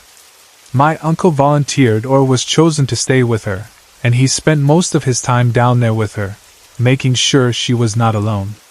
In that room, Both the television and the radio often ran almost non-stop, because my grandmother preferred it that way. She liked having noise around her, a constant background of voices and music, perhaps because it made her feel less lonely, or because silence gave too much room for her thoughts. So on most days and nights you could hear faint sounds coming from that converted garage room, the television sometimes playing a show, the radio humming a song or a news broadcast, and even when I was upstairs in the room I shared with my sister, those sounds would drift up through the floor and the walls, faint yet clear enough to recognize as the busy noise of life downstairs. I grew so used to that soundscape that it almost became like a lullaby for me. I could sleep through the night with that soft background noise, the way other people sleep better with a fan or the hum of distant traffic. It made me feel like my grandmother was always there, awake or resting, with something playing beside her. Then one particular night, something changed, and that change was small at first, but it was the beginning of something I would never forget. I woke up at 3 a.m. for reasons I couldn't immediately explain, the way sometimes your eyes just snap open in the middle of the night even though you don't remember dreaming anything or hearing a loud sound. The room was dark, the kind of darkness where you can still see the outlines of furniture if you wait for your eyes to adjust. My sister was beside me, sleeping peacefully, her breathing steady, the faint rise and fall of her chest barely moving the blanket. I was about to close my eyes again when I noticed something different in the air, a sound that did not quite match the usual blend of television and radio from my grandmother's room. At first I thought it was part of a program or song coming from downstairs, but as I listened more carefully, I realized it was not the voice of a newscaster or the lyrics of some familiar pop tune. Instead, I heard a melody, slow and lonely, being sung in a high, clear pitch by a beautiful voice. It was the voice of a woman, singing with a mixture of sadness and tenderness, like a lullaby meant for someone who was not just sleepy, but tired of the world. The song itself was lovely, the notes flowing gently one after another, and yet there was something very sad and ethereal about it, as if it belonged not to any radio station or TV broadcast, but to another world entirely. It was not loud enough to be a concert or a dramatic performance. It was intimate, like someone singing right beside your bed, but also distant, as if it was echoing from somewhere beyond the walls. The strangeness of it brushed against the surface of my awareness, but instead of panicking or sitting up in fear, I was strangely calm in that moment. I listened for a while, letting the melody wrap around me, and then, because I was still half asleep and my mind tried to find the most ordinary explanation possible, I dismissed it as just another sound coming from my grandma's room downstairs, maybe a song from the radio or a musical scene from a movie. I told myself that the station sometimes played old songs late at night, and this was probably just one of them. Thinking that, I let my eyes drift closed again, and I went back to sleep. On the second night, though, things began to feel less ordinary. Again, I woke up at around the same time, 3 a.m., as if my body had quietly set an alarm without telling me. The room was just as dark, and my sister was just as peacefully asleep beside me, but this time when I opened my ears to the night, I heard the same melody again, the same lonely song, the same high, haunting voice of a woman singing a tune that made my heart feel unexpectedly heavy. Only this time, it sounded much clearer than it had the night before. Each note felt sharper, closer, as if the singer had moved a little nearer to where I lay. The sound was no longer something I could easily brush aside as background noise from downstairs. It felt like it was coming from the very air around me, inside my room. That realization made my curiosity stronger than my sleepiness. I decided that I needed to confirm where the music was actually coming from. So I gently got up from the bed, careful not to disturb my sister, and walked toward the door that led to the stairs. The house at that hour felt different from its daytime self. The hallway was dim, the usual household sounds completely silent, and the shadows seemed heavier. I began to walk down the stairs, my bare feet touching each step. When I reached about the third or fourth step, I cannot remember the exact number now, but I know it was not far from the top. Something happened that made me stop mid-step. The song suddenly stopped. It didn't fade away slowly like a radio being turned down or like someone walking farther and farther away while singing. It just cut off in an instant, the last note hanging in the air for a heartbeat, and then disappearing. One moment, the beautiful, sad voice was there, and the next moment, the world was quiet again. I stood there on the stairs, 1 foot on a lower step, 1 foot higher, listening as hard as I could for the faintest trace of the melody, but there was nothing. It was as if the act of walking toward the source had made it retreat or vanish. After a while, I slowly went back up the stairs and returned to our room, feeling a mixture of confusion and unease. As soon as I lay down again and settled onto my pillow, the song started once more, as clear and lonely as before, as if it were only audible in my room and vanished the moment I tried to chase it down the stairs. That detail was what truly made it strange for me. If it had simply been the radio, walking toward the garage room should have made it louder, not quieter. Instead, the sound seemed to be tied to my location rather than to any device. Another strange thing was that my sister, sleeping only a few inches away from me, seemed completely undisturbed. She did not flinch, did not shift, did not open her eyes. She slept through that haunting song as if the night were completely silent. The next day, when the sun was up and the house was bright and full of ordinary sounds again, I told my parents about what I had been hearing those past 2 nights.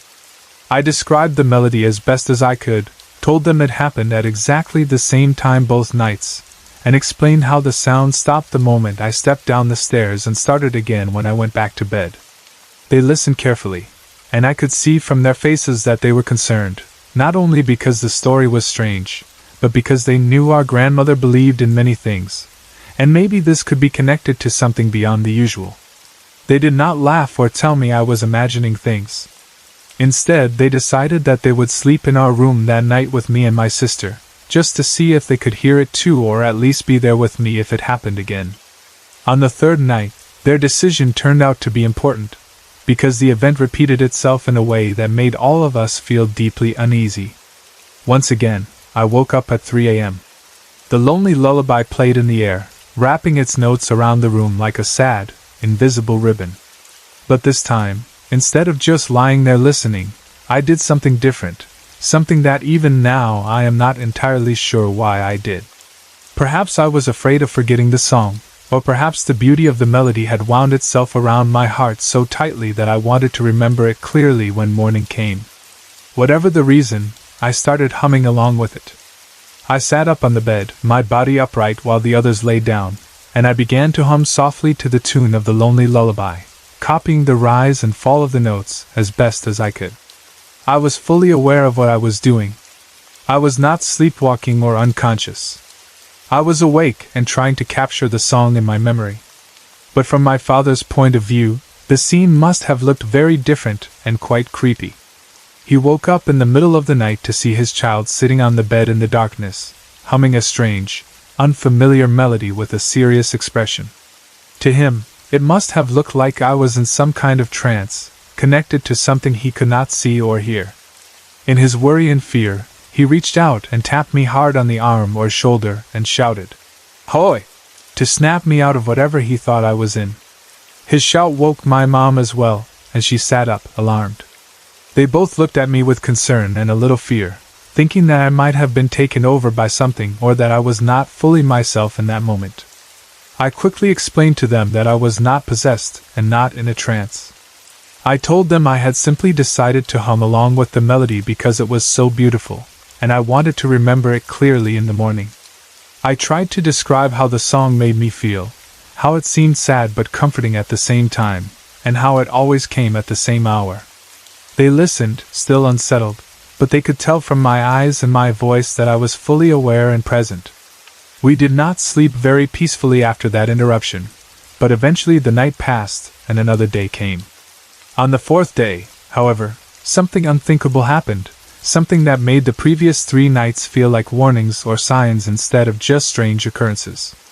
That night, the song did not play at 3 a.m. as it had before. The house stayed quiet during those hours, with only the usual faint sounds of breathing and distant noises from outside.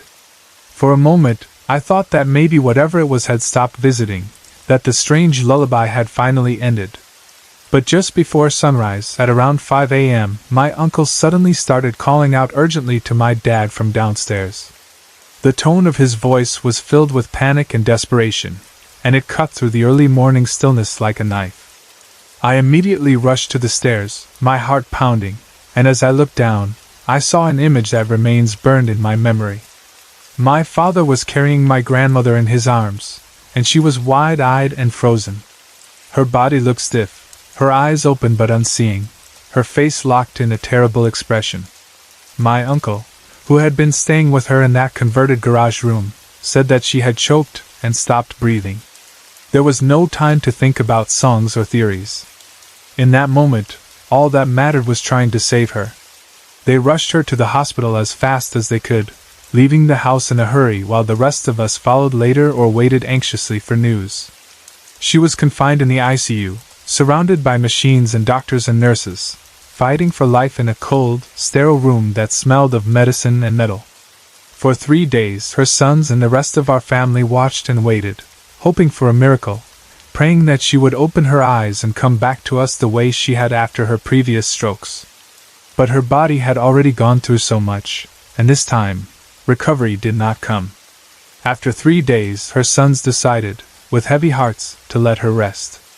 They agreed to stop fighting what seemed inevitable and allowed her to go. To leave the pain and weakness behind. She passed away, and with her passing, a quiet space opened in our lives where her voice, her stories, and her presence used to be. We did not return home for about a week after that. Instead, we stayed in Guadalupe, where her wake was held.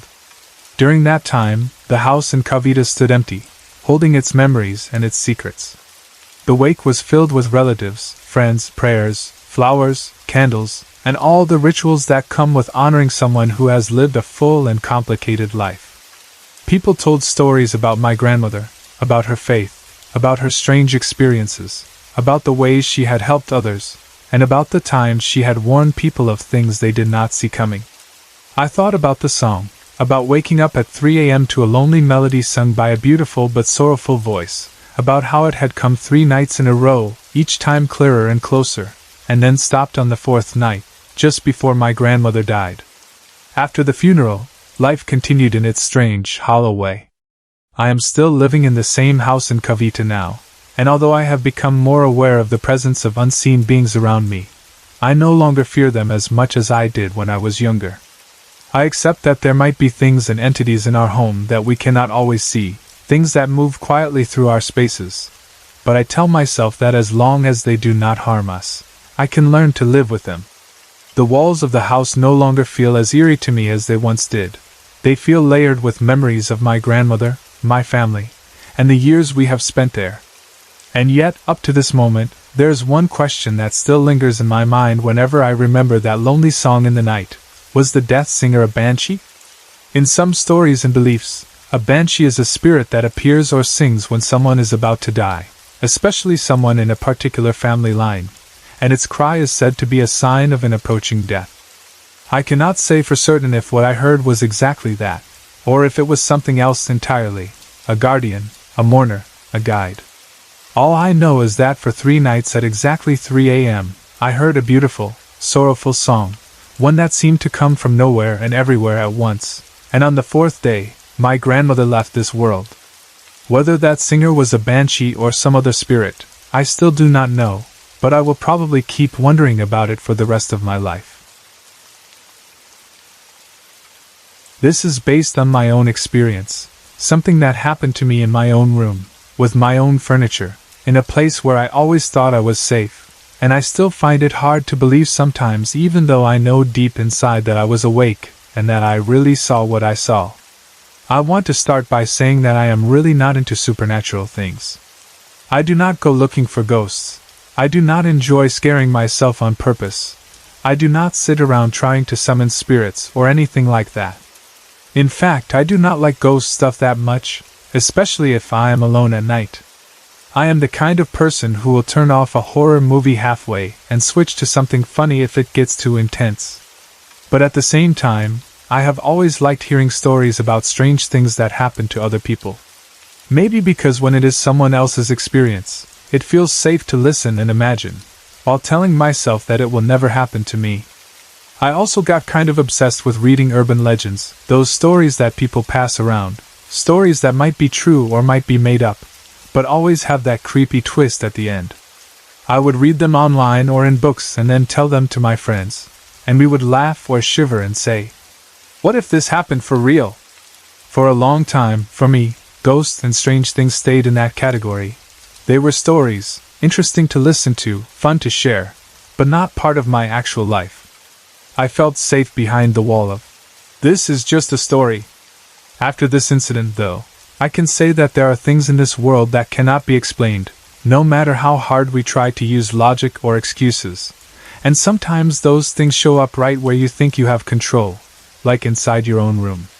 It all started with something very simple and very normal. I bought a new cabinet. I was excited about it because I like organizing my things and having my own space.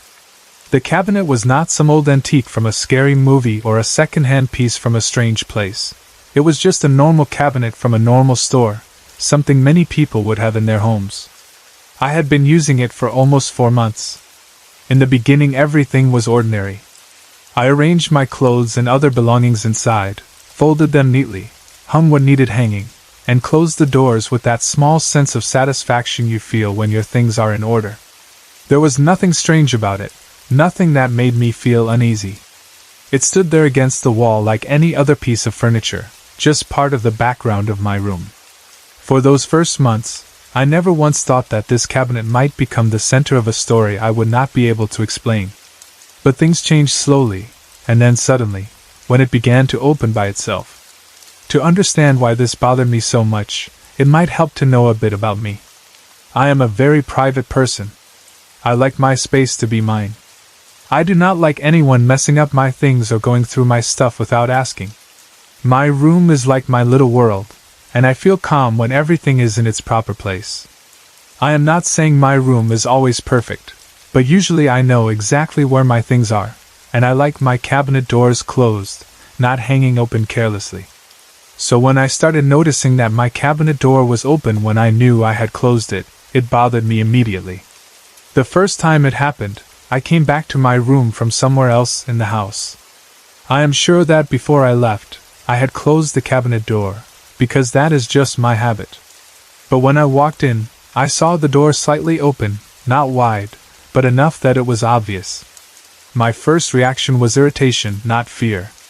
I assumed someone in my family had come into my room, maybe to borrow something or put something away, and forgotten to close the door properly. So without thinking much about it, I quickly went over, shut it again, and made sure it clicked into place. I am the type of person who notices small things, so I felt a little annoyed inside. Later, I asked my family if anyone had gone into my room to get something from the cabinet. I asked in a casual way, like, "Did one of you open my cabinet earlier?" Because I wanted to understand why my things had been disturbed. They all answered no. Each one of them said they had not gone into my room or touched my cabinet. At first, I thought maybe someone forgot or just did not want to admit it, so I did not push too hard. I let it go. Then it happened again. I woke up one time in the middle of the night or early in the morning, and for some reason, my eyes went straight to the cabinet.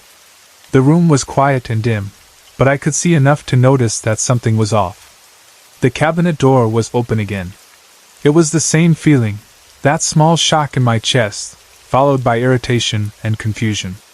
I got up, walked over to it, shut the door again, and this time I checked it more carefully. I pressed it firmly to see if maybe the door was loose or if the hinge was weak. Everything seemed fine. The latch or lock, whatever simple mechanism it had, appeared to be working. The door did not swing back open when I let go. It stayed shut. I went back to bed, but I could not help feeling strange. After that, it kept on happening. There were days when I would leave the room, come back later, and find the door of the cabinet open. There were nights when I would close it before going to sleep, making sure it was fully shut, and then wake up in the morning to see it open again, as if someone had quietly pulled it toward them while I slept. Each time, I repeated the same routine. I closed it, felt a bit disturbed, and then tried to convince myself that there must be some simple reason. Maybe the wood was expanding or shrinking with the temperature. Maybe the floor was uneven and caused the cabinet to lean slightly, making the door swing open slowly. Maybe there was a problem with the hinges. I even considered that maybe I was just forgetting to close it sometimes, although deep inside I knew that was unlikely because closing it was such an automatic habit for me. Still, I did not want to scare myself, so I kept coming up with rational explanations. But the more it happened, the harder it became to just shrug it off. I asked my family again if they ever opened my cabinet, maybe to check something, maybe out of curiosity, maybe by mistake. They all repeated that they had not. No one had any reason to go through my clothes or things, and they respected my privacy. I checked my belongings inside to see if anything was missing or moved. I thought that if the cabinet was opening by itself because someone was secretly taking things, then something would eventually be gone or at least out of place. But every time I checked, everything inside was exactly where I had left it. Nothing was stolen. Nothing was even slightly disturbed. It was as if an invisible hand simply opened the door and then left everything inside untouched. That made it even stranger. If it had been a thief or someone playing a prank, there would be some sign. But there was nothing. It was only the door.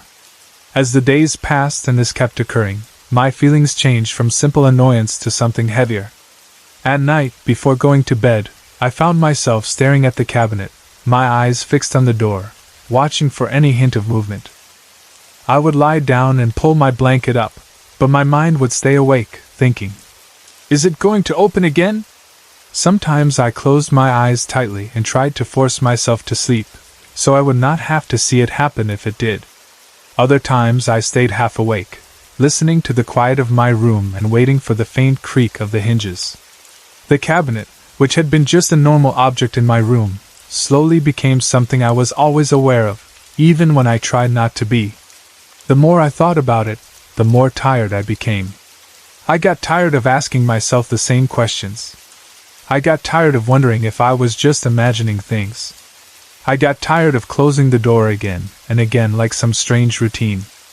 Finally, because I could no longer stand how it was making me feel, I decided to go back to the beginning and ask about the cabinet itself. Maybe, I thought, there was something wrong with its design. Maybe the store had received complaints before. So I went to the store where I had bought it and asked to speak to the manager. I told him that I had purchased the cabinet from them a few months ago, and that ever since then, the door kept opening by itself, even when I was sure it was shut. I asked if there had been any issues with that model, if other customers had said something similar, or if there was some problem with the hinges that made them loosen over time. The manager looked puzzled.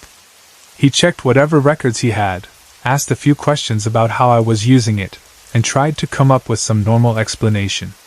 But in the end, he said he had no idea. No one else had reported anything like that. As far as he knew, the cabinet was normal. When I left the store, I felt even more unsettled, because the last easy excuse I was holding on to, that it was just a faulty cabinet, was slipping away. After talking to the store manager, I tried to push the whole thing to the back of my mind again, but it was not easy. The next part of the story is the part that changed everything for me.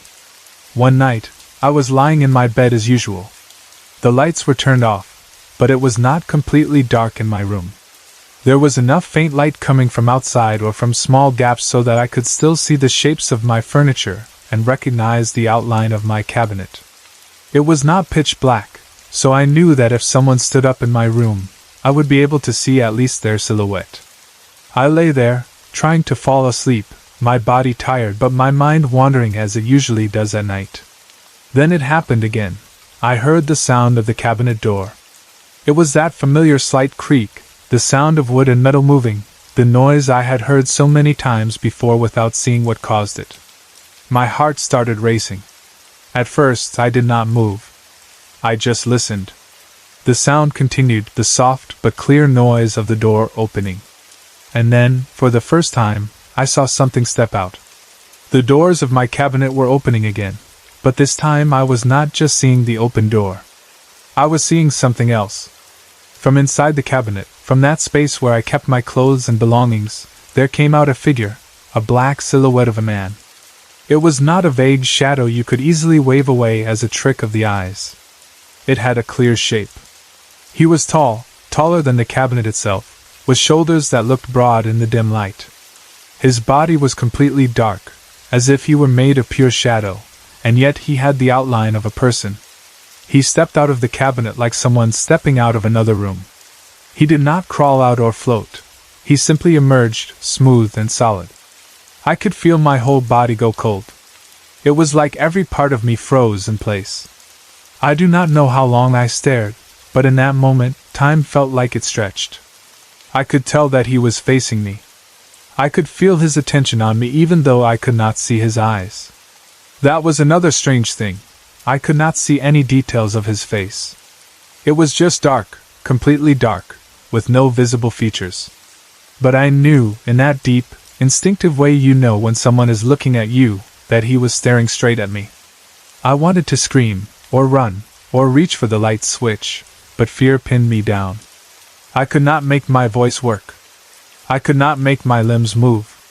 I was so scared that the only thing I managed to do was grab my blanket and pull it over myself, covering my head and my entire body like a child hiding from a monster.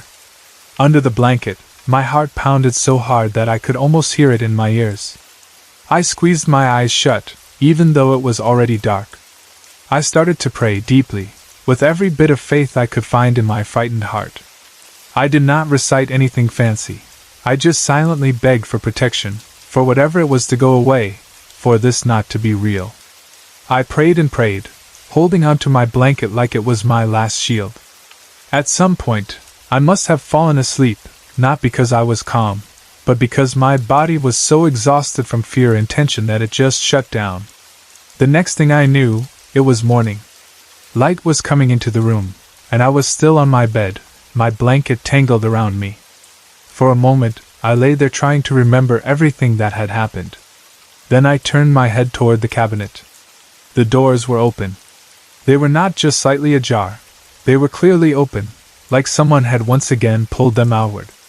The sight hit me like a wave. I sat up and stared at it, my mind racing between denial and certainty. If this had been only a dream, why did the cabinet doors stand open exactly the way I had seen them in the night? If it was just my imagination, why did the fear in my chest feel so heavy and real even now, in broad daylight? I replayed the scene in my mind, the door creaking, the tall black silhouette stepping out, the feeling of being stared at, the blanket over my head, the prayers. I checked around my room, half expecting to see some physical sign of what I had witnessed, but there was nothing else out of place. Only the cabinet was open, as usual. I am pretty sure I was not dreaming. The way I heard the sound, the way I saw the shape clearly, the way my fear washed over me, and the way I prayed until I fell asleep, none of it felt like the fuzzy, unclear events of a dream. It felt like something that happened to me while I was fully conscious. Dreams fade quickly, but this memory stayed sharp. And every time I remember waking up and seeing that cabinet door open again, it reinforces my belief that it was real. After that night, my feelings about the cabinet changed completely. It was no longer just an annoying piece of furniture with a door that would not stay closed. It became a place that might be hiding something, a presence I could not see in the daytime but that might be there, waiting, when the lights go out. I started to wonder why that man, that shadow, was living inside my cabinet, if living is even the right word. I began to ask myself questions I had never asked before. Was he attached to the cabinet itself? Did something happen to it before I bought it? Was it new like they said, or was there some history I did not know about? Or was he not connected to the cabinet at all, and it just became a doorway somehow, a space he chose to come out from? I looked for explanations in logic, in science, in anything I could think of, but each time my answers ran out. There are some things in this world that simply do not fit neatly into what we can explain. I do not know who he is. I do not know why he is there, why he never touches my things, why he only shows himself in that way, and why he chose my cabinet of all places. Maybe I will never know. But I know this, he was there that night, he came out of my cabinet, he stood there and stared at me, and I have not forgotten, no matter how much I wish I could. The events that I am going to tell you about happened between July and August of 2012, during a time when my family and I were already emotionally and physically tired, but still trying our best to hold on because we loved my grandpa so much and we did not want to give up on him. Everything started when his health began to decline very quickly and he had to be admitted to the hospital many times, and even now. When I look back, the details of those days and nights still feel very clear in my mind. At first, he was admitted to Capitol Hospital because he was no longer eating properly. The doctors decided to put an NGT, a nasogastric tube, through his nose and down into his stomach so they could feed him and give him nutrients safely. And even though it made him uncomfortable, we all agreed that it was necessary. But my grandpa was stubborn in his own quiet way. During the 2 weeks after he came home from that first hospital stay, he somehow managed to pull out that tube 7 times. Each time, we would find that it was gone, and it was frustrating and worrying because we knew he needed it. But at the same time we could see how much he disliked having it in his nose, how uncomfortable and irritated he felt. Around that time my aunt, who is his eldest daughter, and my eldest brother both came home from Australia to help and to be with him, because we all knew his condition was serious, and we wanted the family to be together. My aunt made a difficult but practical decision. Instead of repeatedly putting the NGT back, she decided that my grandpa should have a PG operation, which is a feeding tube placed directly into the stomach through the abdomen, more stable and more comfortable for long-term use. So he was admitted again, this time to Fatima Hospital, and we all waited anxiously while he underwent the procedure. Thankfully, the operation was successful, and there was a small period of relief, a feeling that maybe we had bought more time and comfort for him. We even celebrated his 80th birthday there in his hospital room on July 18th, decorating the room with simple things, bringing food, and trying to make it feel like a party even though there were machines and medical equipment around us instead of the usual home surroundings. My grandpa lay in his bed while we greeted him, smiled at him, talked to him, and took pictures. It was bittersweet, but we were grateful that he had reached that milestone and that we could be with him. After a few days or maybe a week, he was discharged again, and we went back home, following the advice of the doctors and hoping that the new feeding method would help him regain strength. However, our relief did not last long, because not long after we got home, he developed a high fever and diarrhea. His body was already weak, and every new symptom felt like another blow. We had no choice but to admit him again to the same hospital, and by this time my aunt and brother had already flown back to Australia, so the responsibility of caring for him fell even more heavily on those of us who remained here. Ever since his first admission, I had been the one who stayed with him in the hospital almost all the time, taking care of him and keeping him company.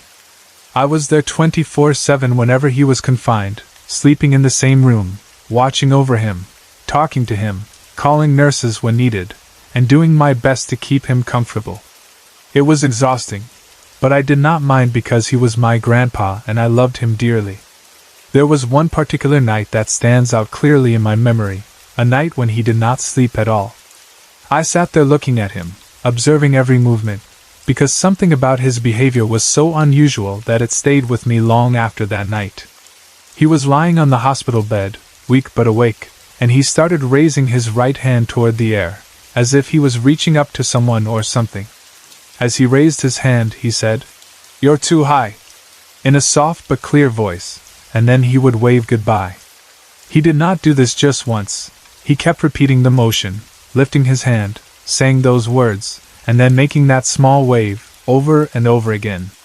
His eyes were focused on something I could not see, and he would look at places around the room where, to me, there was nothing. Sometimes he would look toward the ceiling, sometimes toward a corner, and he would smile in a gentle, almost peaceful way, as if he was seeing people or things that made him happy. He kept on talking softly, but not to me. It was as if he was having a quiet conversation with someone only he could see. I became worried and curious at the same time, so I asked him, "Tay, who are you talking to?" He turned his head and looked at me briefly, but he did not answer my question with words. Instead, his eyes seemed to be focusing on something behind my back and at my side, and then he smiled again, not at me, but at whatever he thought was there. I turned around to check, but of course there was nothing. It was just the two of us in that room, no relatives, no visitors, no nurses at that moment, and yet the way he was acting made me feel strongly that he was not alone at all. I felt the hairs on my arms rise and a strange feeling in my chest, a mixture of fear and sadness. Because I did not want to forget what he was doing and also because part of me wanted proof, I took my mobile phone and started recording him on video. For about 10 minutes I recorded his actions, hoping to capture more of his words and movements. But strangely, during the time I was recording, he stopped raising his hand and stopped talking to the unseen presence. He just lay there quietly, as if that moment of communication had passed or as if he did not want to show it to the camera. After a while, the nurse on duty came in to feed him through the tube, so I stopped the video and plugged my phone into charge. After he was fed and the nurse left, he began again. He started talking to the empty air, raising his hand, and waving goodbye just like before. At that point, I felt even more sure that he was seeing something or someone from another side, perhaps friends or relatives who had already passed on, perhaps beings that come to accompany a soul that is nearing its time. I felt a deep fear that he was slowly preparing to leave us, so I moved closer, held his hand tightly, and said, "Tay, please stay here, don't go yet." Those words came from my heart, a plea from a granddaughter who was not ready to lose him. After that, my exhaustion finally caught up with me. I must have fallen asleep while sitting or lying near his bed, because when I woke up the next morning, the light was already coming in through the window, and I saw that he was still awake, his eyes open, as if he had spent the whole night without closing them. That image of him, with tired eyes yet full of quiet awareness, stayed with me.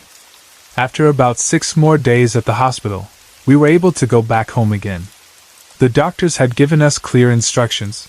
We were to feed him orally and through the feeding tube with O/F foods as they recommended. We had to give him his prescribed vitamins, and we needed to be ready with medicine in case he had fever or diarrhea again. Taking care of him at home was tiring, but it also felt more comforting than being in the hospital because he was surrounded by familiar walls, familiar smells, and the presence of family. On the morning of August 11th, I woke up and, as usual, the first thing I did was go straight to where his bed was placed downstairs, near the living room. It had become our habit to keep his bed there so that he was not isolated, and so that we could easily gather around him and attend to his needs. I went to his side and gently massaged his right hand, moving his fingers and his arm to help with circulation and to exercise his muscles, because staying in bed for long periods can make the body stiff. As I was massaging his hand and moving his arm, he suddenly held my hand tightly, gripping it in a way that surprised me because his strength had been so weak recently. That strong, tight hold felt like he was trying to say something without words, like he did not want to let me go. I told him in a calm voice that I would just drink coffee and then come right back, and I carefully loosened my hand from his grip and went to the kitchen. That whole day, there was a strange heaviness inside me that I could not shake. Images of my grandpa kept flashing in my mind uninvited, and these were not just ordinary memories. They were vivid images of him lying still, of him being dead. I did not know why my mind was showing me those pictures, and every time they came, I felt my eyes fill with tears. I kept crying quietly, thinking about the possibility of losing him, and I did not understand why that feeling was so strong that day. It was like some part of my heart already knew something my mind did not want to accept. After lunch, trying to calm myself and also wanting to update our relatives who were far away, I sat down and wrote emails to our family members in Los Angeles, Canada, and Australia. In that email, I told them everything that had happened with my grandpa in the hospital, especially the strange things he had done, and said during that sleepless night when he raised his hand, spoke to people we could not see, and waved goodbye to the empty air. I wanted them to know everything, perhaps because I felt that these were signs and that they should be shared. At the end of the email, in the last paragraph, I wrote, "Let's all be prepared whatever might going to happen." It was my way of gently warning them, and maybe warning myself, that we had to be ready for the worst, even though part of me still hoped he would recover. That night, I lay down to try to sleep, but my mind would not rest. I tossed and turned, thinking about him, about what he had seen, about the feeling that something big was coming. I remember looking at the clock again and again as the hours went by. It was only around 4:30 in the morning when I finally drifted off to sleep out of pure exhaustion. A few hours later, at around 6:30 a.m. on August 12th, I was jolted awake by loud knocking on my door. It was my youngest sister, calling urgently. She shouted that Grandpa was gone. I immediately got up, heart racing, and rushed out of my room. My sister called my brother from his room too, and my mom came out from the bathroom, her hair still wet, all of us drawn to the downstairs area by those terrible words. When we reached his bed, my dad was already there beside him. He looked at me and my siblings and said, "Your grandpa left you now." I went to the side of the bed and checked for myself, even though I was already afraid of what I would find. I felt his pulse, tried to sense any heartbeat, looked into his eyes, listened for any sign of breathing, but there were no vital signs, nothing at all. His body was still and quiet, and I knew deep inside that he was gone. Still, a part of me refused to give up, so I told my dad to rush him to the hospital, hoping against hope that maybe they could still revive him. We quickly prepared and brought him to the nearest hospital, carrying that tiny flame of hope in our chests, but when we arrived, the doctor checked him and officially pronounced him dead. Hearing those words from the doctor made everything real in a way that could not be denied anymore. I called our other relatives to inform them, and that same morning, the arrangements for the funeral began. We chose a funeral home and made decisions that families hope they never have to make, and the days that followed were heavy and busy. I stayed at the funeral for a couple of days, keeping close to his body, watching over him in the coffin, greeting visitors, and comforting other relatives. I waited there especially for my aunt from Australia to arrive, because she wanted to see him one last time before he was buried. When she finally arrived and had her chance to say goodbye, we made plans for the burial. He was laid to rest at the same cemetery where my grandma was already buried, and his grave was placed beside hers, so they could be together again in that quiet place. After the interment, that night when we finally came home, I went to my room and opened my door. As soon as I stepped inside, I was suddenly surrounded by a familiar smell that lasted only for a few seconds and then disappeared. It was his smell, the unique scent that I always associated with my grandpa, a mix of his body scent and the things he used. I stood there for a moment, recognizing it instantly, and I knew in my heart that it was him, one last gentle sign that he had come home with us in his own way, just for a brief moment. After that, life slowly tried to return to normal, but small strange things continued to happen. One night, I was sitting at my computer, busy doing something, when I suddenly heard my daughter screaming loudly from another room. Her scream was full of panic, so I quickly stood up and ran to find her. I realized the sound was coming from my mom's room. When I opened the door to that room, I saw my daughter standing there, crying hysterically. Her face was red from crying, and she could barely speak clearly through her tears. I asked her what had happened. She said that the door would not open. She explained that she had been playing in my mom's room, which she often did, and she had locked the door from the inside as usual. She had never had any problem opening it before, but this time, no matter how she tried, the door would not open for her. Only when I came and opened it from the outside did it finally give way easily, as if nothing was wrong. I was puzzled because the doorknob and lock were working fine, and there was no reason for it to suddenly jam only for her. In my mind, I wondered if maybe my grandpa had been there with her, playing a small trick or simply trying to get her attention. He had always liked children, and my daughter was his first great-granddaughter, someone he loved very much. The idea that he might have been near her, playing or watching over her, gave me a strange comfort instead of fear. From time to time, even when nothing obvious happened, I noticed that I would sometimes wake up around 3 a.m. for no clear reason. I would open my eyes and feel as if something had gently stirred me awake, but the house would be quiet, and there would be no explanation. I could not help but think of the stories of souls visiting at that hour, the so-called witching hour, or the time when the veil between worlds is thin. I did not see him during those times, but the pattern itself felt meaningful. The last strange event I want to mention happened on August 24th, so it was already some days after his burial. That night, my siblings and I were all in our respective rooms upstairs, busy with our own activities.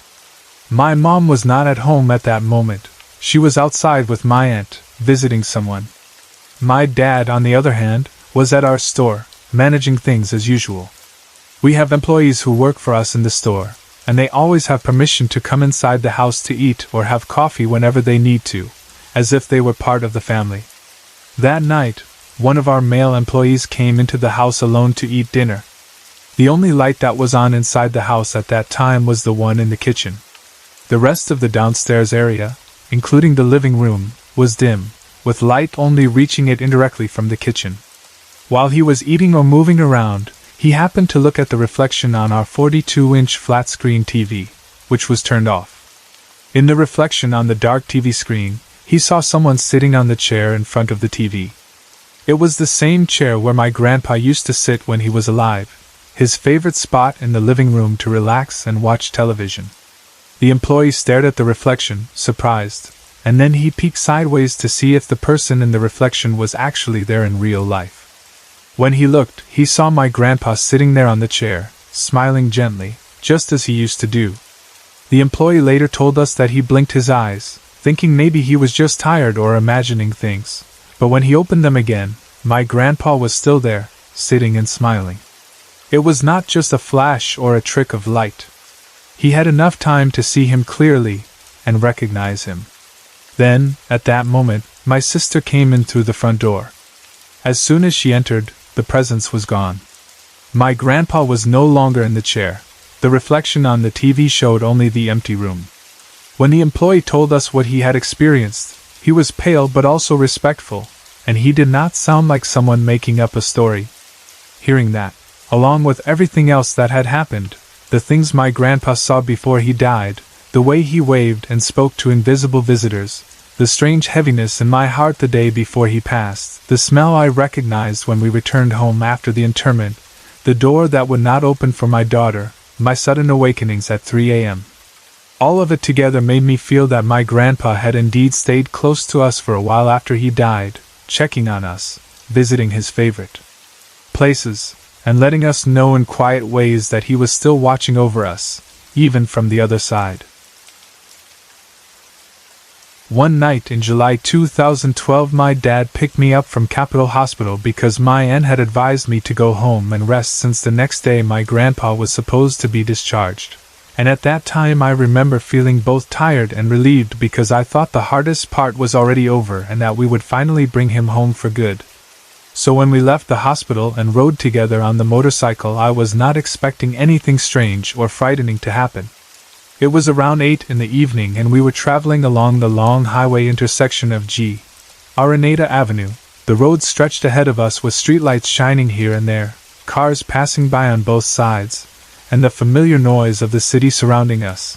And even though I was tired, I was awake enough to watch the traffic lights and the flow of vehicles while I sat behind my dad, holding on to him as we moved forward.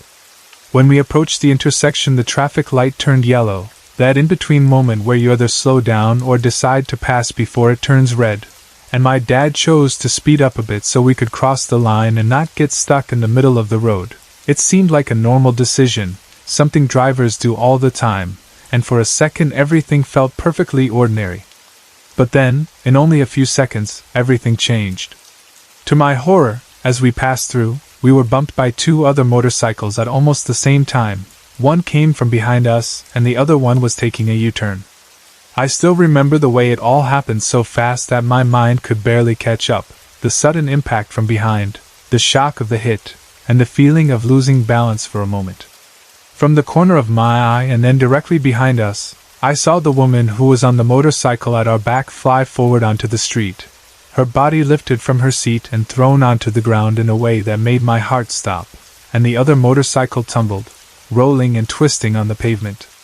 In that instant I thought we were going to fall too, that we would be thrown onto the street and maybe run over by cars that might not be able to stop in time, and that fear rose up so fast I could not even scream. But somehow my dad managed to control our motorcycle and kept us from falling down onto the street. He held the handlebars tight, balanced the vehicle quickly, and guided us to the side of the road so we could stop safely. When we finally stopped at the side of the street, my heart was pounding so hard I could hear it. My hands were shaking, and my mind was still trying to understand how we were still upright and not lying on the ground like the others. My dad got off the motorcycle and went to talk to the other drivers, checking if everyone was all right, and I stayed there looking at them, feeling like I was watching a scene from outside my own body. I could see that all of them had bruises on their legs, feet, and arms. Their skin was scraped and red in different places, and my dad also had bruises on his left foot, the type of marks you get when you hit the ground or another hard surface. But when I looked at myself and slowly checked my body, I realized that I had absolutely nothing, not even a single bruise. My clothes were untouched, my skin did not even hurt, and it was like some invisible shield had protected me from any harm. In the end, the situation was settled among the drivers. There were no shouting matches, no serious fights, and the most important thing was that, thank God, no one died in that accident. That night, as the shocks slowly faded, I could not help but think that someone was watching over me, protecting me, and the first person who came to my mind was my grandpa, who at that time was still alive but already very sick, and who had always been a quiet but strong presence in our family, like a silent guardian. When my grandpa was still alive and already very weak, my mom placed the radio near his bed downstairs so that there would always be some sound around him, music or voices to keep him company, because she did not want him to feel lonely when everyone else was busy. We would usually see him lying there with his eyes half open, listening to the radio while we moved around the house, and sometimes, without any obvious reason, he would raise his hand as if he was trying to reach for something in front of him, or above him. His fingers would stretch toward the air, his palm turned upward, moving slowly as if he was feeling something we could not see, and his facial expression would look calm, almost peaceful, like a person reaching out to someone they recognize and trust. One afternoon, my mom and my daughter were in the living room together, reviewing lessons for an examination. They were the only ones inside the house at that time, sitting there quietly with books and papers, focused on studying. My grandpa was in his usual place, with the radio beside him, playing softly in the background, just another part of our daily routine. Suddenly, without anyone touching it, the radio turned off by itself. The sound stopped completely, leaving the room in an unexpected silence. My daughter, who was 5 years old then and still very innocent and honest with her words, looked up in surprise and asked, "Mama, who turned off the radio?" She calls my mother Mama and calls me Mommy, so she was talking to my mom. My mom looked at the radio, then looked around, and answered, "I don't know, maybe Nene," referring to my grandmother, my grandpa's wife, who had already passed away. We sometimes mentioned her like that when weird little things happened, half joking and half serious, as if she might be playing with us from the other side. Then, as if answering that thought, the radio suddenly turned on again by itself, without anyone going near it, and the sound came back just as it had been before. Both of them were surprised, and even though it did not hurt anyone, it made my mom feel that maybe my grandma really was around, and perhaps my grandpa, who kept raising his hand toward the air and smiling at unseen visitors, was seeing her and others who had already crossed over. Another strange thing that made us feel that our grandparents were still looking after us even after death happened to my aunt who lives in Quezon City. During one of the recent heavy rains, not even a typhoon but that strong southwest monsoon rain we call Habagat, their house got badly flooded. The water rose so high that it came into the first floor and even reached the second floor. Their cars, which were parked outside or in a low area, were also flooded until the inside was full of water. When the rain finally stopped and the flood subsided, they had to clean everything: the house, the furniture, the floors, the walls, and they also had to bring their cars to the shop to be repaired, because floodwater can destroy engines and interiors. My aunt expected that everything inside her car would be wet and ruined, especially the shoes and documents she had left there. She was already prepared in her mind to throw away lots of things, thinking they would be soaked, twisted, and unreadable. But when she checked, she found something very surprising. Among the wet shoes and other soaked papers, there was one folder that was completely dry inside. Only one. When they opened that folder, they saw that the documents it contained were the most important ones, papers about my grandparents' properties, such as houses, apartments, business documents, and other legal documents that she had been taking care of and processing in court. These were the papers that described how the properties would be equally divided among the 7 children of my grandparents, my mom, my aunts, and my uncles. There were also hospital bills and bank statements of my grandparents, inside that folder, records of the financial side of their lives. Out of all the things in the car, that one folder, with all those important documents, was dry as if the water had simply gone around it on purpose. My aunt could not explain it logically. It felt as if someone had protected those documents, keeping them safe because they were important for the family's future, and again, the thought of my grandparents watching over their children came into her mind. Then there were the smaller, personal incidents that kept reminding me of them during that time. A night before my grandpa died, our neighbor and friend invited me to a birthday dinner. I went and stayed there for a while, talking, eating, and trying to relax, because the past few weeks had been very stressful. I came home quite late, and the first thing I did when I got back was check on my grandpa. He was still awake and had a fever. His skin was warm, his breathing a bit heavy, and I could see that he was uncomfortable, so I put a damp cloth on his forehead to help lower the fever and make him feel more comfortable. I told my dad about his condition, and my dad said he had already given him medicine. After that, I went upstairs to my room, thinking that maybe I could rest for a while. When I unlocked my door and walked into my room, I immediately noticed something strange. My bathroom toiletries, all the bottles and containers that I usually kept neatly arranged on top of my Orokin drawer, were scattered all over the floor. Some were lying on their side, some had fallen farther away, as if someone had swept them off the surface with one strong motion.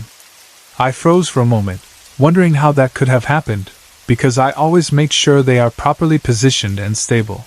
They do not just fall down by themselves. There was no one else in my room while I was out, no wind strong enough to shake them, and the drawer was flat and steady, not tilted. It was not the first time this had happened either, because there was another incident when I was inside my room, quietly browsing on the internet, when suddenly I heard a noise and saw my toiletries fall down from the drawer onto the floor for no reason at all, as if an invisible hand had pushed them. These moments made me feel as if someone was trying to get my attention, or perhaps trying to tell me something, and even though I was startled, I did not feel like it was purely evil. It felt more like a sign or a reminder that I was not alone. That same night I could not sleep.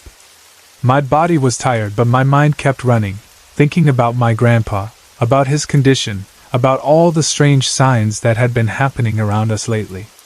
I lay in bed, tossing and turning, watching the hours pass slowly.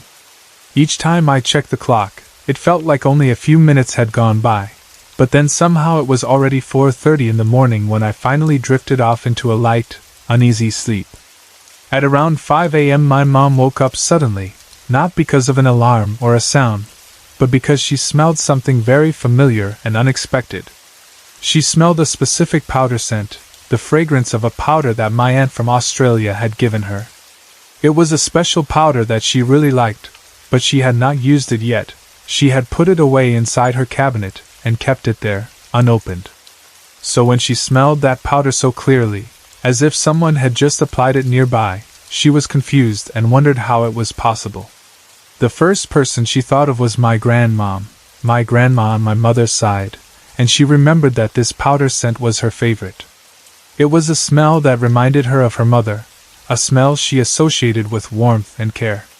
The memory, triggered by the scent, made her think that maybe my grandma was near. So she got up and went downstairs at around 5:30 a.m. to check on my grandpa. When she reached his bed, she decided to nebulize him because he still had cough and phlegm that needed to be loosened.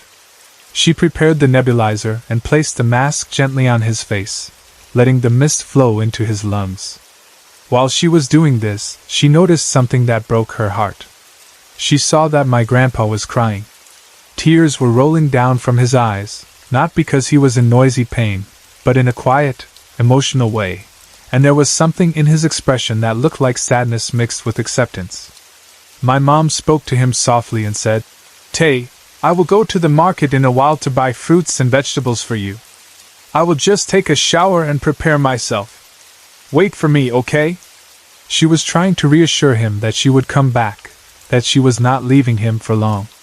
My grandpa nodded, giving her a small sign that he understood. After that, my mom went upstairs to get ready, thinking that she still had time, that he would be there when she returned. While she was upstairs, my 22-year-old sister went downstairs and sat in the living room with her laptop, using it as she usually did, while our grandpa rested a few feet away. After a few minutes, something made her look at him. She glanced toward his bed and noticed that he was very still. She watched more closely, and then she realized that he was not breathing at all. The blue binder he was wearing around his belly, which covered the PG tube that connected to his stomach and through which we fed him O/F or blended foods, was in its usual place. But his chest was not rising or falling. No air moved in or out. That was the moment she screamed, calling my dad and rushing upstairs to wake us all up. The rest of what happened after that, checking him, rushing him to the hospital, and hearing the official pronouncement that he was gone, is part of my other memories and stories about his last days. But what stays with me most from that morning is how the powder scent, the tears in his eyes, and his nod to my mom seemed like gentle signs that he somehow knew it was time to go. After his death, life inside our house changed, and yet in many ways it also felt like he and my grandma had never really left us completely. Whenever I feel alone and start crying because I miss them or because I am overwhelmed with problems, I sometimes feel a presence beside me, a soft comfort that is not visible but is strongly felt, as if they are there, sitting near me or placing a hand on my shoulder, telling me I am not alone. Sometimes when I am outside the house, walking or traveling, I feel safe and strangely protected, like the time of the motorcycle accident when I did not get a single bruise, and I cannot help but feel that they are watching over me and my family, guiding and guarding us in ways we do not always see. Even though we are sad that they are no longer physically with us, somehow my family and I are also happy and comforted by the thought that my grandparents are now together again, reunited after all their struggles and sickness, and that they will be together until the end, for eternity, watching over all of us from wherever they are now. It happened back in 2004, in our old house in Balanao, Pangasinan, a place I had not visited for many years because my family was already based in Mandaluyong City by then, and even before I went there again I had already heard so many creepy stories about that 1970s house from different relatives and neighbors that it was almost like the house had a personality of its own. A reputation that walked ahead of it wherever people talked. People would say that the house had a strange aura, that it was old not only in age but in the way it felt, as if a lot of things had happened there long before I was even born. The stories were about ghosts that disturbed people at night, strange sounds, shadows in the hallway, and other things that would normally make a person hesitate to stay there. But at that time, as a happy-go-lucky gay person who liked to laugh a lot and did not enjoy dwelling on scary thoughts, I just ignored those stories and treated them as kismes, something to laugh about with my friends rather than something to fear. I told myself that as long as I had my loud, funny, and dramatic gay friends around me, there was nothing to be afraid of, because we always filled the space with jokes, music, and laughter, and those things made any place feel less threatening. The house itself was big, really big, with that typical old-style layout that made it seem even larger because of the high ceilings and wide rooms.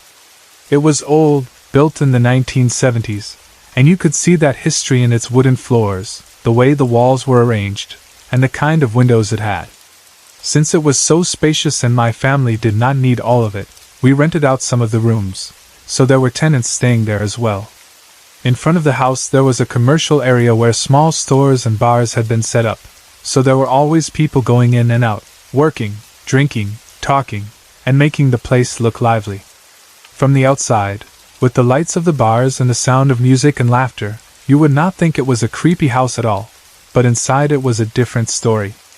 Many of our tenants complained about ghosts that bothered them, especially at night and during sleeping time. They would say that whenever they tried to rest, something would happen. There would be sounds at their windows or doors, strange footsteps, whispers, or a heavy feeling in the air. They said those ghosts had their own ways of disturbing you, like they enjoyed making themselves known just enough to keep you from feeling comfortable. Some tenants stayed only a short time before leaving because they could not take the constant disturbances. We would hear their stories and laugh them off, saying, "Ah, on arte molto lang yen." But deep inside I was curious as well. Still, because I was always surrounded by my gay friends and because we were noisy, playful, and carefree, I felt safe most of the time. You know how gays can be. We are loud, we love to joke, we scream and then laugh at ourselves, and in a way that kind of energy pushes away fear, or at least covers it up for a while. My own ghost experience began right from the moment I arrived at that house, after traveling all the way from Mandaluyong. I was tired from the trip but also excited to see the place again and to spend time there. My mom met me when I arrived and showed me which room would be mine. It was one of the rooms inside the main body of the house, and when I entered it for the first time I noticed the usual old house details.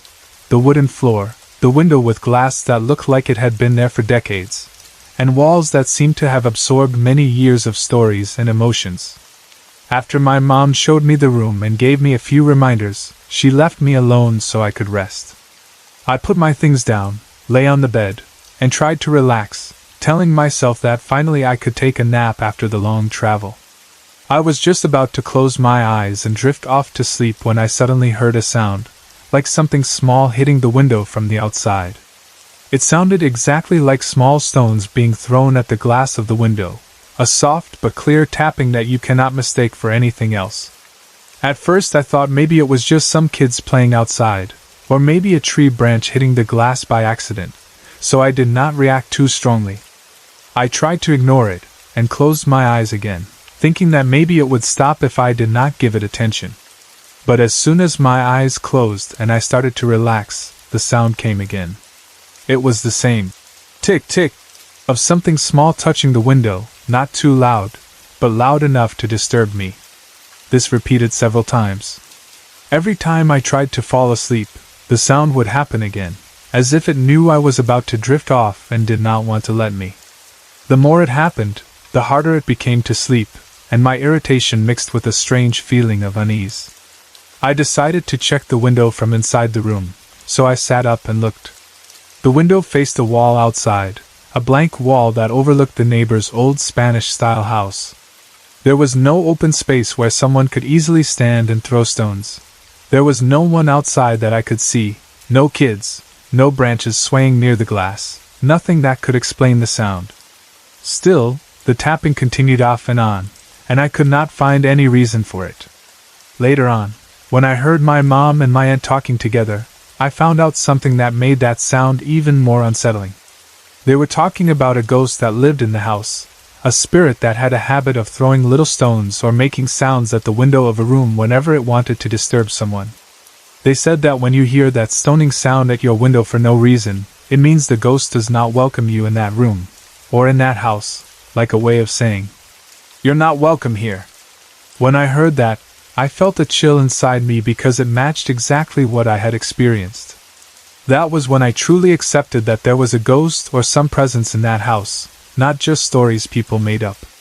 After that, whenever I was in my room and thought about the ghost, I would sometimes speak out loud or in my mind and say to them, "Please don't disturb me, okay? I'm just here to rest and live peacefully. Let's live together here without bothering each other." I tried to be respectful and gentle, as if I was talking to a real person. Sometimes the stoning sound would still happen from time to time, especially when I was alone and about to sleep, and I tried to convince myself that maybe the ghost was just playing around, like a naughty child trying to get attention rather than a truly harmful spirit. Still, it was unnerving, and I could never fully relax without thinking about it. One evening, around 8 o'clock, I had another experience that made me realize even more strongly that something unseen was really active in that house. That night I decided to sleep upstairs because the second floor had 5 rooms, and at that time all of them were unoccupied. The entire upstairs area was quiet and empty except for my 6-month-old baby cousin, who was sleeping alone in one of the rooms. I saw him there, resting peacefully, and I chose a different room to sleep in, the one close to the altar. I thought that if I slept near the altar, it would be safer and more peaceful because the altar was where religious images and symbols were placed. And I believed that maybe whatever spirits were in the house would behave better near that sacred spot. I went into the room, lay down on the bed, and started to get comfortable. But as soon as I was about to close my eyes, I heard a sound. This time it was not the tapping of stones. It was the sound of coins. It was hard to tell if the coins were being tossed, dropped, or thrown onto the floor, but they had that distinct metallic clinking sound that you could not confuse with anything else. I lay there trying to identify exactly where the sound was coming from, and while I was listening, I also heard the noise of chairs being moved, scraped across the floor from one place to another, as if someone was dragging them or rearranging them. Then I heard the doors of the cabinets in another room upstairs opening and closing by themselves, the wood creaking and then banging shut. At first I assumed that some of my friends had arrived and gone upstairs without calling out to me yet. Maybe they were playing around, dragging chairs, and getting coins from their pockets. That sounded like a normal, harmless explanation. But when the noises continued and I still did not hear any voices or laughter, I felt something was wrong. The sounds grew more frequent and louder, as if whoever or whatever was making them no longer cared about being quiet. Finally, I decided I needed to see who was upstairs with me, so I got up and checked. To my surprise, I realized that the only people upstairs were my baby cousin and me. There were no friends, no relatives, no tenants, no one moving chairs or throwing coins. The baby was still asleep where I had last seen him, and the other rooms were still empty. That realization sent a wave of fear through me. Suddenly, the sounds I had heard, the coins, the chairs, the cabinet doors, were no longer funny or easy to dismiss. They were terrifying, because they had no logical source. As I stood there in that dimly lit hallway, I heard a whisper, soft and close, as if it was right beside me. The voice said, "Please let me sleep for a minute." It was a quiet, almost pleading voice, and I could not tell if it came from a man, a woman, or something else.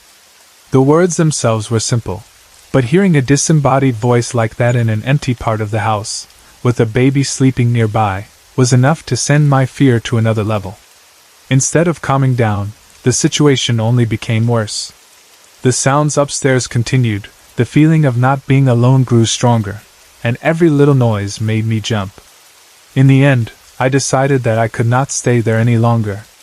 I grabbed my things and hurried downstairs, choosing to sleep on the lower floor where at least there were more people, more lights, and less of that heavy, unseen presence pressing on me. As time went on, more strange things happened, not only to me but also to my friends, which made it harder and harder to pretend that these were just coincidences. One afternoon, for example, my friend and I were sitting together in the house, talking and laughing very loudly, just being our usual noisy selves. We were relaxed, enjoying each other's company, not thinking about ghosts or anything like that. The house was quiet aside from our voices, and we knew that no one else was using the bathroom at that time. Then, in the middle of our conversation, we suddenly heard the sound of someone using the bathroom, even though we knew very well that nobody had gone in there. We heard the faucet being turned on and water running, as clearly as if someone was washing their hands or cleaning something inside. After that, we heard the toilet flush, that unmistakable rushing sound of water pouring into the bowl and then draining away. The sounds were so clear and ordinary that if you did not know the context, you would simply assume someone was in there. But my friend and I looked at each other with wide eyes because we both knew the bathroom was empty before the sounds started. There was no one who had passed us to go inside, no doors had opened, and we were close enough that we would have noticed if someone had gone in. I turned to my friend and said, "See what I mean?" reminding him of the stories I had already told him about the strange things happening in that house.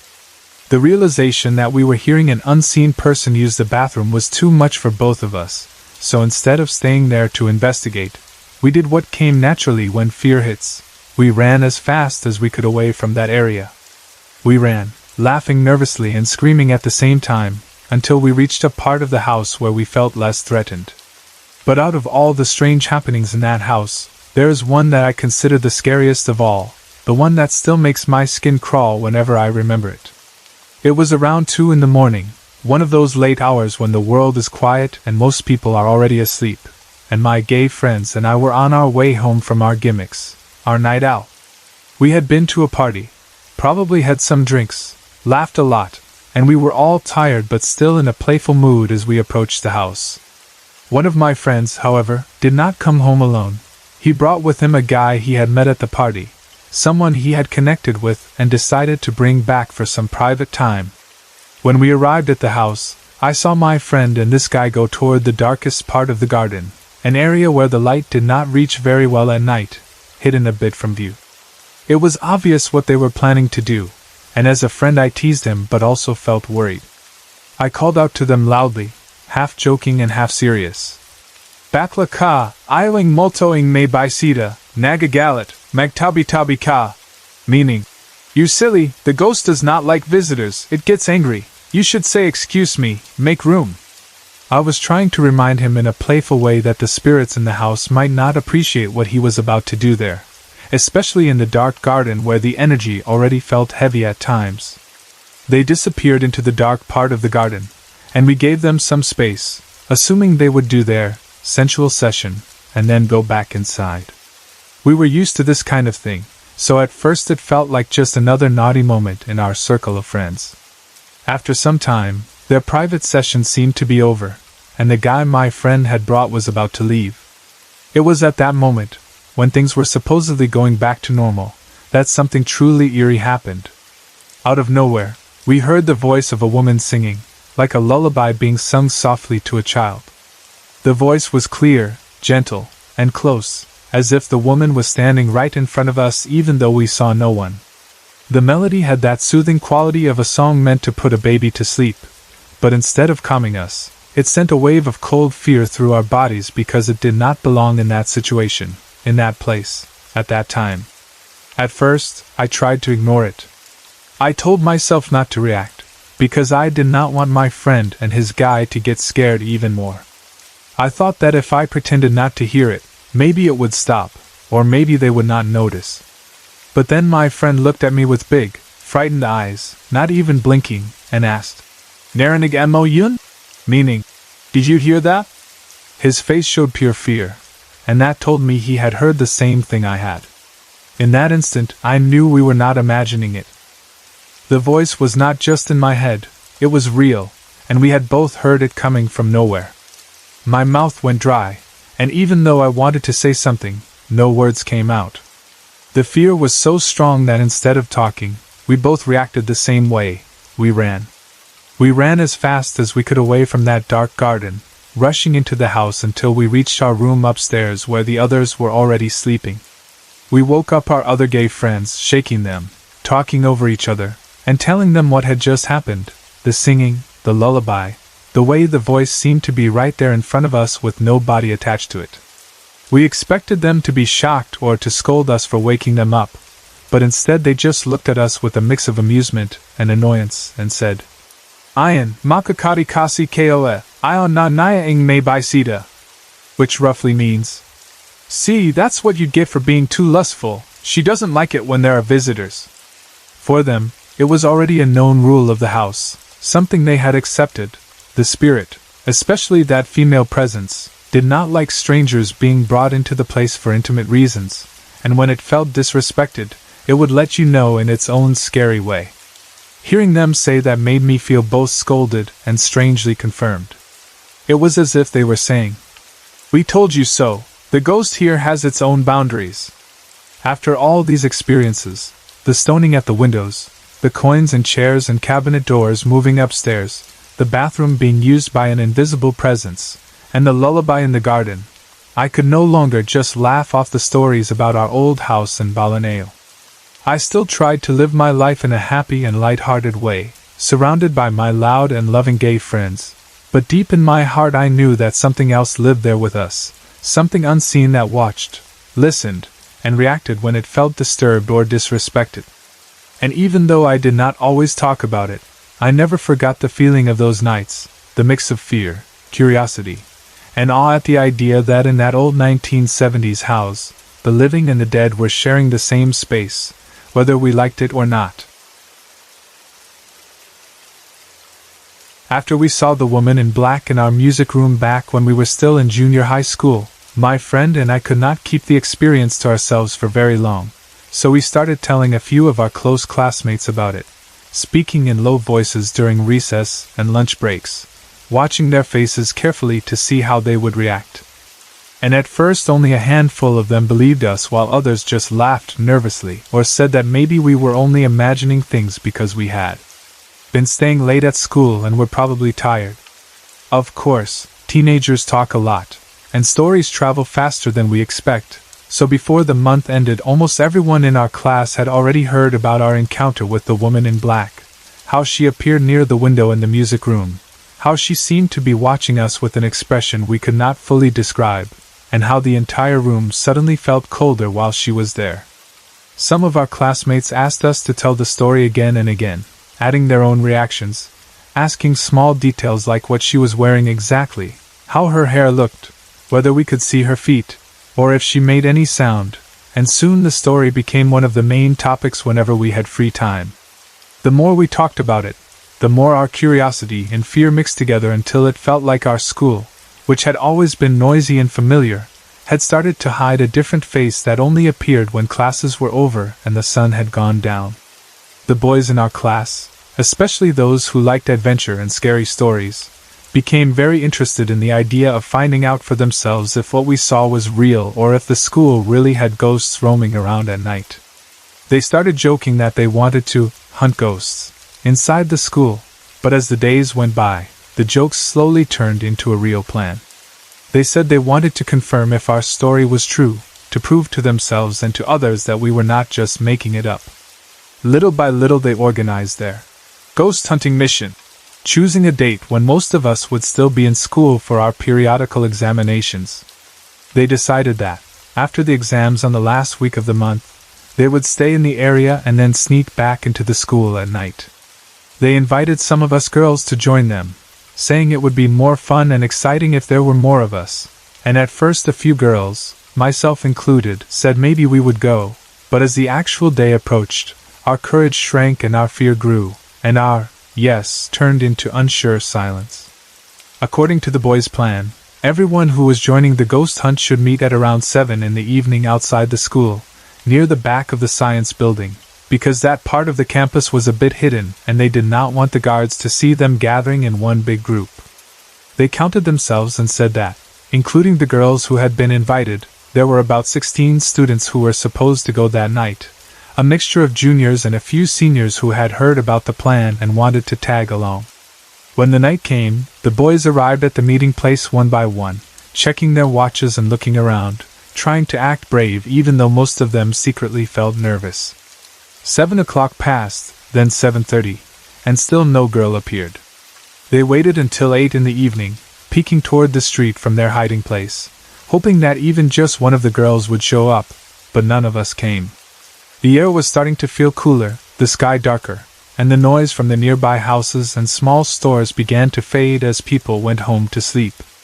At that point, the boys who were present realized that the girls had probably backed out because they were scared, and although they teased us in their heads for not keeping our promises, they also understood that this kind of thing was not for everyone. There were 8 of them left, 8 boys who decided to go on with the plan and start their ghost hunting activity without waiting any longer. They told each other that since they were already there, they might as well do it. They checked their phones to make sure the flashlights worked, adjusted the straps of their backpacks where they kept snacks, jackets, and a couple of cameras and a video recorder, and then finally moved toward the school's boundary wall. The side of the school they chose for entry was the rightmost part, where an open section of the wall gaped like a broken tooth. That part of the wall had been destroyed some time ago when a truck accidentally backed into it and created a big opening, large enough for people to pass through if they crouched a little. During the day, this gap was sometimes used as a shortcut by students who did not want to walk all the way around to the main gate, but at night it lay in shadow, unguarded and unlit, just a dark mouth opening into the school grounds. That entire side of the school had no proper lighting at night, because the campus lights were concentrated near the main building and the gate. So the only light that reached that corner came weakly from the streetlights outside the compound, dim and yellow and too far to really chase away the darkness. As the boys slipped through the broken wall, one after another, they could feel the difference between the noisy outside world and the quiet, closed-in space of the school at night. The air inside felt heavier, cooler, and every sound they made seemed louder than usual. To keep from stumbling in the dark and to avoid bumping into anything that might make noise, they turned on the flashlight feature of their phones and used that as their only source of light, aiming the beams at the ground as they walked so the light would not spread too far and catch the attention of any guard who might be making his rounds. They moved cautiously, talking in whispers and joking softly to calm their nerves, their faces half lit by the glow from their screens, their shadows stretching strangely across the ground and walls as they approached the school canteen. The canteen was located beside the building where the mate room was, and from there they had a clear view of the path leading toward the main gate.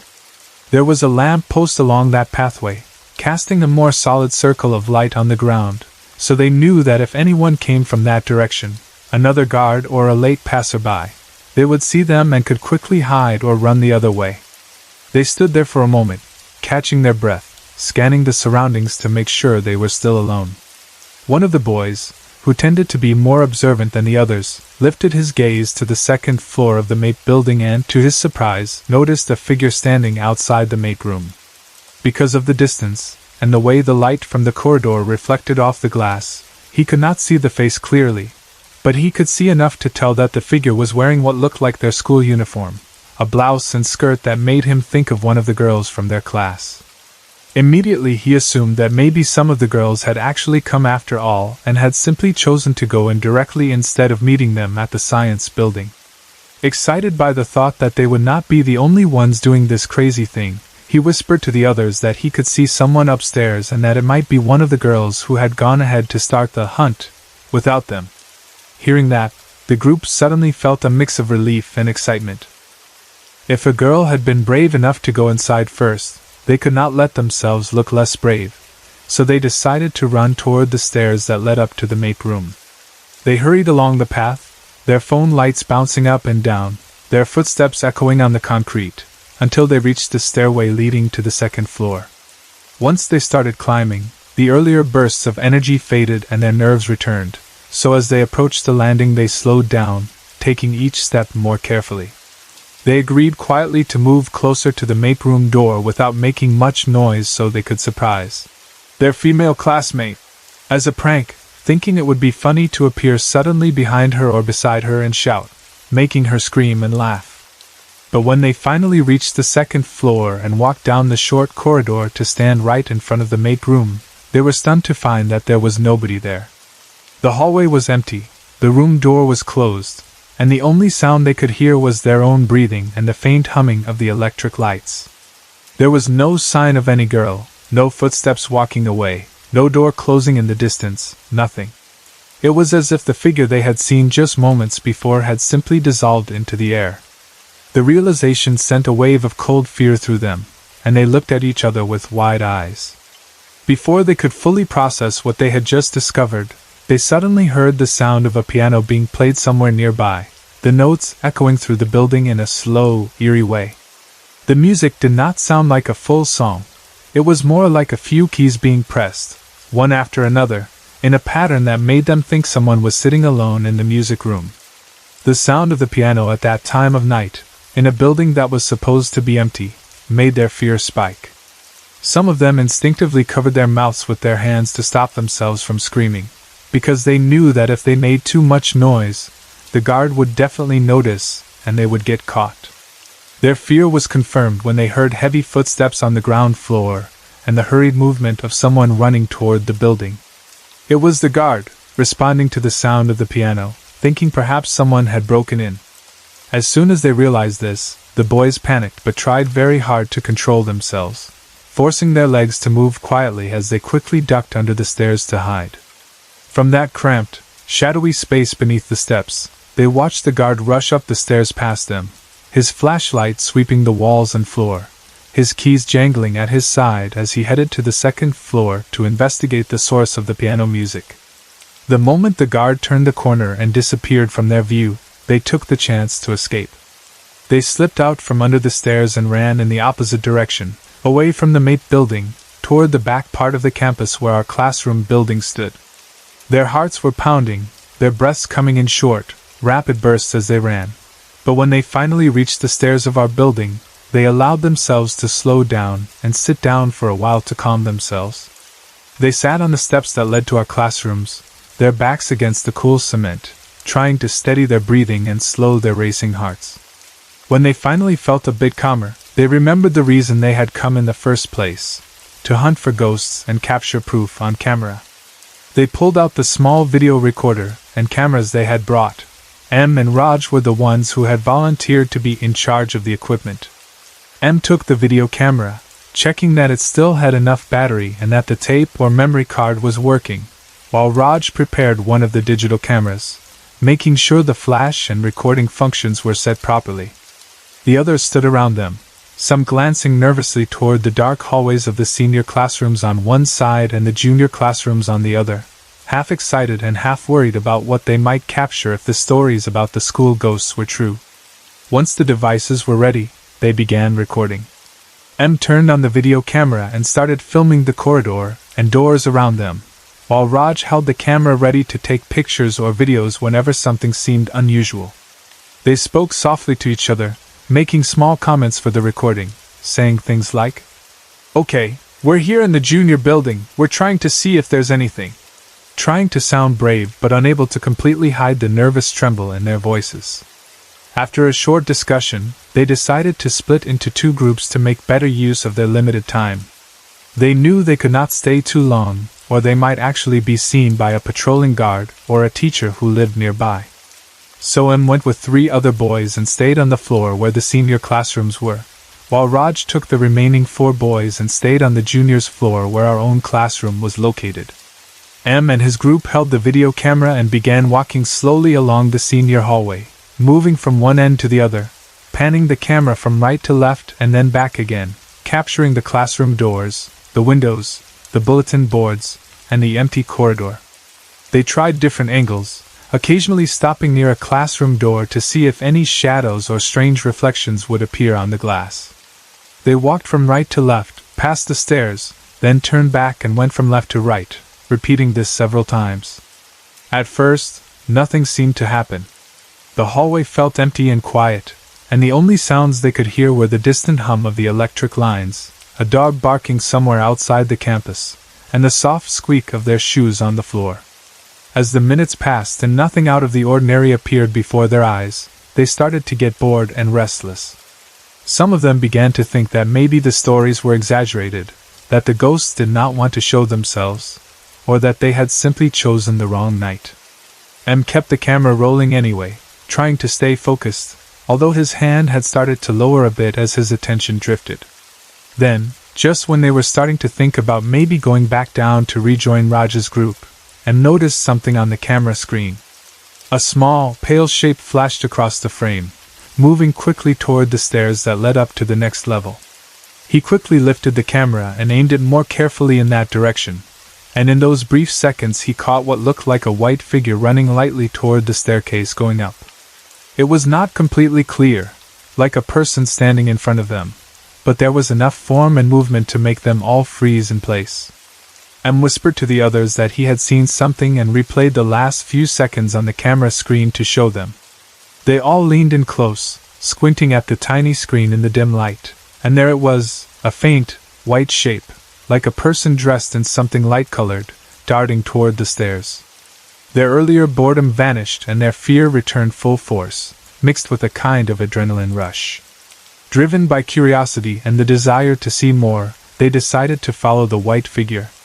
They moved slowly toward the stairs, their footsteps careful and quiet this time, each boy placing his feet gently on the steps as they climbed.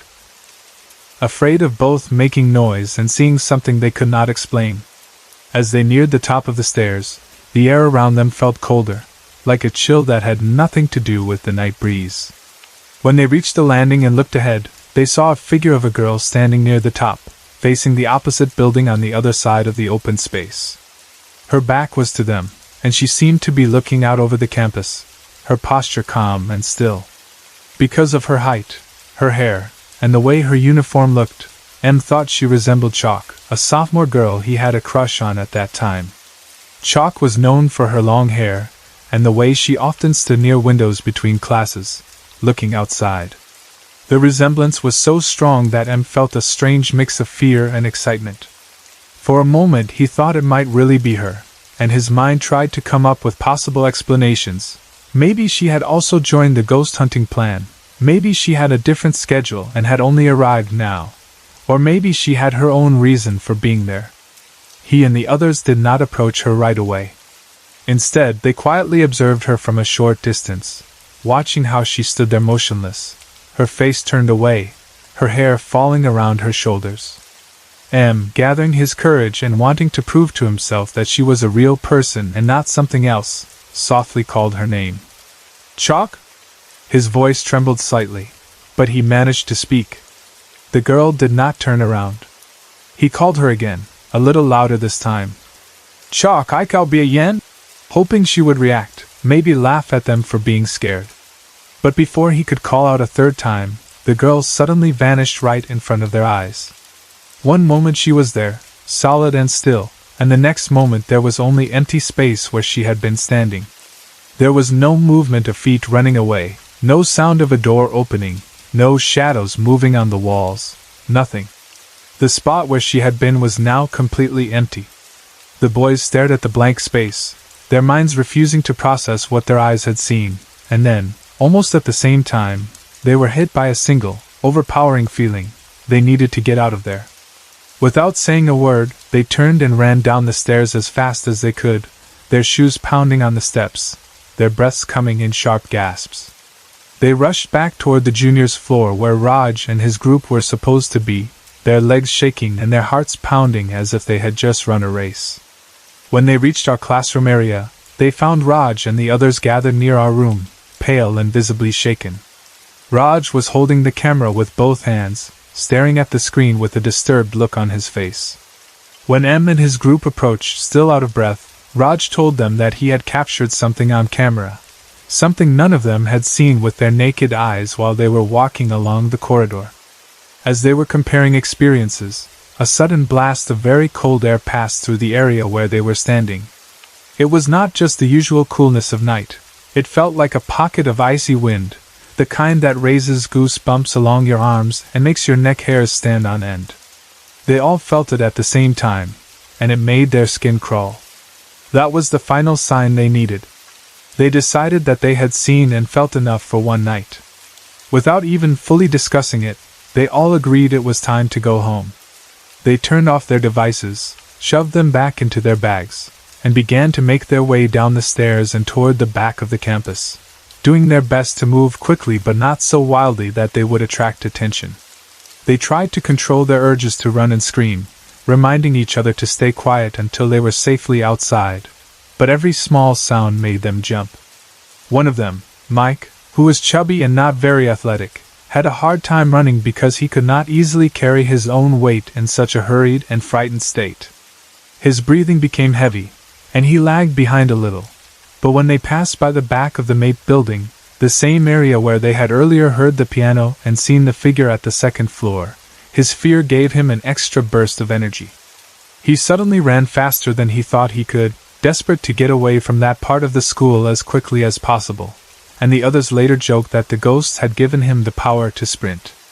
Somehow, they managed to exit the school through the same broken gap in the wall without being caught by any of the guards. The moment they stepped outside and felt the open night air of the street, they allowed themselves to relax just a little. They walked together to Mick's house, which was nearby, deciding that they should not go home separately just yet. They wanted to talk about everything they had just experienced, to make sure they were not imagining things, and most of all, to review the videos and photos they had taken to see if their cameras had captured anything that their eyes had missed. At Mick's place they gathered in his living room, closed the door, and sat close together, still feeling shaken but also eager to see the recordings. Before they started watching, though, they decided to confirm something first. They confronted the girls in our group the next day at school and asked us directly if any of us had gone to the campus that night to join the ghost hunt. We told them honestly that none of us had gone, that we had all stayed home because we were scared and our parents would never allow us to sneak out that late. Hearing that, the boys realized that the girl figure they had seen at the mate building and the 1M had followed upstairs could not have been any of us. It made their experience even more disturbing because it erased the only normal explanation they had been holding on to. When they finally reviewed the videos, they saw things they had not noticed during the actual hunt. On M's video, as the footage played back, they realized that he had captured not just the white figure running toward the stairs but also, at one point, a woman near the stairs with very long hair, standing in a shadowed corner.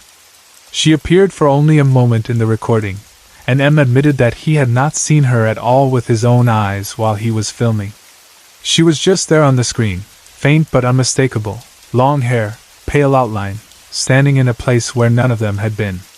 They also noticed that the girl figure they had followed, the one who looked like chalk, had actually been present on that floor near the stockroom below the stairs even earlier than they had realized, just standing there on the video before they had even started paying attention to her. It was as if she had been waiting for them.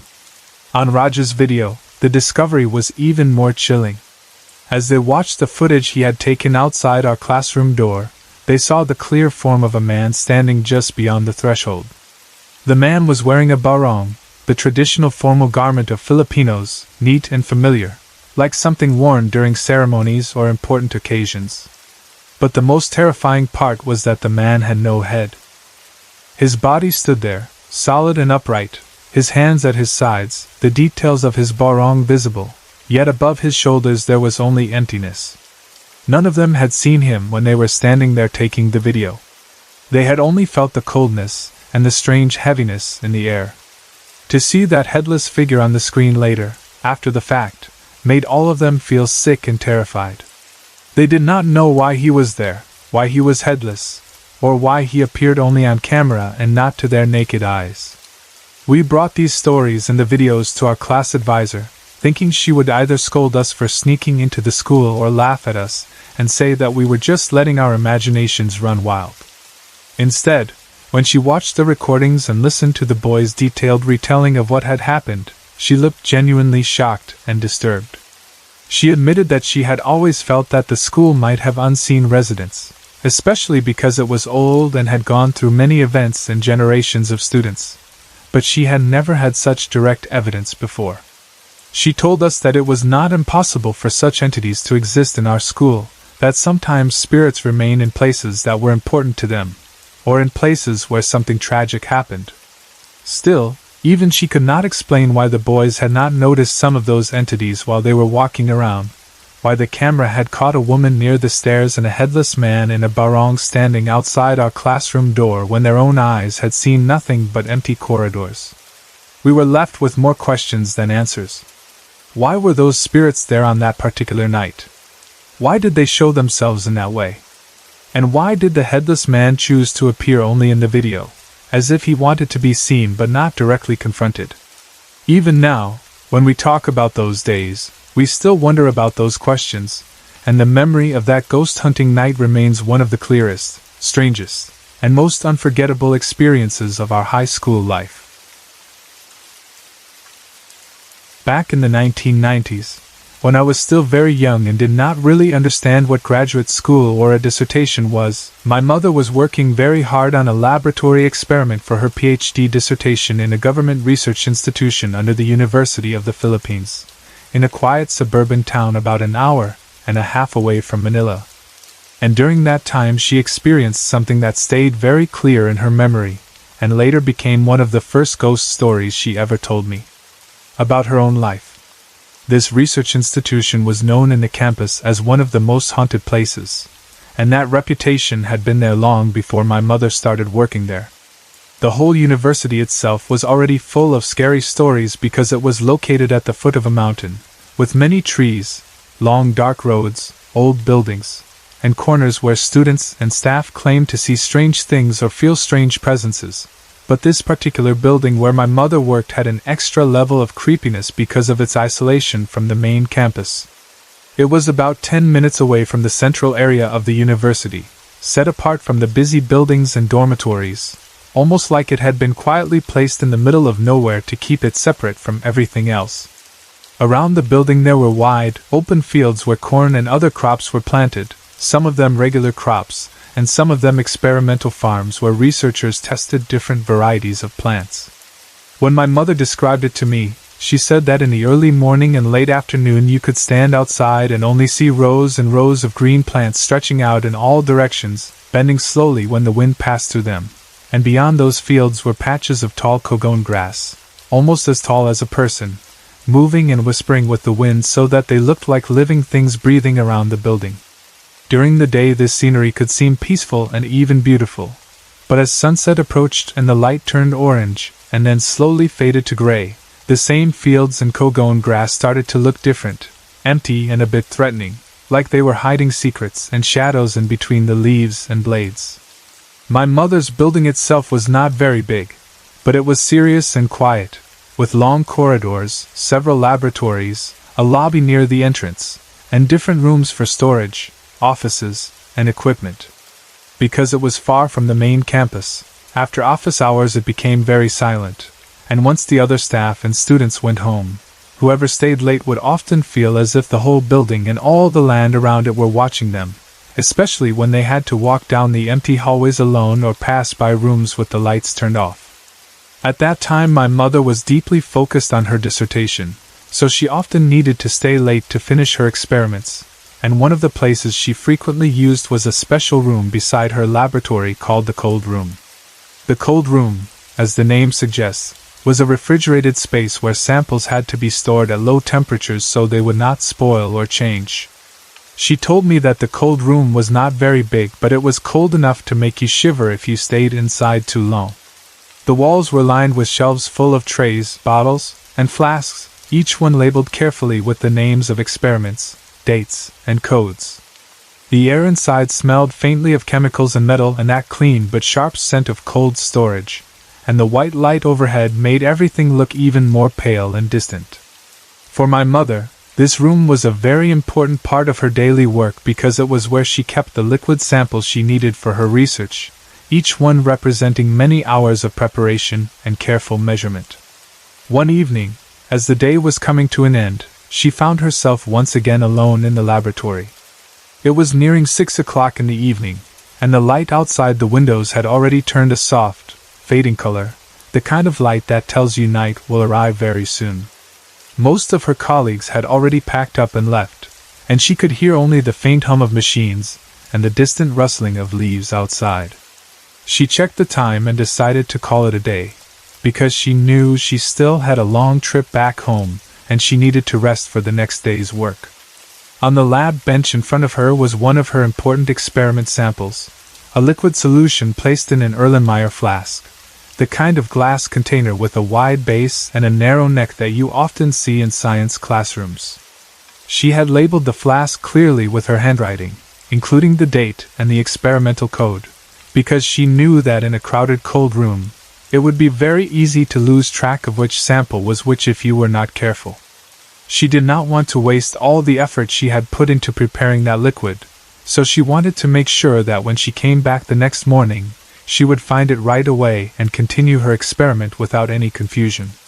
With that in mind, she opened the heavy door of the cold room, feeling the sharp drop in temperature immediately as the cold air brushed against her face and arms. She stepped inside and walked to a particular section of the shelves where there were two distinct trays she knew very well. These trays were different in color or shape from the others, and she had chosen them as landmarks so that she could remember her spot easily. She placed the labeled Erlenmeyer flask carefully between those two trays, centering it so it would not accidentally be knocked over or hidden, and she took a mental note of its position. She even told herself in her head, "Here, between these two trays, I will find it tomorrow." Like a reminder she did not want to forget.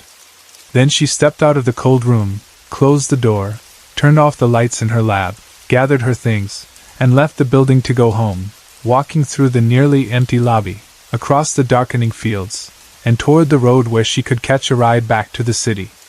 The next day, my mother arrived early as usual. She liked to start her workday before many others came, and so she could work in peace and get a head start on her experiments. The building in the morning felt different from the evening. The sun was just rising, the light outside was bright but soft, and the air was cool and fresh. She greeted the few people she saw, went straight to her laboratory, put her bag on her chair, and began her usual routine, which included checking on her samples in the cold room.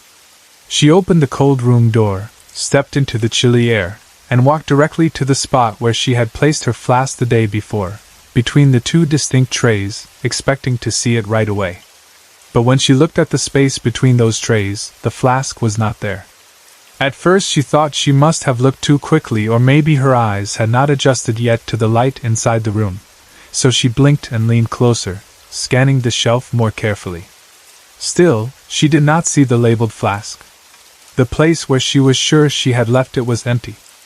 Feeling a little confused but still calm, she began to search the nearby trays, thinking that perhaps she had put the flask slightly to the left or right, or maybe she had placed it on the shelf above or below without noticing. She checked again, looking at the labels on all the flasks in that area, but none of them were hers. Her stomach began to feel unsettled as the realization slowly crept in that the flask might be truly missing. She stepped out of the cold room for a moment, trying to remember the previous evening in detail. She remembered clearly placing the flask between those two trays, telling herself she would find it easily there. She had not been tired enough to forget such a simple action, and she was very careful with her samples because each one mattered so much to her research. Even so, she considered the possibility that maybe she had absent-mindedly placed it somewhere else. So she decided to search more widely. She went back into the cold room and this time checked other shelves, looking at every tray and every bottle she could see. When she could not find it there, she left the cold room and opened the big cabinets in the lab, even though she knew she had not put the flask there. She pulled out big drawers where other glassware and materials were kept, thinking that if she had carried the flask out of the cold room and then gotten distracted, she might have placed it on a different surface. But each time she opened a drawer or checked a cabinet, it was not there. The more she searched, the more exhausted and frustrated she felt. She was not only tired from bending, opening, and closing things, she was also thinking about the work she had lost and how much time it would take to repeat the steps to prepare that sample again. On top of this practical frustration, another thought began to press into her mind. She was fully aware that this laboratory and this building had a reputation for strange happenings. She had already heard stories from other staff and students about odd things that appeared and disappeared, about sudden cold spots, about noises and sensations that had no clear source. Some of these stories sounded like simple jokes, but others had details that were hard to ignore. She had tried her best to focus on her work and not think too much about the building's haunted reputation, but at that moment, standing in her lab with her sample missing in such a mysterious way, she could no longer keep those stories out of her thoughts. Finally, after checking the same places again and again without any luck, she stopped in the middle of the room and let out a long breath. Feeling both tired and a bit annoyed, she decided to speak aloud, even though she was physically alone in the lab. In a firm but slightly exasperated voice, she said to the empty room, Kung ako b naman ay tinuchulungan mo sa halap na nilaloko mo, which in English means, You could be helping instead of making fun of me. It was like she was talking directly to whatever unseen presence might be there, a spirit or ghost or whatever it was that people believed lived in that place. She was not shouting or crying, she was simply expressing her frustration, as if to say, If you are really here and you can move things, why are you making my work harder instead of easier? After saying those words, she turned around, maybe to check the cold room one more time before giving up and restarting the experiment. She walked back to the cold room, opened the door, and looked again at the space between the two distinct trays where she had originally placed her sample. And there, exactly in the spot where she remembered leaving it the day before, stood the Erlenmeyer flask with her label on it, as if it had been there all along. The flask was not tilted or hidden. It was placed neatly between the trays, clearly visible, sitting calmly as though it had never disappeared. My mother told me that in that moment she felt a strong shock run through her body, a mix of fear, wonder, and disbelief. She knew without any doubt that she had checked that exact spot many times earlier that morning and that the flask had not been there. She knew she had not simply overlooked it, because she was a careful person and had been searching slowly and thoughtfully. For the flask to suddenly appear there after she had spoken aloud to the empty room could not be explained by ordinary logic. At first, fear washed over her. She realized that something unseen, something not human, had probably moved or hidden the flask and then returned it after she complained. The idea that a ghost or spirit had been close enough to play with her experiment made her feel small and vulnerable, like she was sharing the lab not just with other scientists, but also with invisible beings who were watching everything. But after the first shock passed, another feeling slowly grew stronger: gratitude. She had her sample back, and it was intact. She would not have to redo that part of her work. Somehow, after she spoke, the problem was solved. So instead of screaming or running away, my mother simply took the flask, checked the label again, and said a quiet, "Thank you," in her heart, choosing to accept that there were things in that building she could not fully understand, but that did not always mean harm. She went back to her bench and continued her work, more alert than before but still determined to finish her dissertation. This strange event did not happen in a place full of noise and people. It happened in a building that felt like it had been placed in the middle of nowhere, where quiet ruled once office hours were over. That was one reason why many of the staff and students who had to do overtime work there were very careful. They knew the stories, and they knew the feeling of walking down the hallways when the sun had set and most of the lights were turned off, and because of that, they tried not to go alone into certain parts of the building, like the comfort rooms or remote rooms, if they could avoid it. They would often ask a coworker to accompany them, saying, "Sabi tayo SACR," because it felt better to be two people instead of one when facing the echoing tiles and lonely mirrors of the bathrooms.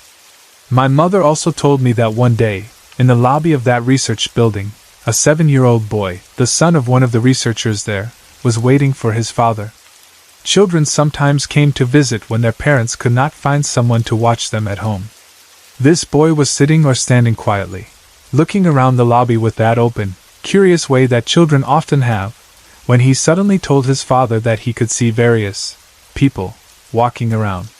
His father, thinking perhaps that some visitors or staff had arrived, asked the boy what he saw. But the boy did not describe normal people. He said he saw marching soldiers, like lines of men in uniform moving together through the lobby, and he also saw a bloody woman, a female figure with blood on her, moving among them or nearby. For a small child to say such things without any prompting from others made the adults in the lobby uneasy. They looked around and saw no one, only the empty corridor and the quiet chairs, but the boy insisted that these figures were there. To them, it was another sign that whatever haunted the building was not just in their imagination. My mother explained that up until now, even many years later, many of her scientist colleagues in that institution still have odd experiences associated with ghosts in their own laboratories. Some of them have shared stories of hearing footsteps when no one should be walking, or feeling someone pass behind them when they are alone, or seeing something move in their peripheral vision that disappears when they turn to look directly. Others have felt sudden cold spots in rooms that should be warm, or smelled strange scents, or found objects moved from their original places in ways that could not be explained by simple carelessness. These are people trained in science, used to measuring and calculating, used to looking for logical causes and verifiable results. But even they admit that in that building there are moments when logic does not seem to be enough to explain what they experience. I once asked my mother very seriously how she could continue to work in such a haunted place, how she could stay focused in a building where jars disappear and reappear and children see marching soldiers and bloody women. I expected her to say that she was always scared, or that she constantly prayed, or that she tried to avoid looking into mirrors, but her answer was simpler and very much in line with who she is. She told me that once you are busy with your work, especially when you are doing something as demanding as a PhD dissertation, your mind becomes so focused on your tasks that it becomes easier to ignore the strange things unless they directly affect what you are doing. She said that she did not deny that weird things happened in the laboratory. She had her own story to prove it. But most of the time, She chose to concentrate on her experiments, on her data, on her writing, and in doing so, she pushed the fear to the side. It was only when something touched her work directly, like the vanishing and reappearing flask in the cold room, that she could not help but take notice and feel that mix of fear and grudging respect for whatever unseen presence shared the building with her. In the end, the haunted reputation of that isolated research institution became just another part of the background of her PhD journey, something she learned to live with, like the long travel from Manila, the quiet fields of corn and experimental crops outside, and the tall cogon grass swaying in the wind around the building, all of them holding their own secrets, as she worked late into the evenings, determined to finish what she had started. It happened back in 2007, when I was still in college and my biggest worries were class projects, quizzes, and finding enough time and energy to walk to and from school every day. I was staying most nights in a dormitory about 10 minutes away from campus. Technically it was my classmate's room, not mine, but she let me stay there a lot because I was always tired from commuting and we were very close, almost like sisters. The dorm itself was an old building squeezed along a narrow street, with a small car repair shop, a talier, on the ground floor and several rooms on the upper floors, all occupied by students like us. The hallway was simple, the walls thin enough that you could hear laughter, music, and whispers from other rooms, and at night the light bulbs in the corridor sometimes flickered, giving everything a slightly worn and tired look. Inside my classmate's room there was just enough space for a double-deck bed, a small cabinet, a fan, some bags and clothes, and a few plastic stools and chairs that we moved around whenever we needed extra seating. The room was small, but because we were young and always together, it felt cozy and full of life instead of cramped. Almost every night, after class and after dinner, we had a little ritual to relax and forget about school stress. We would take out a portable DVD player, set it on the floor or on top of a low table, drag the plastic stools and pillows into a semicircle, turn off the main light, leave only a small lamp on, and watch movies together. Sometimes there were only 2 or 3 of us in the room, but often a few more classmates would squeeze in, sit on the floor, lean their backs against the wall, and laugh or comment loudly as if the dorm room was our own private cinema. We watched all kinds of films, from romantic comedies to sad dramas, and sometimes even horror movies, although I personally preferred lighter stories. On the night when everything started, we were not watching anything scary at all. We were watching The Sisterhood of the Traveling Pants, a warm and emotional movie about friendship, and we were relaxed and cheerful. The DVD player was placed in front of us, with the screen glowing in the dim light. I remember the air inside the room was a little warm because the weather was humid and the fan was doing its best to keep us cool. The door was closed, the windows covered with curtains, and the only sounds we could hear were the voices from the movie and the occasional honk or distant engine noise from the street below.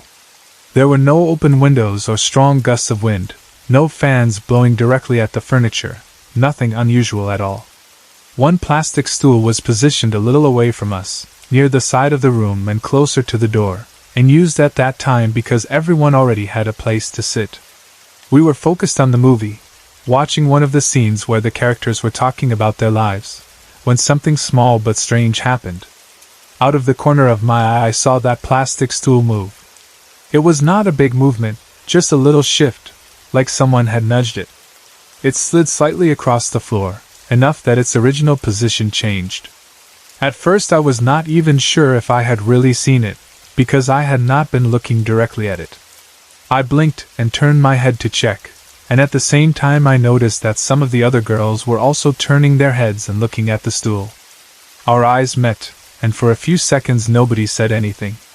We just quietly looked at each other with the same question written on our faces.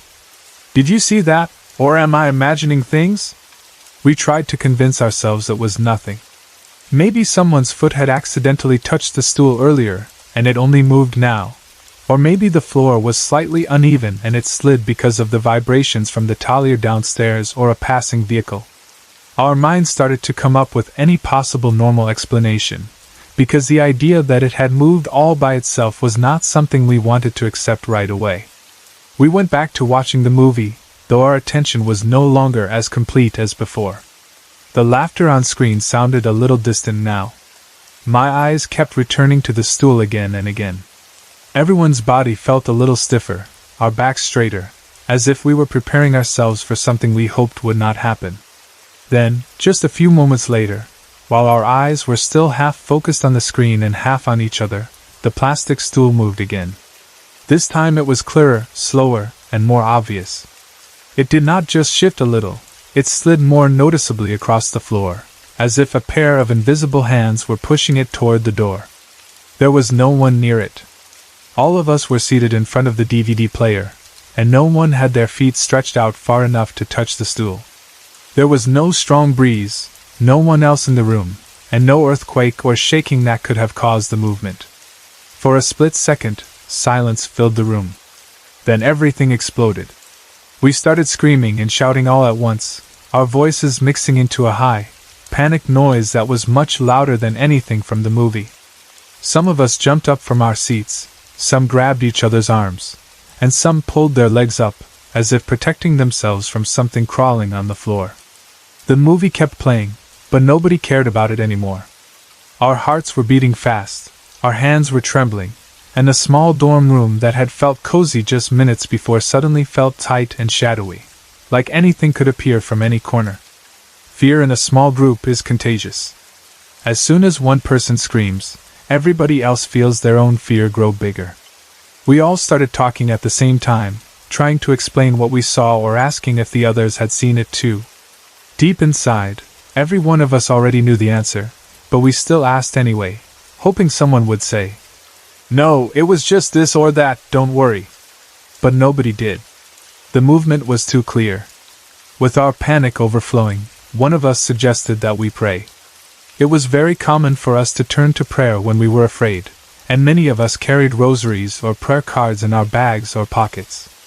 We turned off the DVD player, sat close together, some of us still shaking, and began praying the rosary aloud. Our voices were uneven at first, some words stumbling over others, but as we continued, the rhythm of the familiar prayers gave us a little comfort.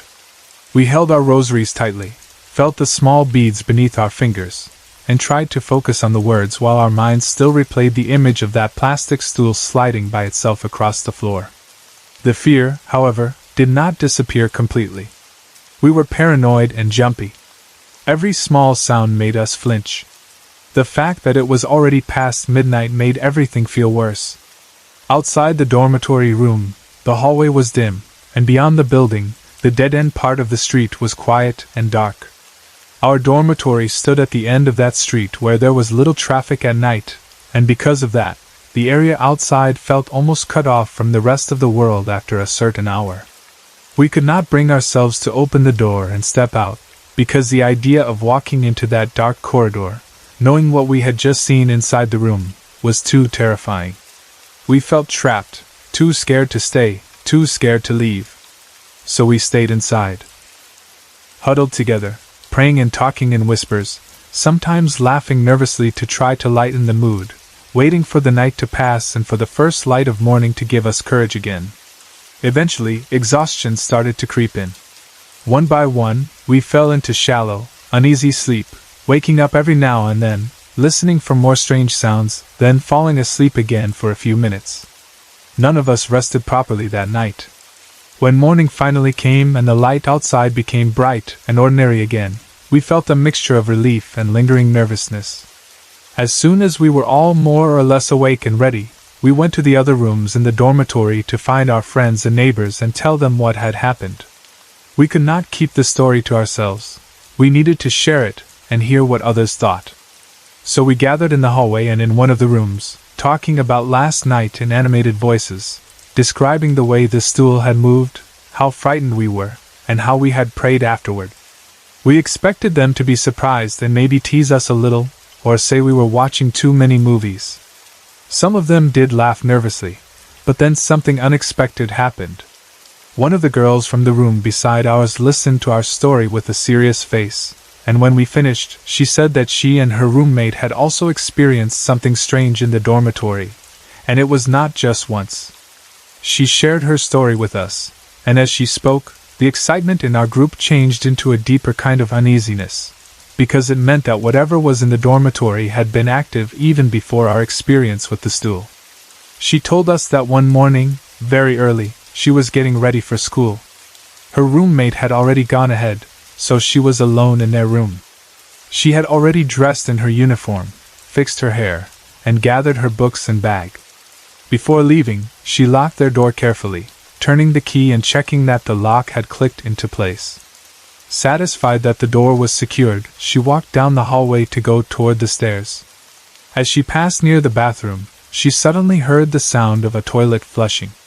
The door to the bathroom was open, and she could see inside. There was no one there.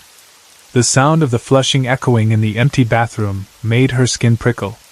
She stopped and stared for a few seconds, thinking that maybe someone had just stepped out quickly, but there was no sign of any person, no footsteps, no movement. Feeling a little uncomfortable, she decided not to think too much about it, and continued toward the stairs. But something bothered her, a small voice in her mind telling her to double-check her room one more time. She turned back, walked to her door, and tried the knob. To her surprise, the door opened easily. It was unlocked. She was sure she had locked it earlier. She remembered turning the key and feeling the lock click. But now it was as if someone had unlocked it from the inside, or as if it had never been locked at all. That realization scared her enough that she quickly stepped inside, checked her things, and then closed and locked the door again, this time checking repeatedly to make sure. Hearing this story made us think about our own experience in a different way. It was no longer just one strange incident for one group of girls. It seemed like the entire dormitory had invisible hands, invisible presences that moved things, opened doors, and played with the settings of our daily lives. After that morning, we all became more alert. We noticed every small sound, every shadow, every feeling of being watched. For a while, the memory of the moving stool and the flushing toilet was all we could talk about. But soon, as days passed and school continued with its usual pace of lectures, exams, and projects, the fears slowly faded into the background. We still remembered what had happened, but we tried not to think about it too much, telling ourselves that maybe there were explanations we just did not understand yet. Life went on. Then one day, something new came into our surroundings that would bring another layer to the strange happenings in the dorm. A van that had been badly damaged in an accident was brought to the Talier downstairs. Because the Talier was just below our dormitory, anything they worked on was easily seen, smelled, or heard by us. The van's front was crushed from a collision, the metal bent and broken, the front bumper and hood folded in like a crumpled piece of paper. It looked like it had been in a serious crash. The workers at the Talier parked it there to be repaired and left it in place for several days, maybe even weeks. We did not think much of it at first. It was normal for different damaged vehicles to come and go. But soon, strange things started happening at night again, and this time they followed a very specific pattern. Around midnight, and then again around 3 in the morning, I began to wake up suddenly for no clear reason. I was not having nightmares, I was not too hot or too cold, and no one was shaking me awake. My eyes would just open and I would find myself staring into the darkness of the dorm room, listening to the silence. At first I thought it was stress from school or an irregular sleep pattern, but the more it happened, the more I noticed something else. Whenever I woke up at those times, around 12 midnight and again around 3 in the morning, I could clearly hear the sound of a woman crying. It was not a loud, dramatic cry like in TV dramas where someone wails with all their strength. It was a softer, more painful kind of crying, full of sadness and suffering, like a person trying to contain their grief but unable to hold it completely. The sound seemed to come from somewhere below or outside the dorm, not right next to my ear but close enough for me to hear it clearly in the quiet of the night. The cry would rise and fall, sometimes drawn out, sometimes broken, but always full of emotion. The first time I heard it, I sat up on my bed, my heart beating fast. I listened carefully, thinking maybe one of the girls in another room was crying because of a personal problem, a fight, or homesickness. There were many reasons someone might cry in a dorm, especially at night when worries feel heavier. I thought maybe I should get up, go out, and see who it was, maybe offer comfort if it was someone I knew. But the sound did not seem to be coming from the hallway. It felt like it was floating up from a place below us, maybe from the talia or from the street outside. I hesitated, unsure what to do, and finally stayed in bed, pulled the blanket closer to me, and waited until the crying faded away. The next morning, over breakfast and while we were preparing for school, I asked the other girls, half casually, half curious, "Who cried last night? I heard someone around midnight and again later." I expected at least one of them to say, "That was me," or, "I think it was from this room or that room." But to my surprise, everyone looked confused. They shook their heads and told me that no one had cried, or at least none of them were aware of anyone crying. Some of them had slept deeply and had not woken up at all. Their reactions were genuine. They were not hiding anything. That answer gave me a small chill. If none of the girls in the dorm had been crying, then who had I heard? That night, the same thing happened. Around the same hours, midnight and then 3 in the morning, I woke up again, my eyes opening on their own. My body suddenly alert though I wanted to keep sleeping. And like before, as soon as I became fully aware, I heard the same woman's cry. It had the same tone of pain and sorrow, the same rhythm of breath catching and then releasing. It lasted for several minutes, then faded. Each time I heard it, I lay still on my bed, listening, torn between fear and curiosity. Part of me wanted to get up and look out the window, to try to see where the sound was coming from, but another part of me was too afraid of what I might see, a figure standing in the street, or something near the damaged van, or a shape in the shadows. So I stayed where I was and just listened until the crying ended. This did not happen just once or twice. For several nights in a row, at almost the same times, I woke up to that sound of a woman's cry. It became so regular that I almost expected it. The repeated pattern made me feel that it was not just my imagination or a random noise. It felt like someone was replaying their sadness night after night. The mystery bothered me so much that I decided to ask the others again. The next day, I brought up the topic more seriously. I told them exactly what time I woke up, how the crying sounded, and how often it had happened. Once again, nobody admitted to crying. Some of them looked a little scared as I spoke, glancing at each other as if to check if anyone was hiding something, but everyone's reaction was the same. They had not heard anything. Some of them started to joke nervously that maybe it was Multo, or a spirit, but their eyes showed that they were not completely joking. Days passed, and the crying continued. I still heard it, and each time it made my heart feel heavy, as if the sadness in that invisible voice was pressing down on my chest. I could not understand where it was coming from or why it kept happening. Then one day, I finally learned the story behind the van that had been brought to the Talia. Someone told us, in a quiet voice, that in the accident that had crushed the front of the van, a woman had been trapped between the van and another car. She had been crushed in the collision and had died because of her injuries. Hearing this made the small hairs on my arms stand up. I thought of the van downstairs, sitting there with its broken front, the metal twisted and bent. I remembered the first night I heard the crying, how it seemed to come from below, from the direction of the Talia. Suddenly, the pieces fit together in my mind.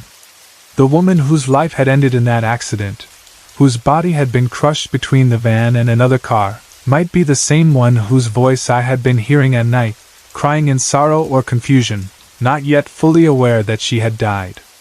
The thought that her spirit might be lingering near the van, right below our dormitory, made me feel deeply sad and uneasy at the same time.